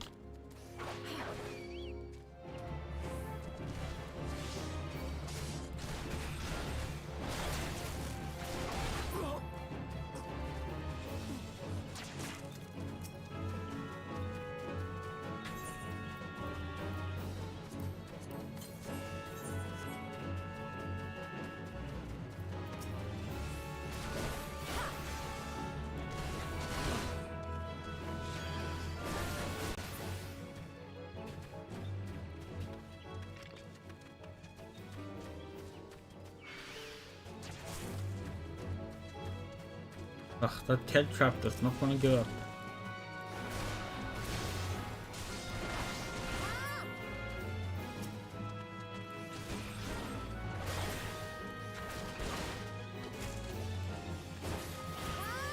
Like, we're not wrong, right? Yeah, the not whalers, lookout. The lookouts don't, it's like they're marked, but they don't give you anything.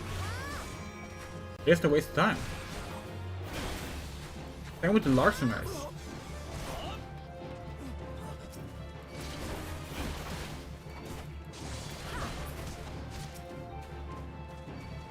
There.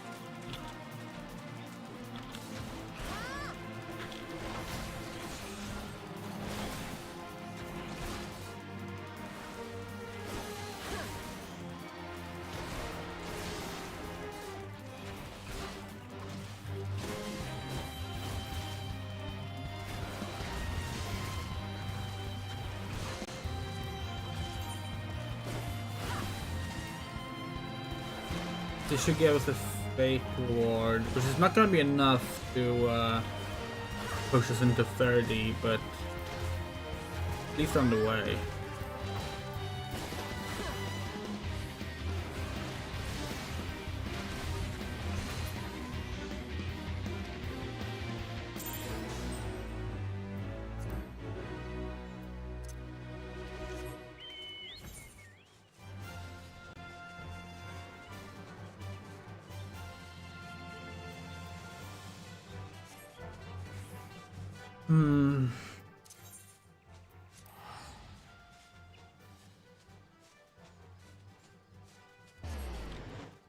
Good check for sizing logs. Since we're waiting anyway.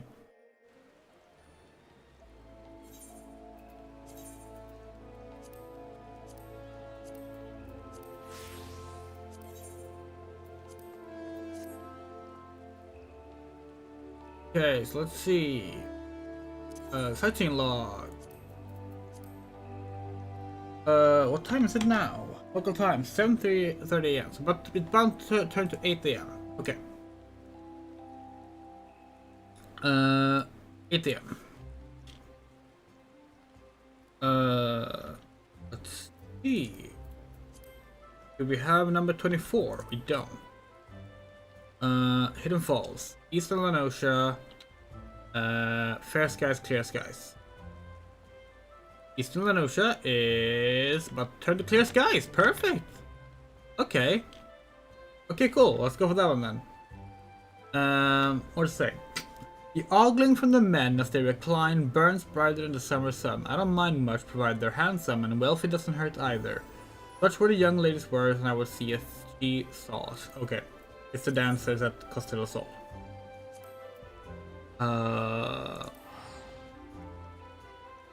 Yeah.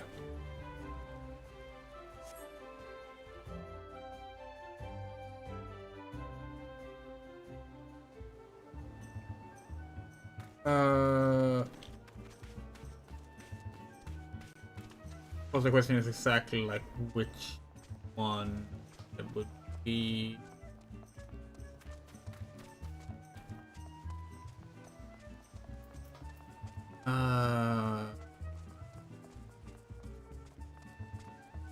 Not seeing the there are dancers, pretty sure.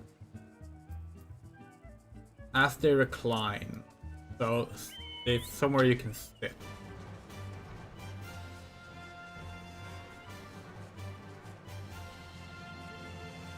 Are there not dancers here? We feel like there absolutely were dancers.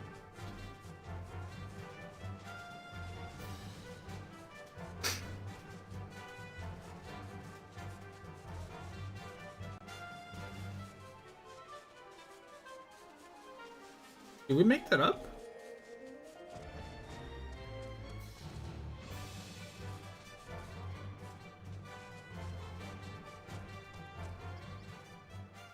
Like, this is not who we're thinking of. We're thinking of a dancer doing like the standard Mikode dance. But we're not seeing anyone that does that.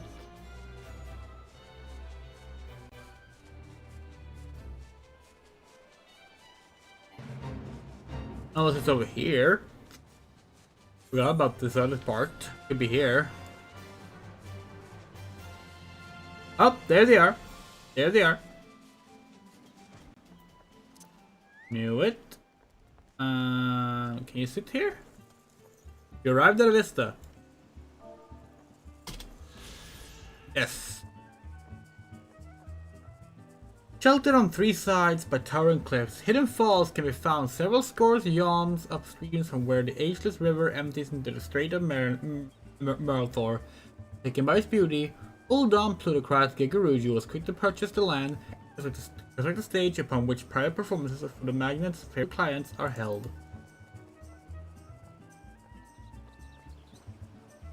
Yep, we can not really see them there, but like.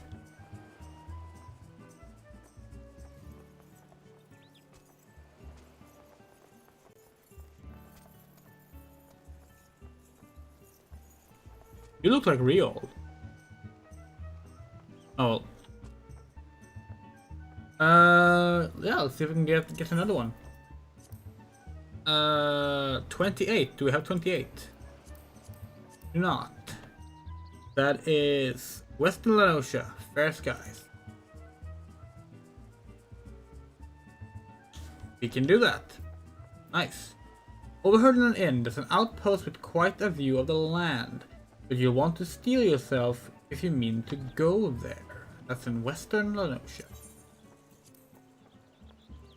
Is it closer to airport or which one? Guess we'll have to just figure it out.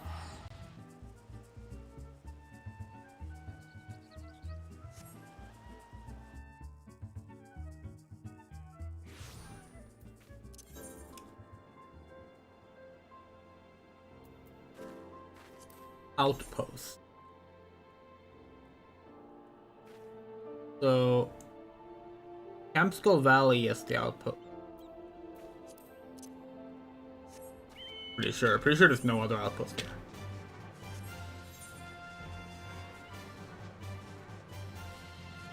There. No. No, it's definitely. Oh, fuck.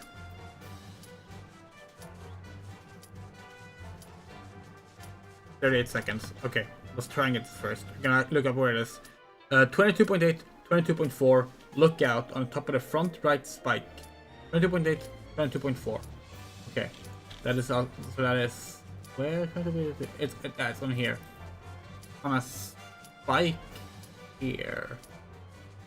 2.8. Y. 22.4. No, other way around. Here? Fuck!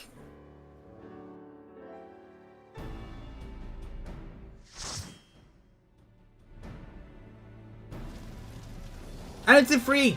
You're joking! God fucking damn it. Ah.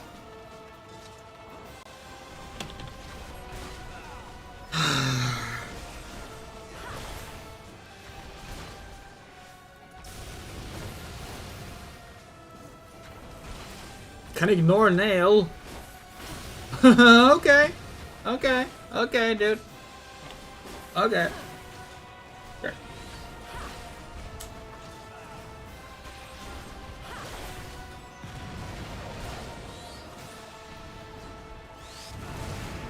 That's not how the fight works, but sure. If you think so. See how that goes.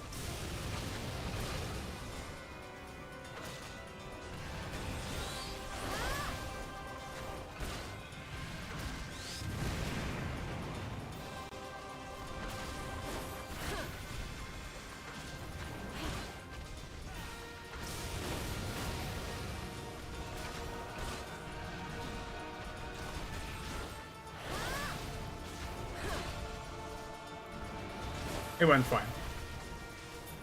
We've seen that go really bad, even on high levels.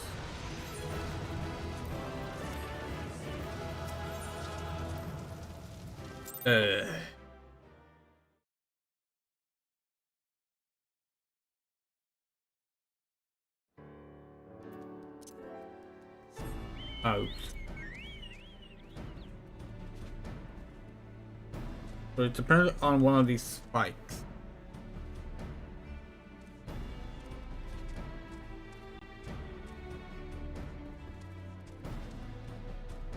Here it is. Campskull Valley. Now as we're here, outpost for the Maelstrom. Campskull Valley was once but a circle of tents occupied by a meager Yellowjacket and units charged with surveilling the area for kobold incursions. Those beastmen foolish enough to venture down from Ogomoro were slaughtered and beheaded, their skulls put on display as a warning to others. Okay. Nice. Next one is 37. This one. Carline Canopy in New Gridania. What is the weather in New Gridania? It is raining right now. We cannot get that. Okay. South Shroud. It is thunder right now. Wait, really? Holy shit. Okay, Buskerons. Okay, this is a rare one. This is a rare one. South Shroud, quickly, we gotta go there. Actually, is thunder and thunderstorms two different ones? It might not count. We'll see.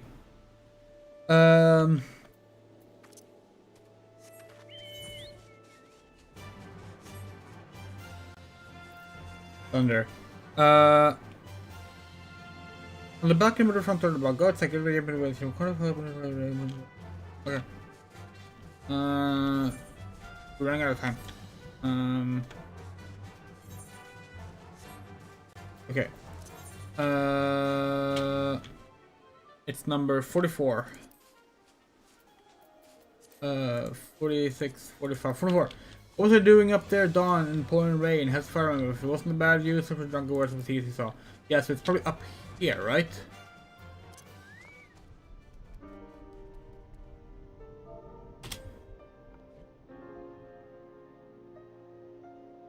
(17.8.20.1). Thunder and thunderstorms are two different ones, apparently. So much for that. Well, we're not gonna have time for another one before it's time for it changes the time. Rainbow Bridge, maybe? Central Shroud? What's the weather in Central Shroud?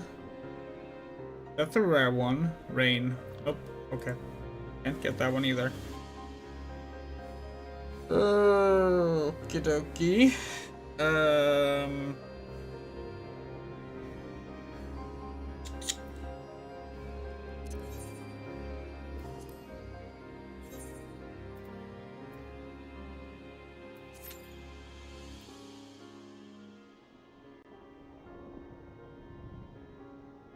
Okay, let's check what's gonna be in Lenosha when it's switch over. It's cloudy. First one we have is 21.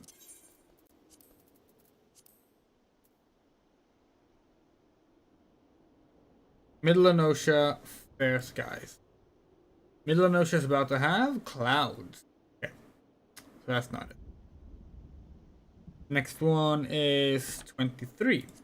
Lower Lenosha, rain. Nope. Next one, 29. Western Lenosha, fair skies. Yes. Wait. No, it's gonna turn to fog.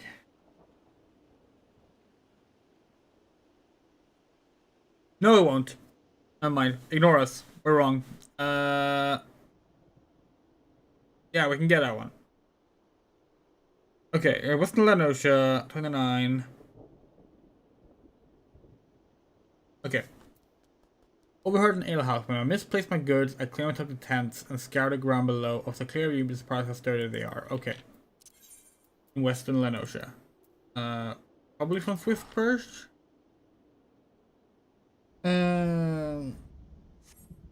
It's at the Tide Gate, apparently. On top of a tent. With the Tide Gate. Where's the Tide Gate? Oh, for fuck's sake. Okay.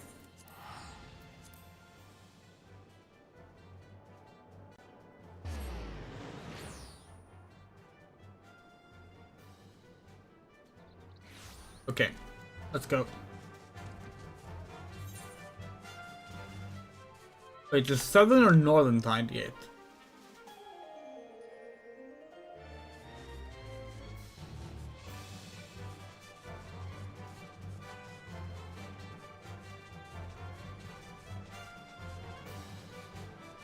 You even get up on both? It has to be climbable before they added flying. This does not look climbable before flying. And we're also not seeing any tents. Are these tents? Yes, these are tents.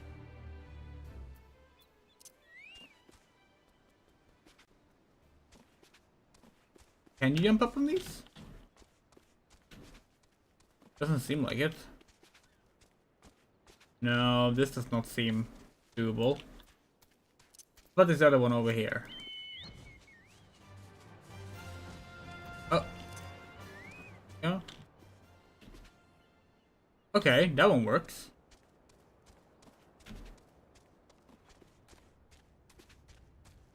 Oh, this is tricky. Okay. Okay, hold on. Surely we can just land on with a chocobo. You arrived at a vista. Okay, so it is here. Highgate. Taking advantage of the chaos left in the calamity's wake, a large force of Sahagin rose from the seas and laid claim to Halfstone, a distant Lominsan settlement on the far western edge of Lenosha. To prevent any further swells of the Beastman forces, a massive wall was erected between the enemy-occupied lowlands and the allied Skull Valley. Right. Upper Lenosha is clear skies. We can go for that one as well. That's number 31. Do we have that one? 31. Under the burning sun, I climbed to the tip of the ancient one and turned my thoughts to the days when it roamed the deep. The inspiration struck. Such were the scholar's words, and I would see a sheep's paw. Okay. That is... Oh wait, we know exactly where that one is. That's actually one of our favorite locations in REBORN. If we're wrong now, we'll be sad, but we're pretty sure we know. And we're hoping this is the fastest way there, because it is all the way over here.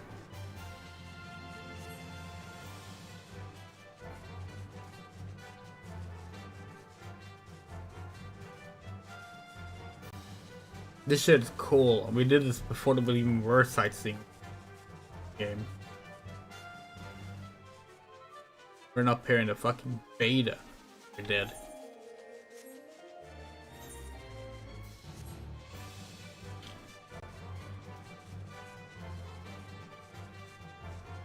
Forget if we actually went here in the story or not. I might have removed that part, but like, yeah, there's a bunch of like bones here. Cool as fuck. You can walk up this one all the way up.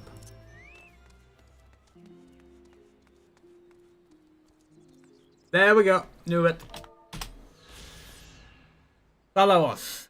Though there's no proof to support the claim, rumor has the sun-bleached remains of a long-dead denizen of the deep are those of one of the legendary twin sea serpents believed to have been unleashed by the navigator, Limlane, at the dawn of eras to fill the empty seas, the other being Pericos.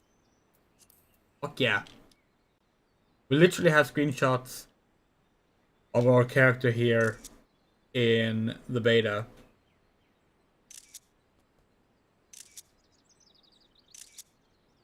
We thought it was such a cool place to like just stand and look from. Still is.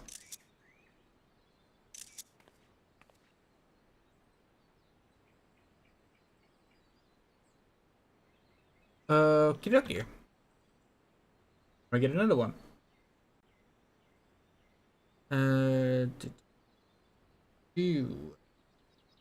Outer Lenosha is also the right weather. Cool. And that was number 35. We have that one? 1, 2, 3, 4, 5. Reeks of sulfur and slumgullium for sure, but looking down from that furnace, I could swear there was something almost beautiful about the place. Either that or the fumes had gotten to me head. Search where the soldiers were, and I would see as he saw. Okay, so that's clearly gonna be the actual mines.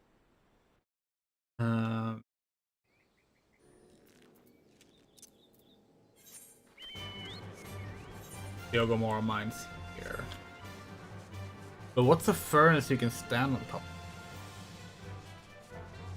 Real question. This one? That simple?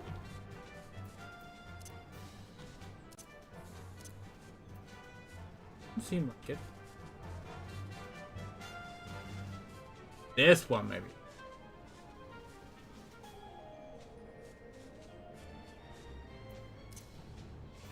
Oh, how about this one? No. I guess these aren't furnaces, maybe? No, they are. They're definitely furnaces. Right?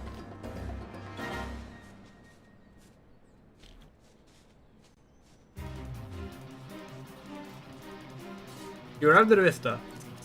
Here. Straight too far from the Vista. Come on. Really?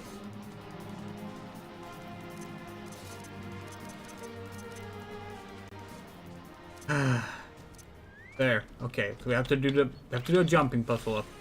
That's okay. That's okay.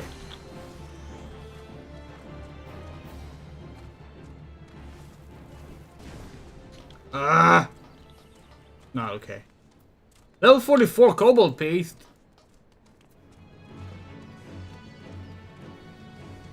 Please disengage. Please disengage.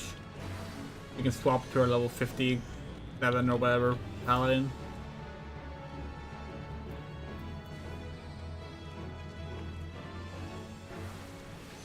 Please fucking disengage. Are you serious right now? Are you actually serious right now? You're still aggroing. And we got another one. Wonderful. Fucking wonderful. Are you... If this is Ifrit... We're going to be so upset. Thanks.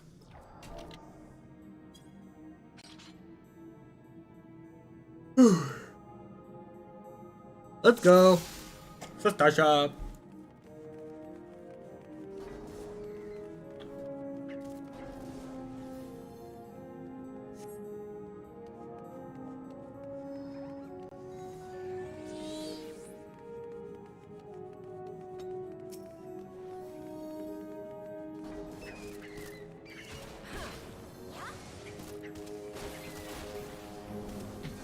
Oh, we're so fucking tired. I haven't even taken our sleeping meds yet.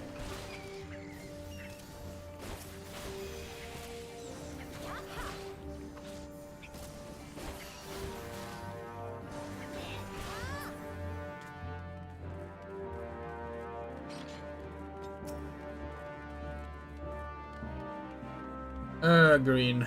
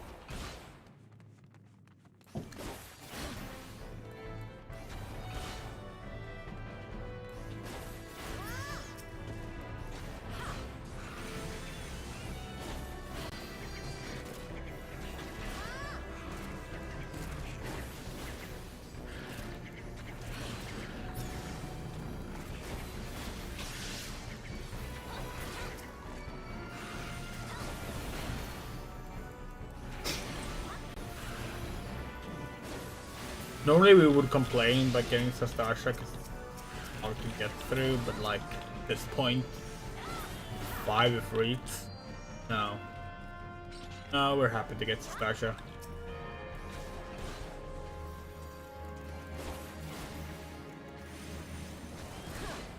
Would be a preferred Hawk Manor? Yes.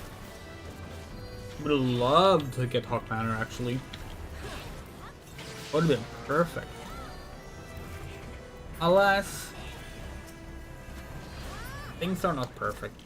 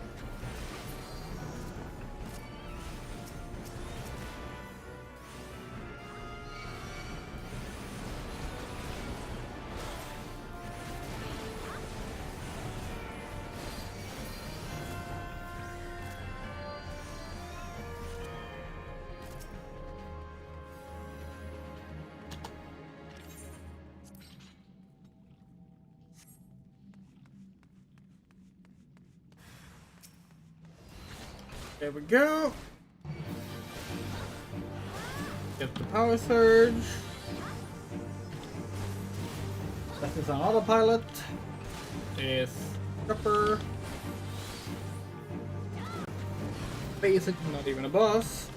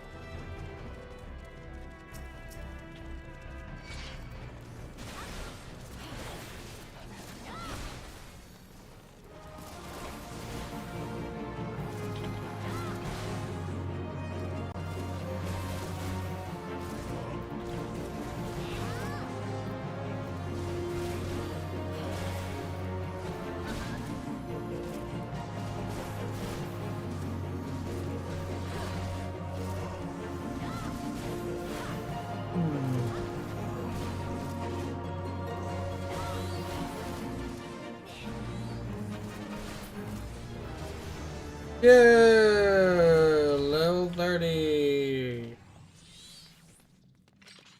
Yippee.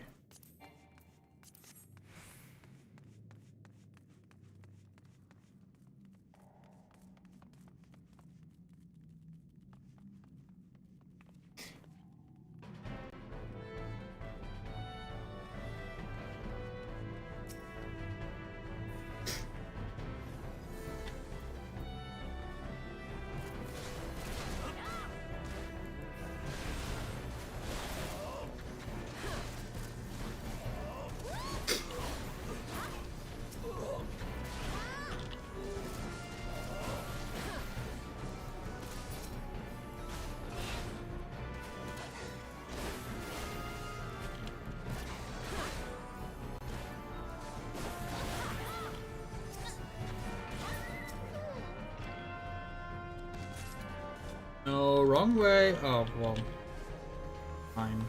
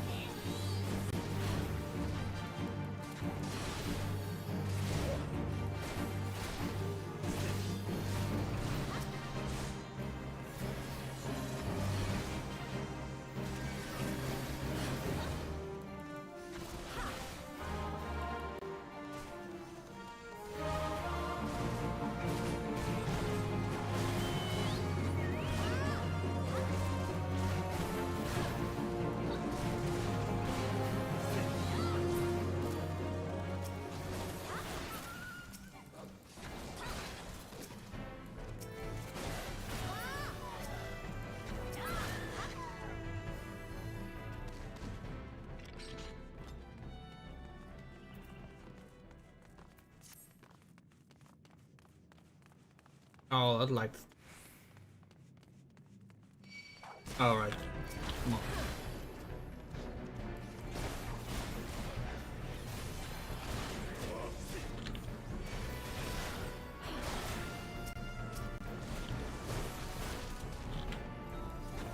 Yeah, like if they're gonna have Ifrit and Titan and Garuda in the leveling roulettes, they need to actually like make them give decent XP.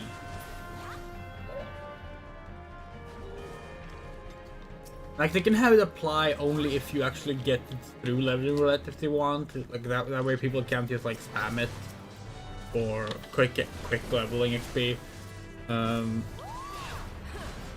Like queue into it, but like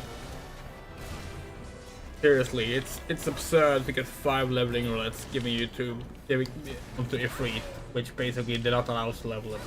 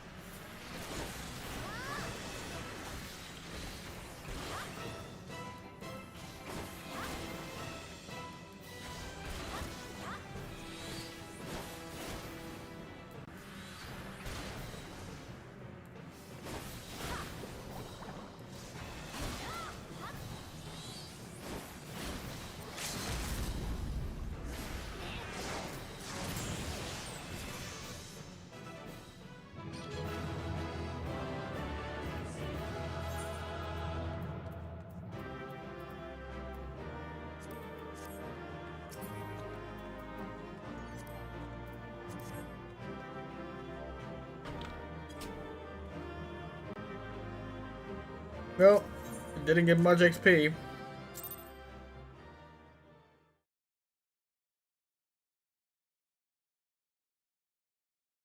We got something alright.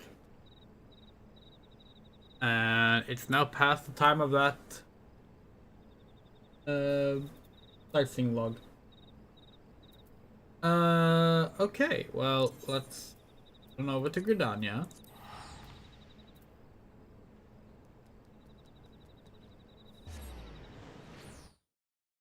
Did we not get the challenge log bonus? Didn't look it complete. Is that the one? Oh, it is. Okay.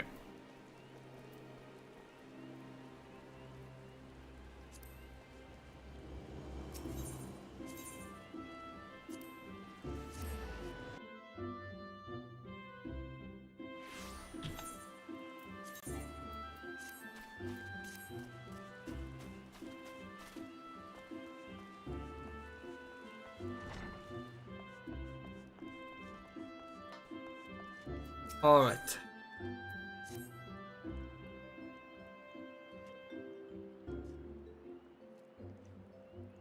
Tinderbox. There were a sight for sore eyes. You return and take you ready for the final trial. Very well. Let us. Guildmaster Owain! You are wounded. What has happened? We were attacked, sir, by a Dusk White Lancer, as we trained in the forest.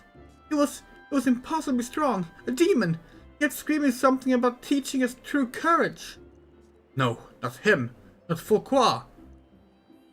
We were in the northwest corner of the central shroud when it happened. I was able to get away, but the others, you must help the others. Be strong, man. I'm sorry, Tinderbox, the trial must wait. Pray make haste to the central shroud and help your comrades. Tinderbox, if Fouquet force your hand, do what must be done. Full speed on your way.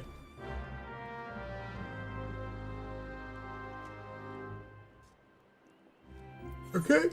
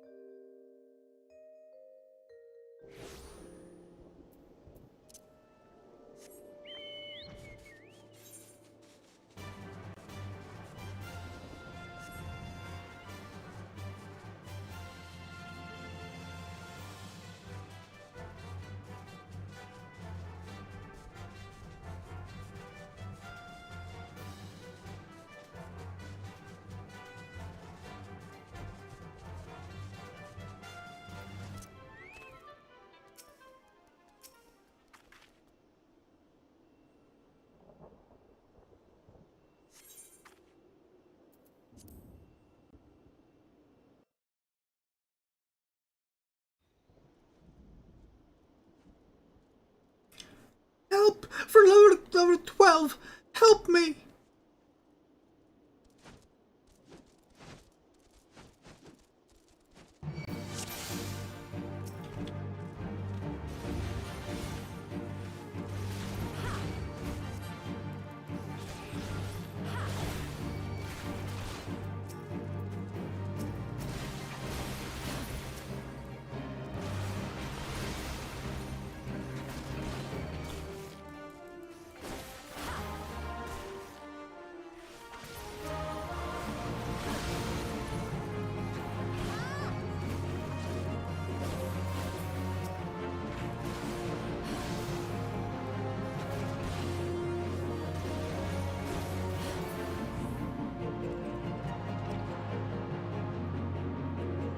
That was an entire solo duty?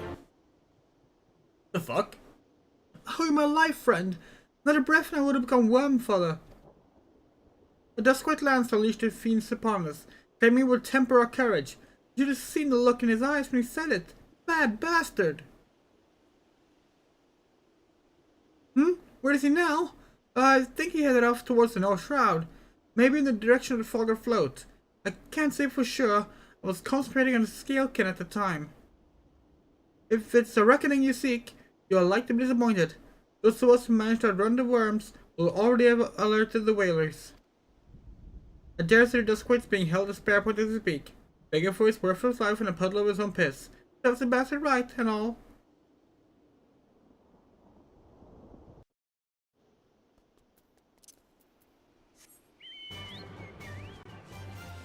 No shroud.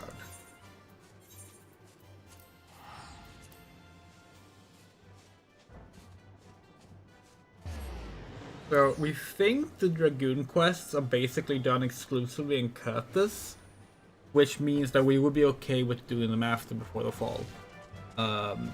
Without getting into details, we want to avoid questing outside of Curtis between Before the Fall and finishing Heavensward. Just for the sake of immersion, if you know, you know. If you don't, you don't. It's fine. We'll find out when we get there. But, yeah. Here we go.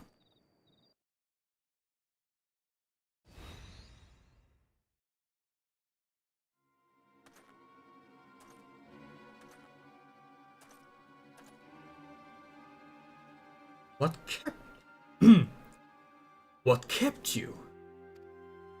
Helping your comrades to stay? Fool, you waste your pity on false friends.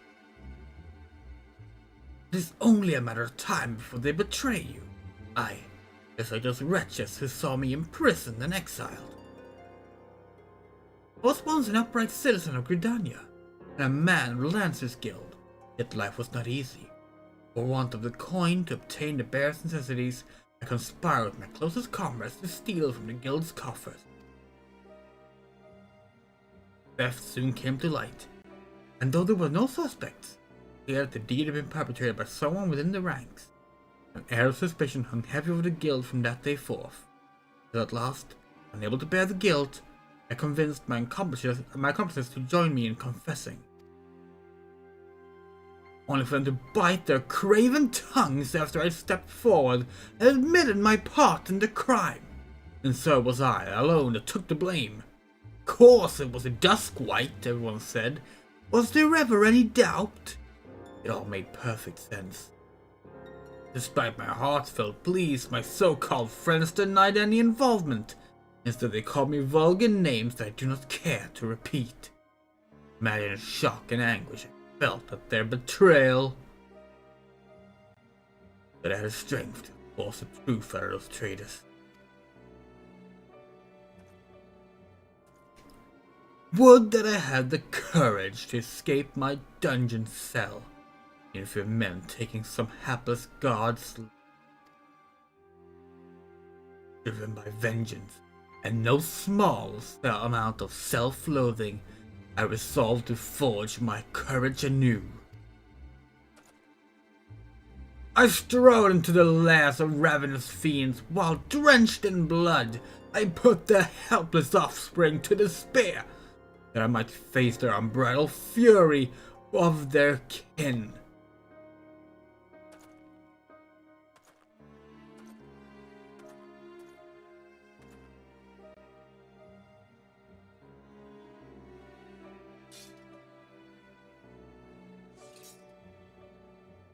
For my effort, I've acquired the ultimate courage. A courage forged amidst danger and tempered by rage. I fear nothing. I am the greatest lancer that has ever lived.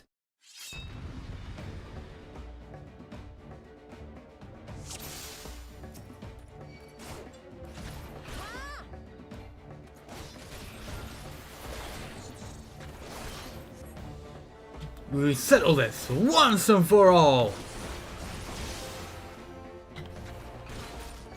What did we say, by the way? Racism. Always racism against Gridania. You are the sole lancer worthy of the name. By defeating you, I will prove my courage.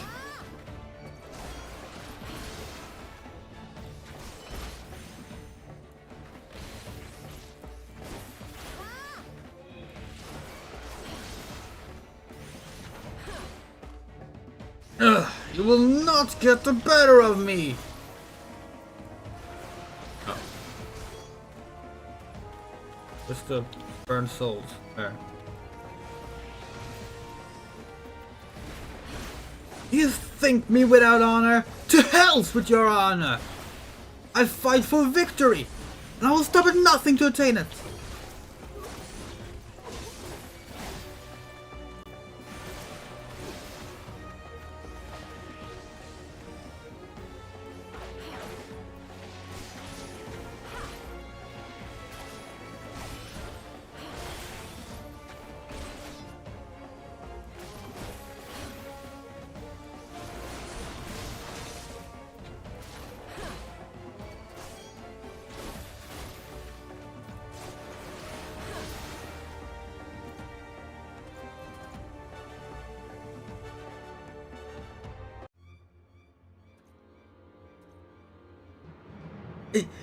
Impossible!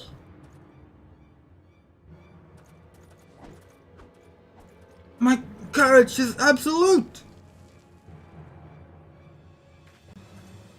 No! Come no closer! Maria, this is what you wanted, right? This is my promise I made to you.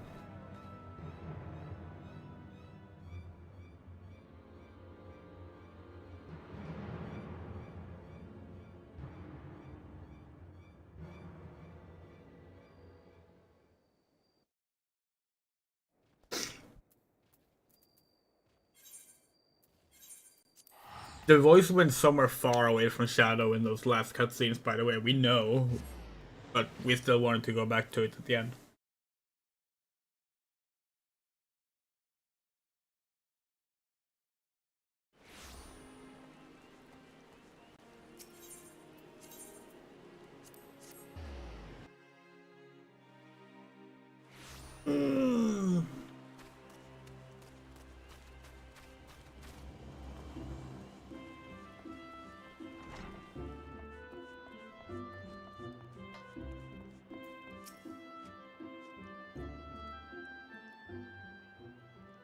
The Fulqua is no more. This was a tragic tale, and one that might have been so different, had fate not dealt him such a cruel hand. He could well have commanded a place of honor within these halls. It avails us not to dwell upon what might have been. It's enough that you are still with us, Tinderbox. Lest you wonder about your final trial, there will be none. I've seen all I need to see. Proven beyond a shadow of a doubt that yours is a genuine courage. In recognition of this, I shall pass to you the secrets of the Lance Charge. One of the most potent abilities in our arsenal. You are a lancer in your own right now. There is not more I can teach you. From here onwards, it's up to you to seek out such challenges as will make you grow. Like attracts like, and the strong are drawn to strength. Yes, I once knew for a certainty that I was destined to face the Lord of the Bramble Patch. So too will you find, or be found by, an adversary of equal worth. None can say what fate will bring. Armed with your courage, there is naught you need to fear. Keep close to your heart the lessons you have learned here, and go forth to blaze a new trail with spear in hand.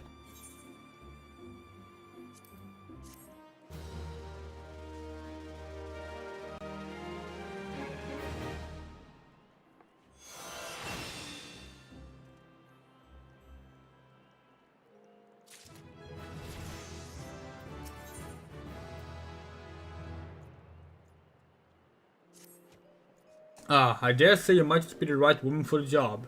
The guild has urgent need of a capable lancer for a mission beyond our nation's borders. Hear me out, if you will. I received word from this guardian friend to the effect that he requires our aid.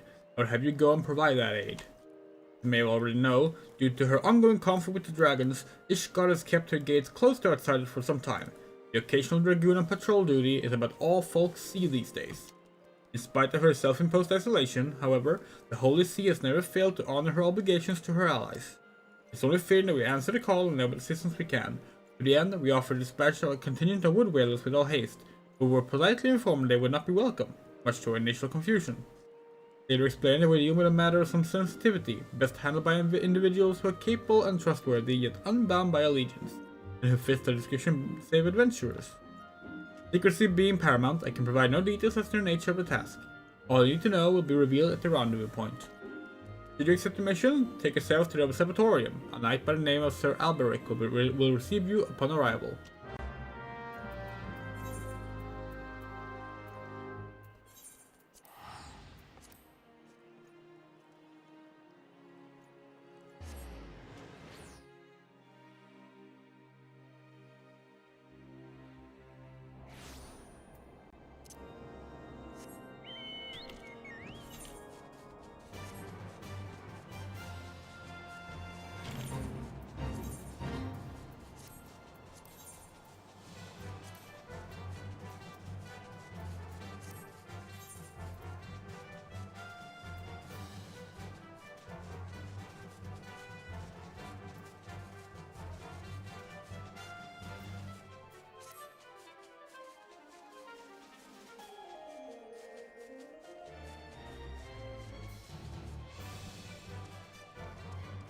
Okay, hold on, where is it?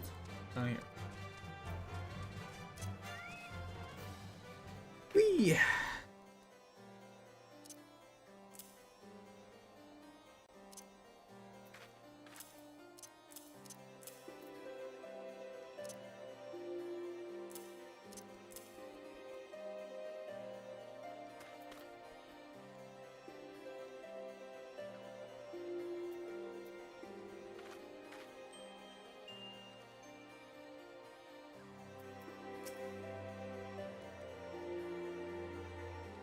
Ah, you must be the adventurer of whom Uwain sent word. Greetings and well met. I am Sir Alberic Bale, Knight of Ishgard. The Holy See is much obliged to you for your aid. Time being of the essence, I should proceed straight to the heart of the matter. The eye, an Ishgardian relic of immeasurable worth, has been stolen. We have reason to believe the culprit has come this way, so we ask your assistance in its recovery.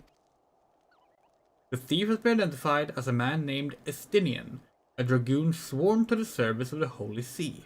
Aye, you heard true. The crime was perpetuated by one of our own, an individual in a position of trust and no little honor. You may be assured that a fate worse than death awaits him upon capture. When duties to the sea have formed a little opportunity to travel far beyond the walls of Ishgard, I must confess to a grave ignorance of recent Gridanian affairs. I was told that a sentry by the name of Logidanril might have knowledge of the routes taken by Ishgardian fugitives.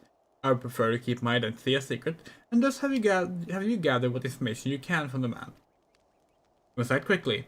We see Estinian is... but I've already said too much. What matters is that we find our thief and the eye with all haste. When last sighted, Estinian was clad in black armor. Now go and speak not a word of what I've told you to anyone.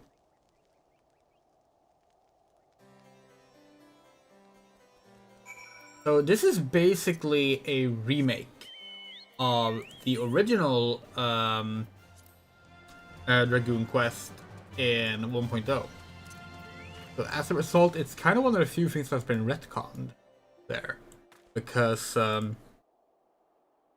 well, they wanted to build up of the story to Heavensward later, so they were like, well, most players will not have experienced the story though, so Guess we just have to do it again. Routes favored by Ishgard and fugitives? That's a question I don't hear every day. You don't plan someone to say react yourself, are you? Even if you would, I can make it far. Inroad. We caught a few fleeing to the North Shroud, but with Gridania being home to nearly as many Ellison as Ishgard, no easy task to identify outsiders. If you're on a hunt for someone, you could do worse than to visit Florental's Spire in the North Shroud and speak with a man named Idristan. If any suspicious persons crossed the border in recent day, he'd be the first to know. Okay.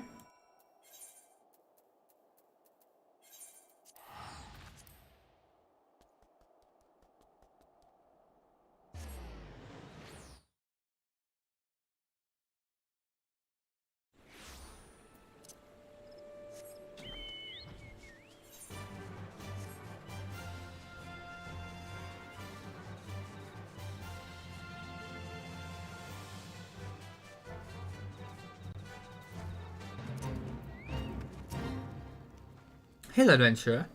Yes, I'm the one tasked with monitoring those who would enter our lands by way of Curtis. Ishgardian knight clad in black armor? No, I recall nothing of the sort. And such a striking visitor would be difficult to forget. My apologies, friend. I only suggest you return to Logananril and see if he has any other theories.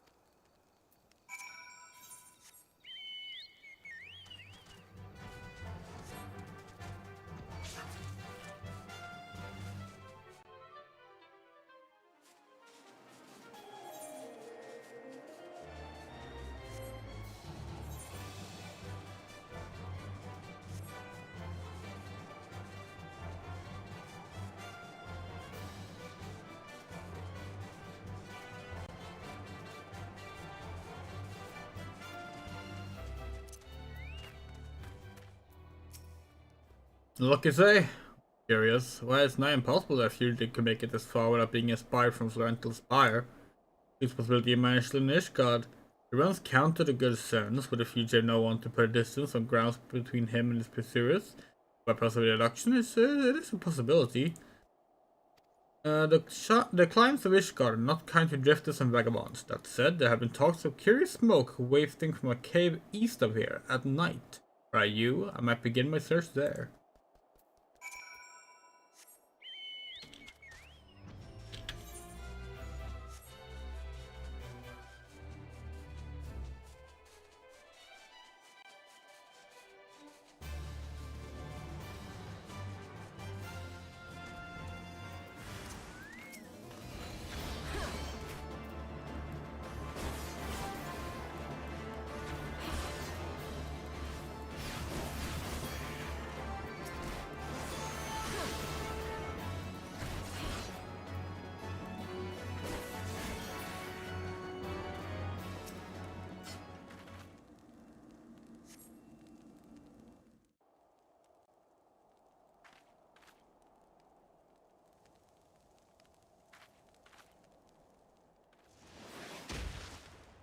There he is. That Ishgard would resort to sending a coin-starred adventurer. I know not whether to laugh or feel insulted.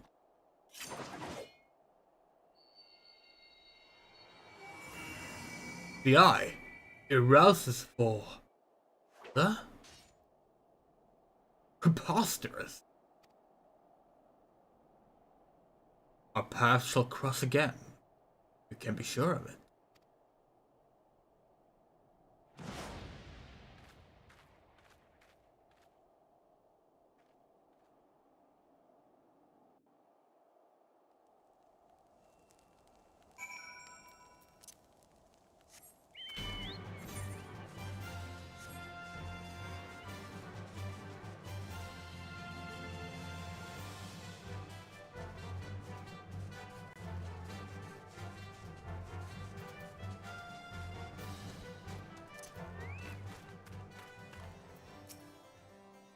A dragoon clad in black, you say? Tell me all that transpired. What a fury. The eye would choose another. I not thought it possible, in light of recent events, it would seem an explanation is in order. The eye is no ordinary relic. It harbors the power of a dragon. It bestows upon a single chosen soul, the strongest and wisest dragoon. He who is chosen is possessed by the power to fight our mortal foes, the dragons of Dravania, on equal footing, soaring the firmament as if it were an extension of the land. That man is known as the Azure Dragoon. The Azure Dragoon is the light of hope for all Ishgardians, the paragon of all dragoons. For this reason, you may imagine how it pains me to confess that the man you encountered, the thief, none other than the Azure Dragoon, and that I was once his teacher. Needless to say, I acknowledge myself accountable for Estinian's misdeeds. I mean to do all in my power to find him and recover the eye, but I cannot do this alone. I require your help, Tinderbox. You, who received the power of the dragon. You may labor to believe it, but there can be no mistake. The soul of the dragoon I bear glows in your presence, irrefutable proof that you are chosen. What I can ill explain, however, is the why of it. Never before in Ishgar's long history of the eye roused to more than one has the eye roused to more than one individual in a single generation. It avails us not to cudgel our brains about it. The fact of the matter is, you are now a vessel for the power of the dragon. The dragon lies hidden in slumber, however, and you must needs to possess the means to wake it. Soul of the dragoon, I would entrust you with mine in the box. Like Estinian, I once ruled the skies as the Azure Dragoon. Although that power has since become lost to me, it was simply by force of habit that I have hitherto kept the soul upon my person. I have no inkling as to why the eye has seen fit to choose a second, and an outsider at that. But one thing is clear, none can challenge the Azure Dragoon and conceivably prevail save another Azure Dragoon. You are a one and only hope to bringing Estinian to justice and reclaiming the eye. Of course, I do not ask you to do this unaided. May the Dragoon no more, but what knowledge I have, I shall gladly impart to you. For indeed, when the time comes, you must face the Azure Dragoon. Not less than complete mastery of the power of the dragon will avail you. That a perilous road lies ahead of you, I shall not deny. Knowing this, if you will still lend me your lance, I will teach you to harness the power that has chosen you. Go forth, my young dragoon, and rouse the dragon within. Look forward to your return.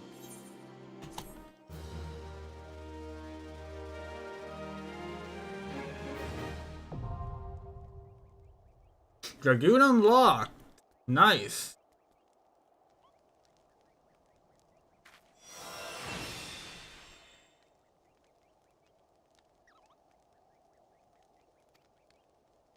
Ooh. Okay.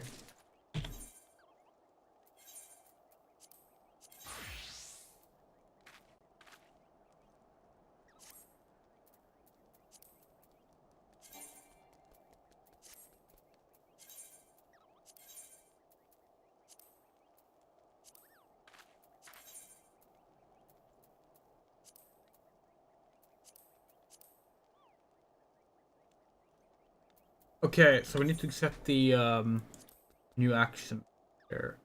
Jump. The only one so far, right?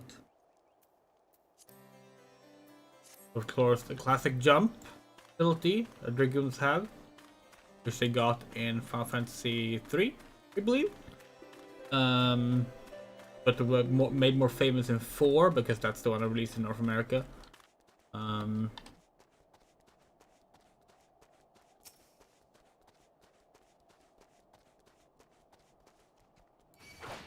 Looks like this.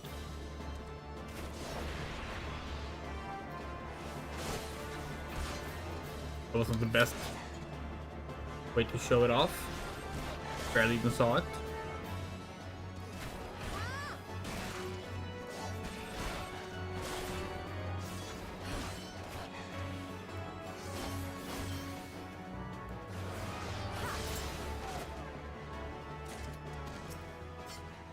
Try again.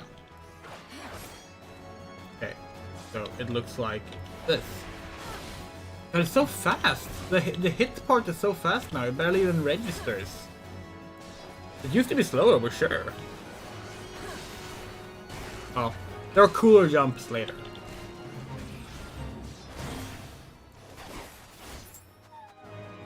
Anyway.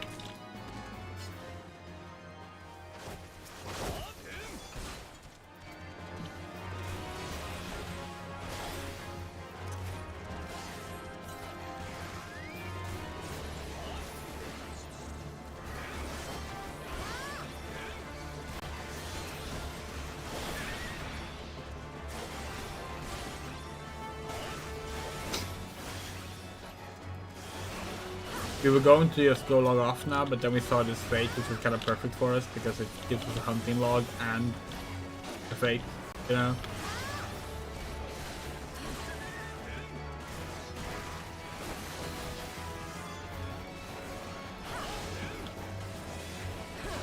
But it's better how we still don't have a AoE attack, by the way.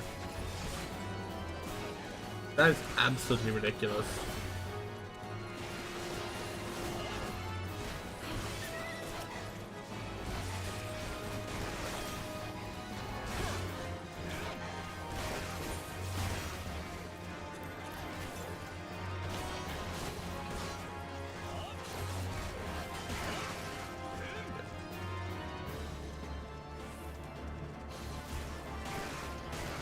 Okay. Well, we thought that was a good idea, but clearly it wasn't. Anyway, yeah, that's gonna be it for tonight, actually. We did not end up doing any before the fall. We're gonna retitle this stream. Well, now we have Dragoon unlocked, which is good. That's important. You needed that to be a thing. I'm actually gonna go back to cut this just for take a screenshot. I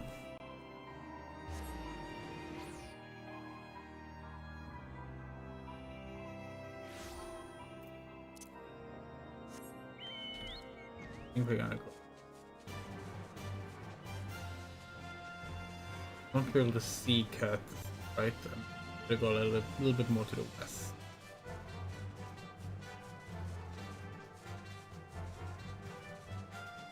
Land on here.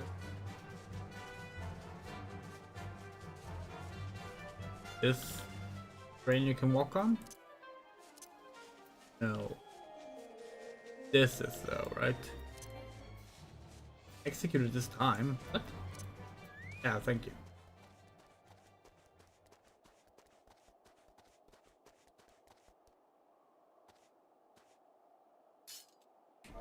Okay, so like we don't have these yet. The command beast does not exist. It absolutely does. It's just called that. We don't have it yet. That's gonna have to be the not a great post though.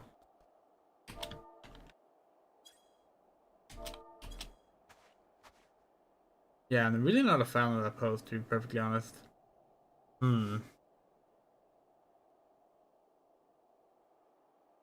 Okay, what if we do like that? And we set it up this angle. Oh, that's annoying. That's an okay.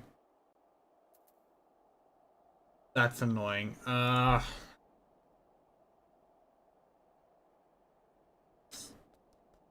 Okay, that's not gonna work.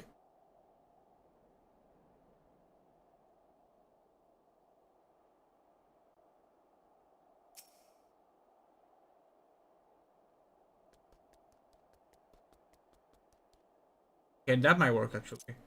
You immediately stop it. Oh, it didn't stop for some reason. What the fuck?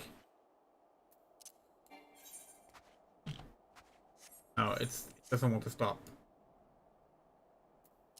It's so annoying.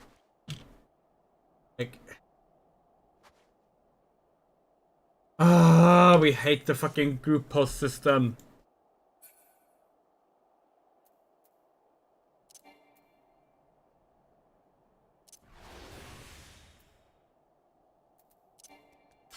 Any of these look good for what we want to do? Maybe that one. Maybe that one can work.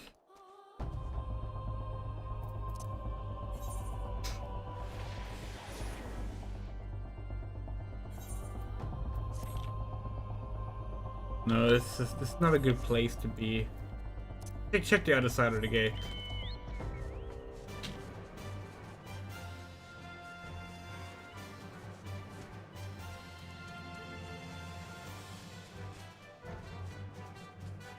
Yeah. Yeah, this is a better place to do it. Like here. Oh, that's a lot better. Yeah. Actually, maybe even over here.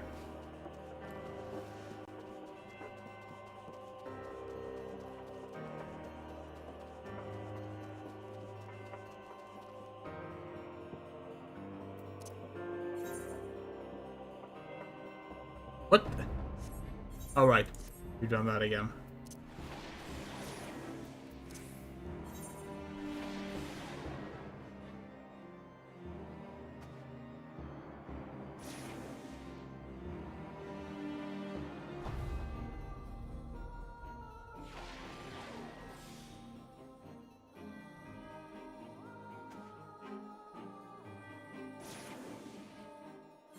No, I'm not liking that pose.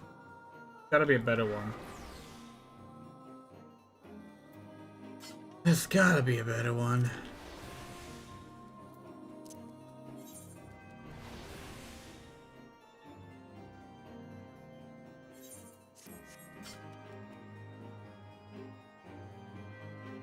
That's really it. That might actually be the best one.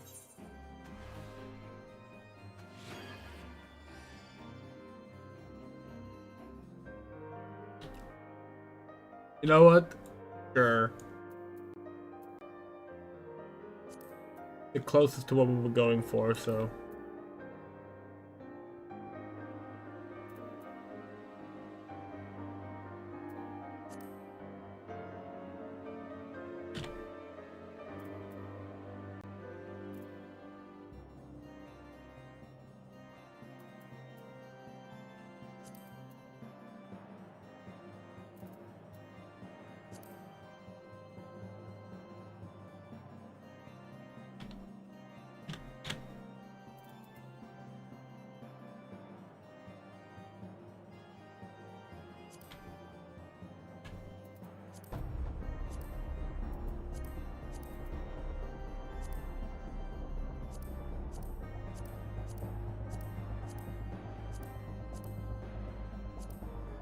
Really wish there were more screen effects we liked, but like we really just do not like. Brilliant is kind of okay. Article has its charm. Like overall, I guess good. But that's the wrong.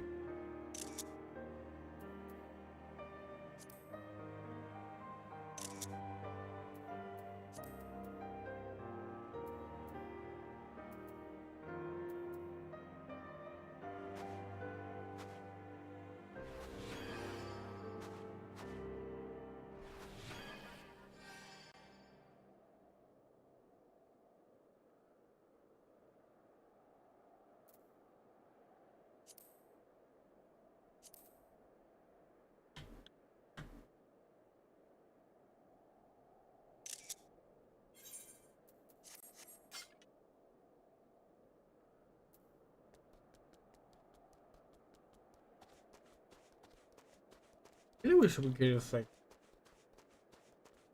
not having B stance and V pose until post Heavensward is something we really don't like. Cause like those are some of the best poses to use for posing, and it's like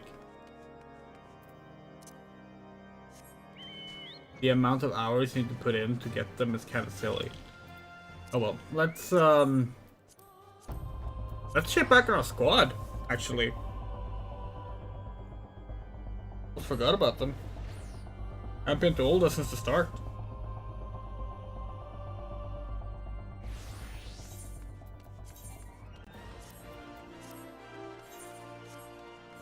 Goes to repair our gear and like sell off a bunch of the pointless gears. There's your Dragoon! We found him!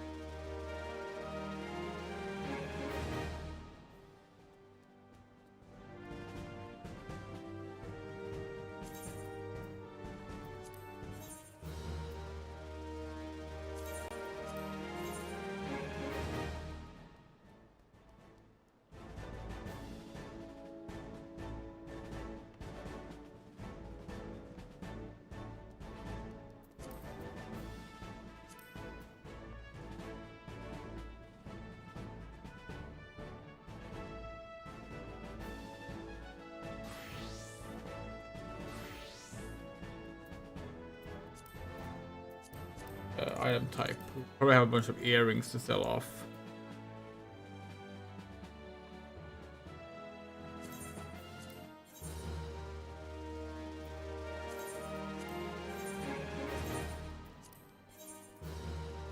Yeah, let's leave it for now.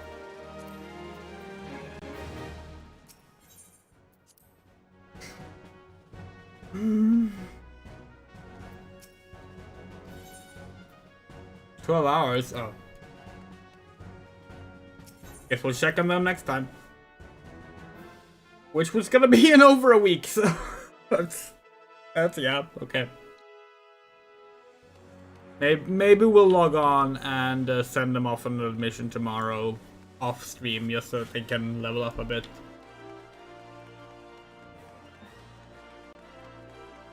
I'm not gonna do any like questing, but we might do that off stream.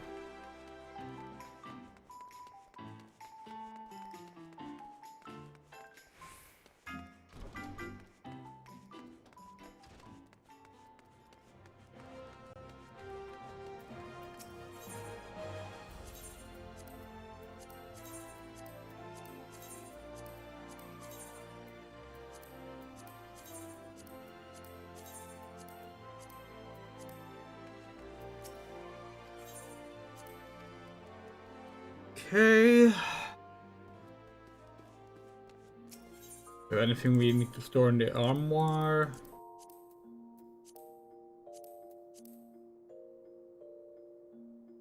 That's currently like something we have equipped.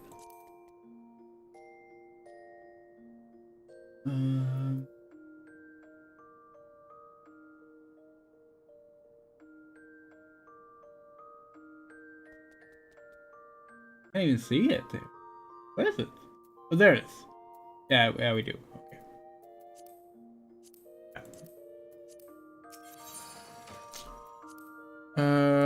Okay, let's see. We want the German corner defending.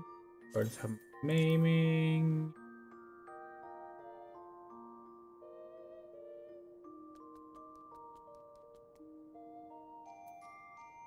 Red one not defending.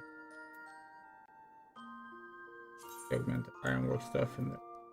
Items set to gear set. Wait. Items placed to gear. What the fuck? Come on. Come on.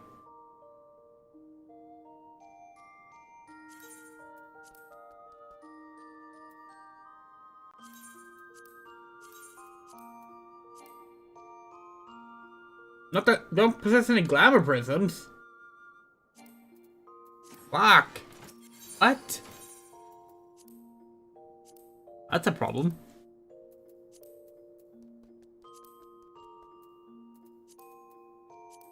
Now we can't complete our Dreadworm outfit.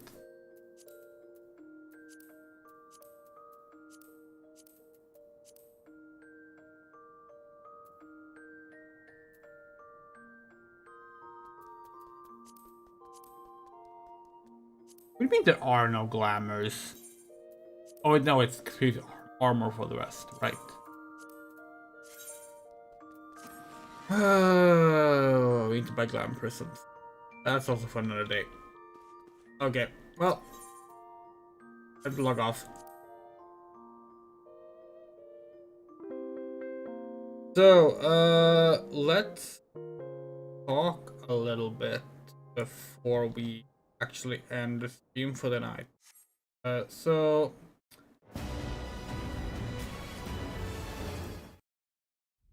you tell you to be a REBORN, it's not listening. Okay. So, we have a Sonic stream tomorrow. After that, we'll be going on a trip to Narcon, the largest convention in Sweden, and we'll be spending the weekend there. We won't be home again until Monday next week after that. So that leaves us very little time between then and when we're kicking off the charity event a week later. But we will do at least one more Final Fantasy XIV stream there, and that will absolutely be the Before the Fall ending stream, guaranteed. So there's that at least. And yeah. this process has been slower than we planned. We really wanted to be ready for Heaven's Word by New Year's, but things change, you know, and we get drained, we get tired, and things take longer than planned, and there's a lot of RNG involved. Yeah, it's just how things goes. But we would like to give a very special thank you shout out to our wonderful supporters this past month. You are the following. This one is not updated. This one is not updated. Hold on. Hold on.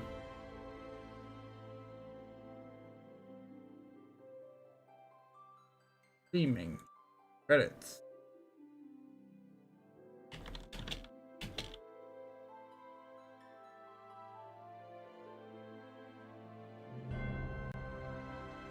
I'm wondering if anyone else is missing.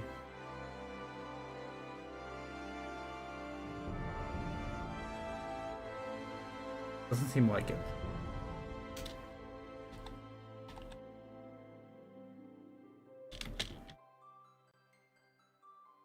Okay.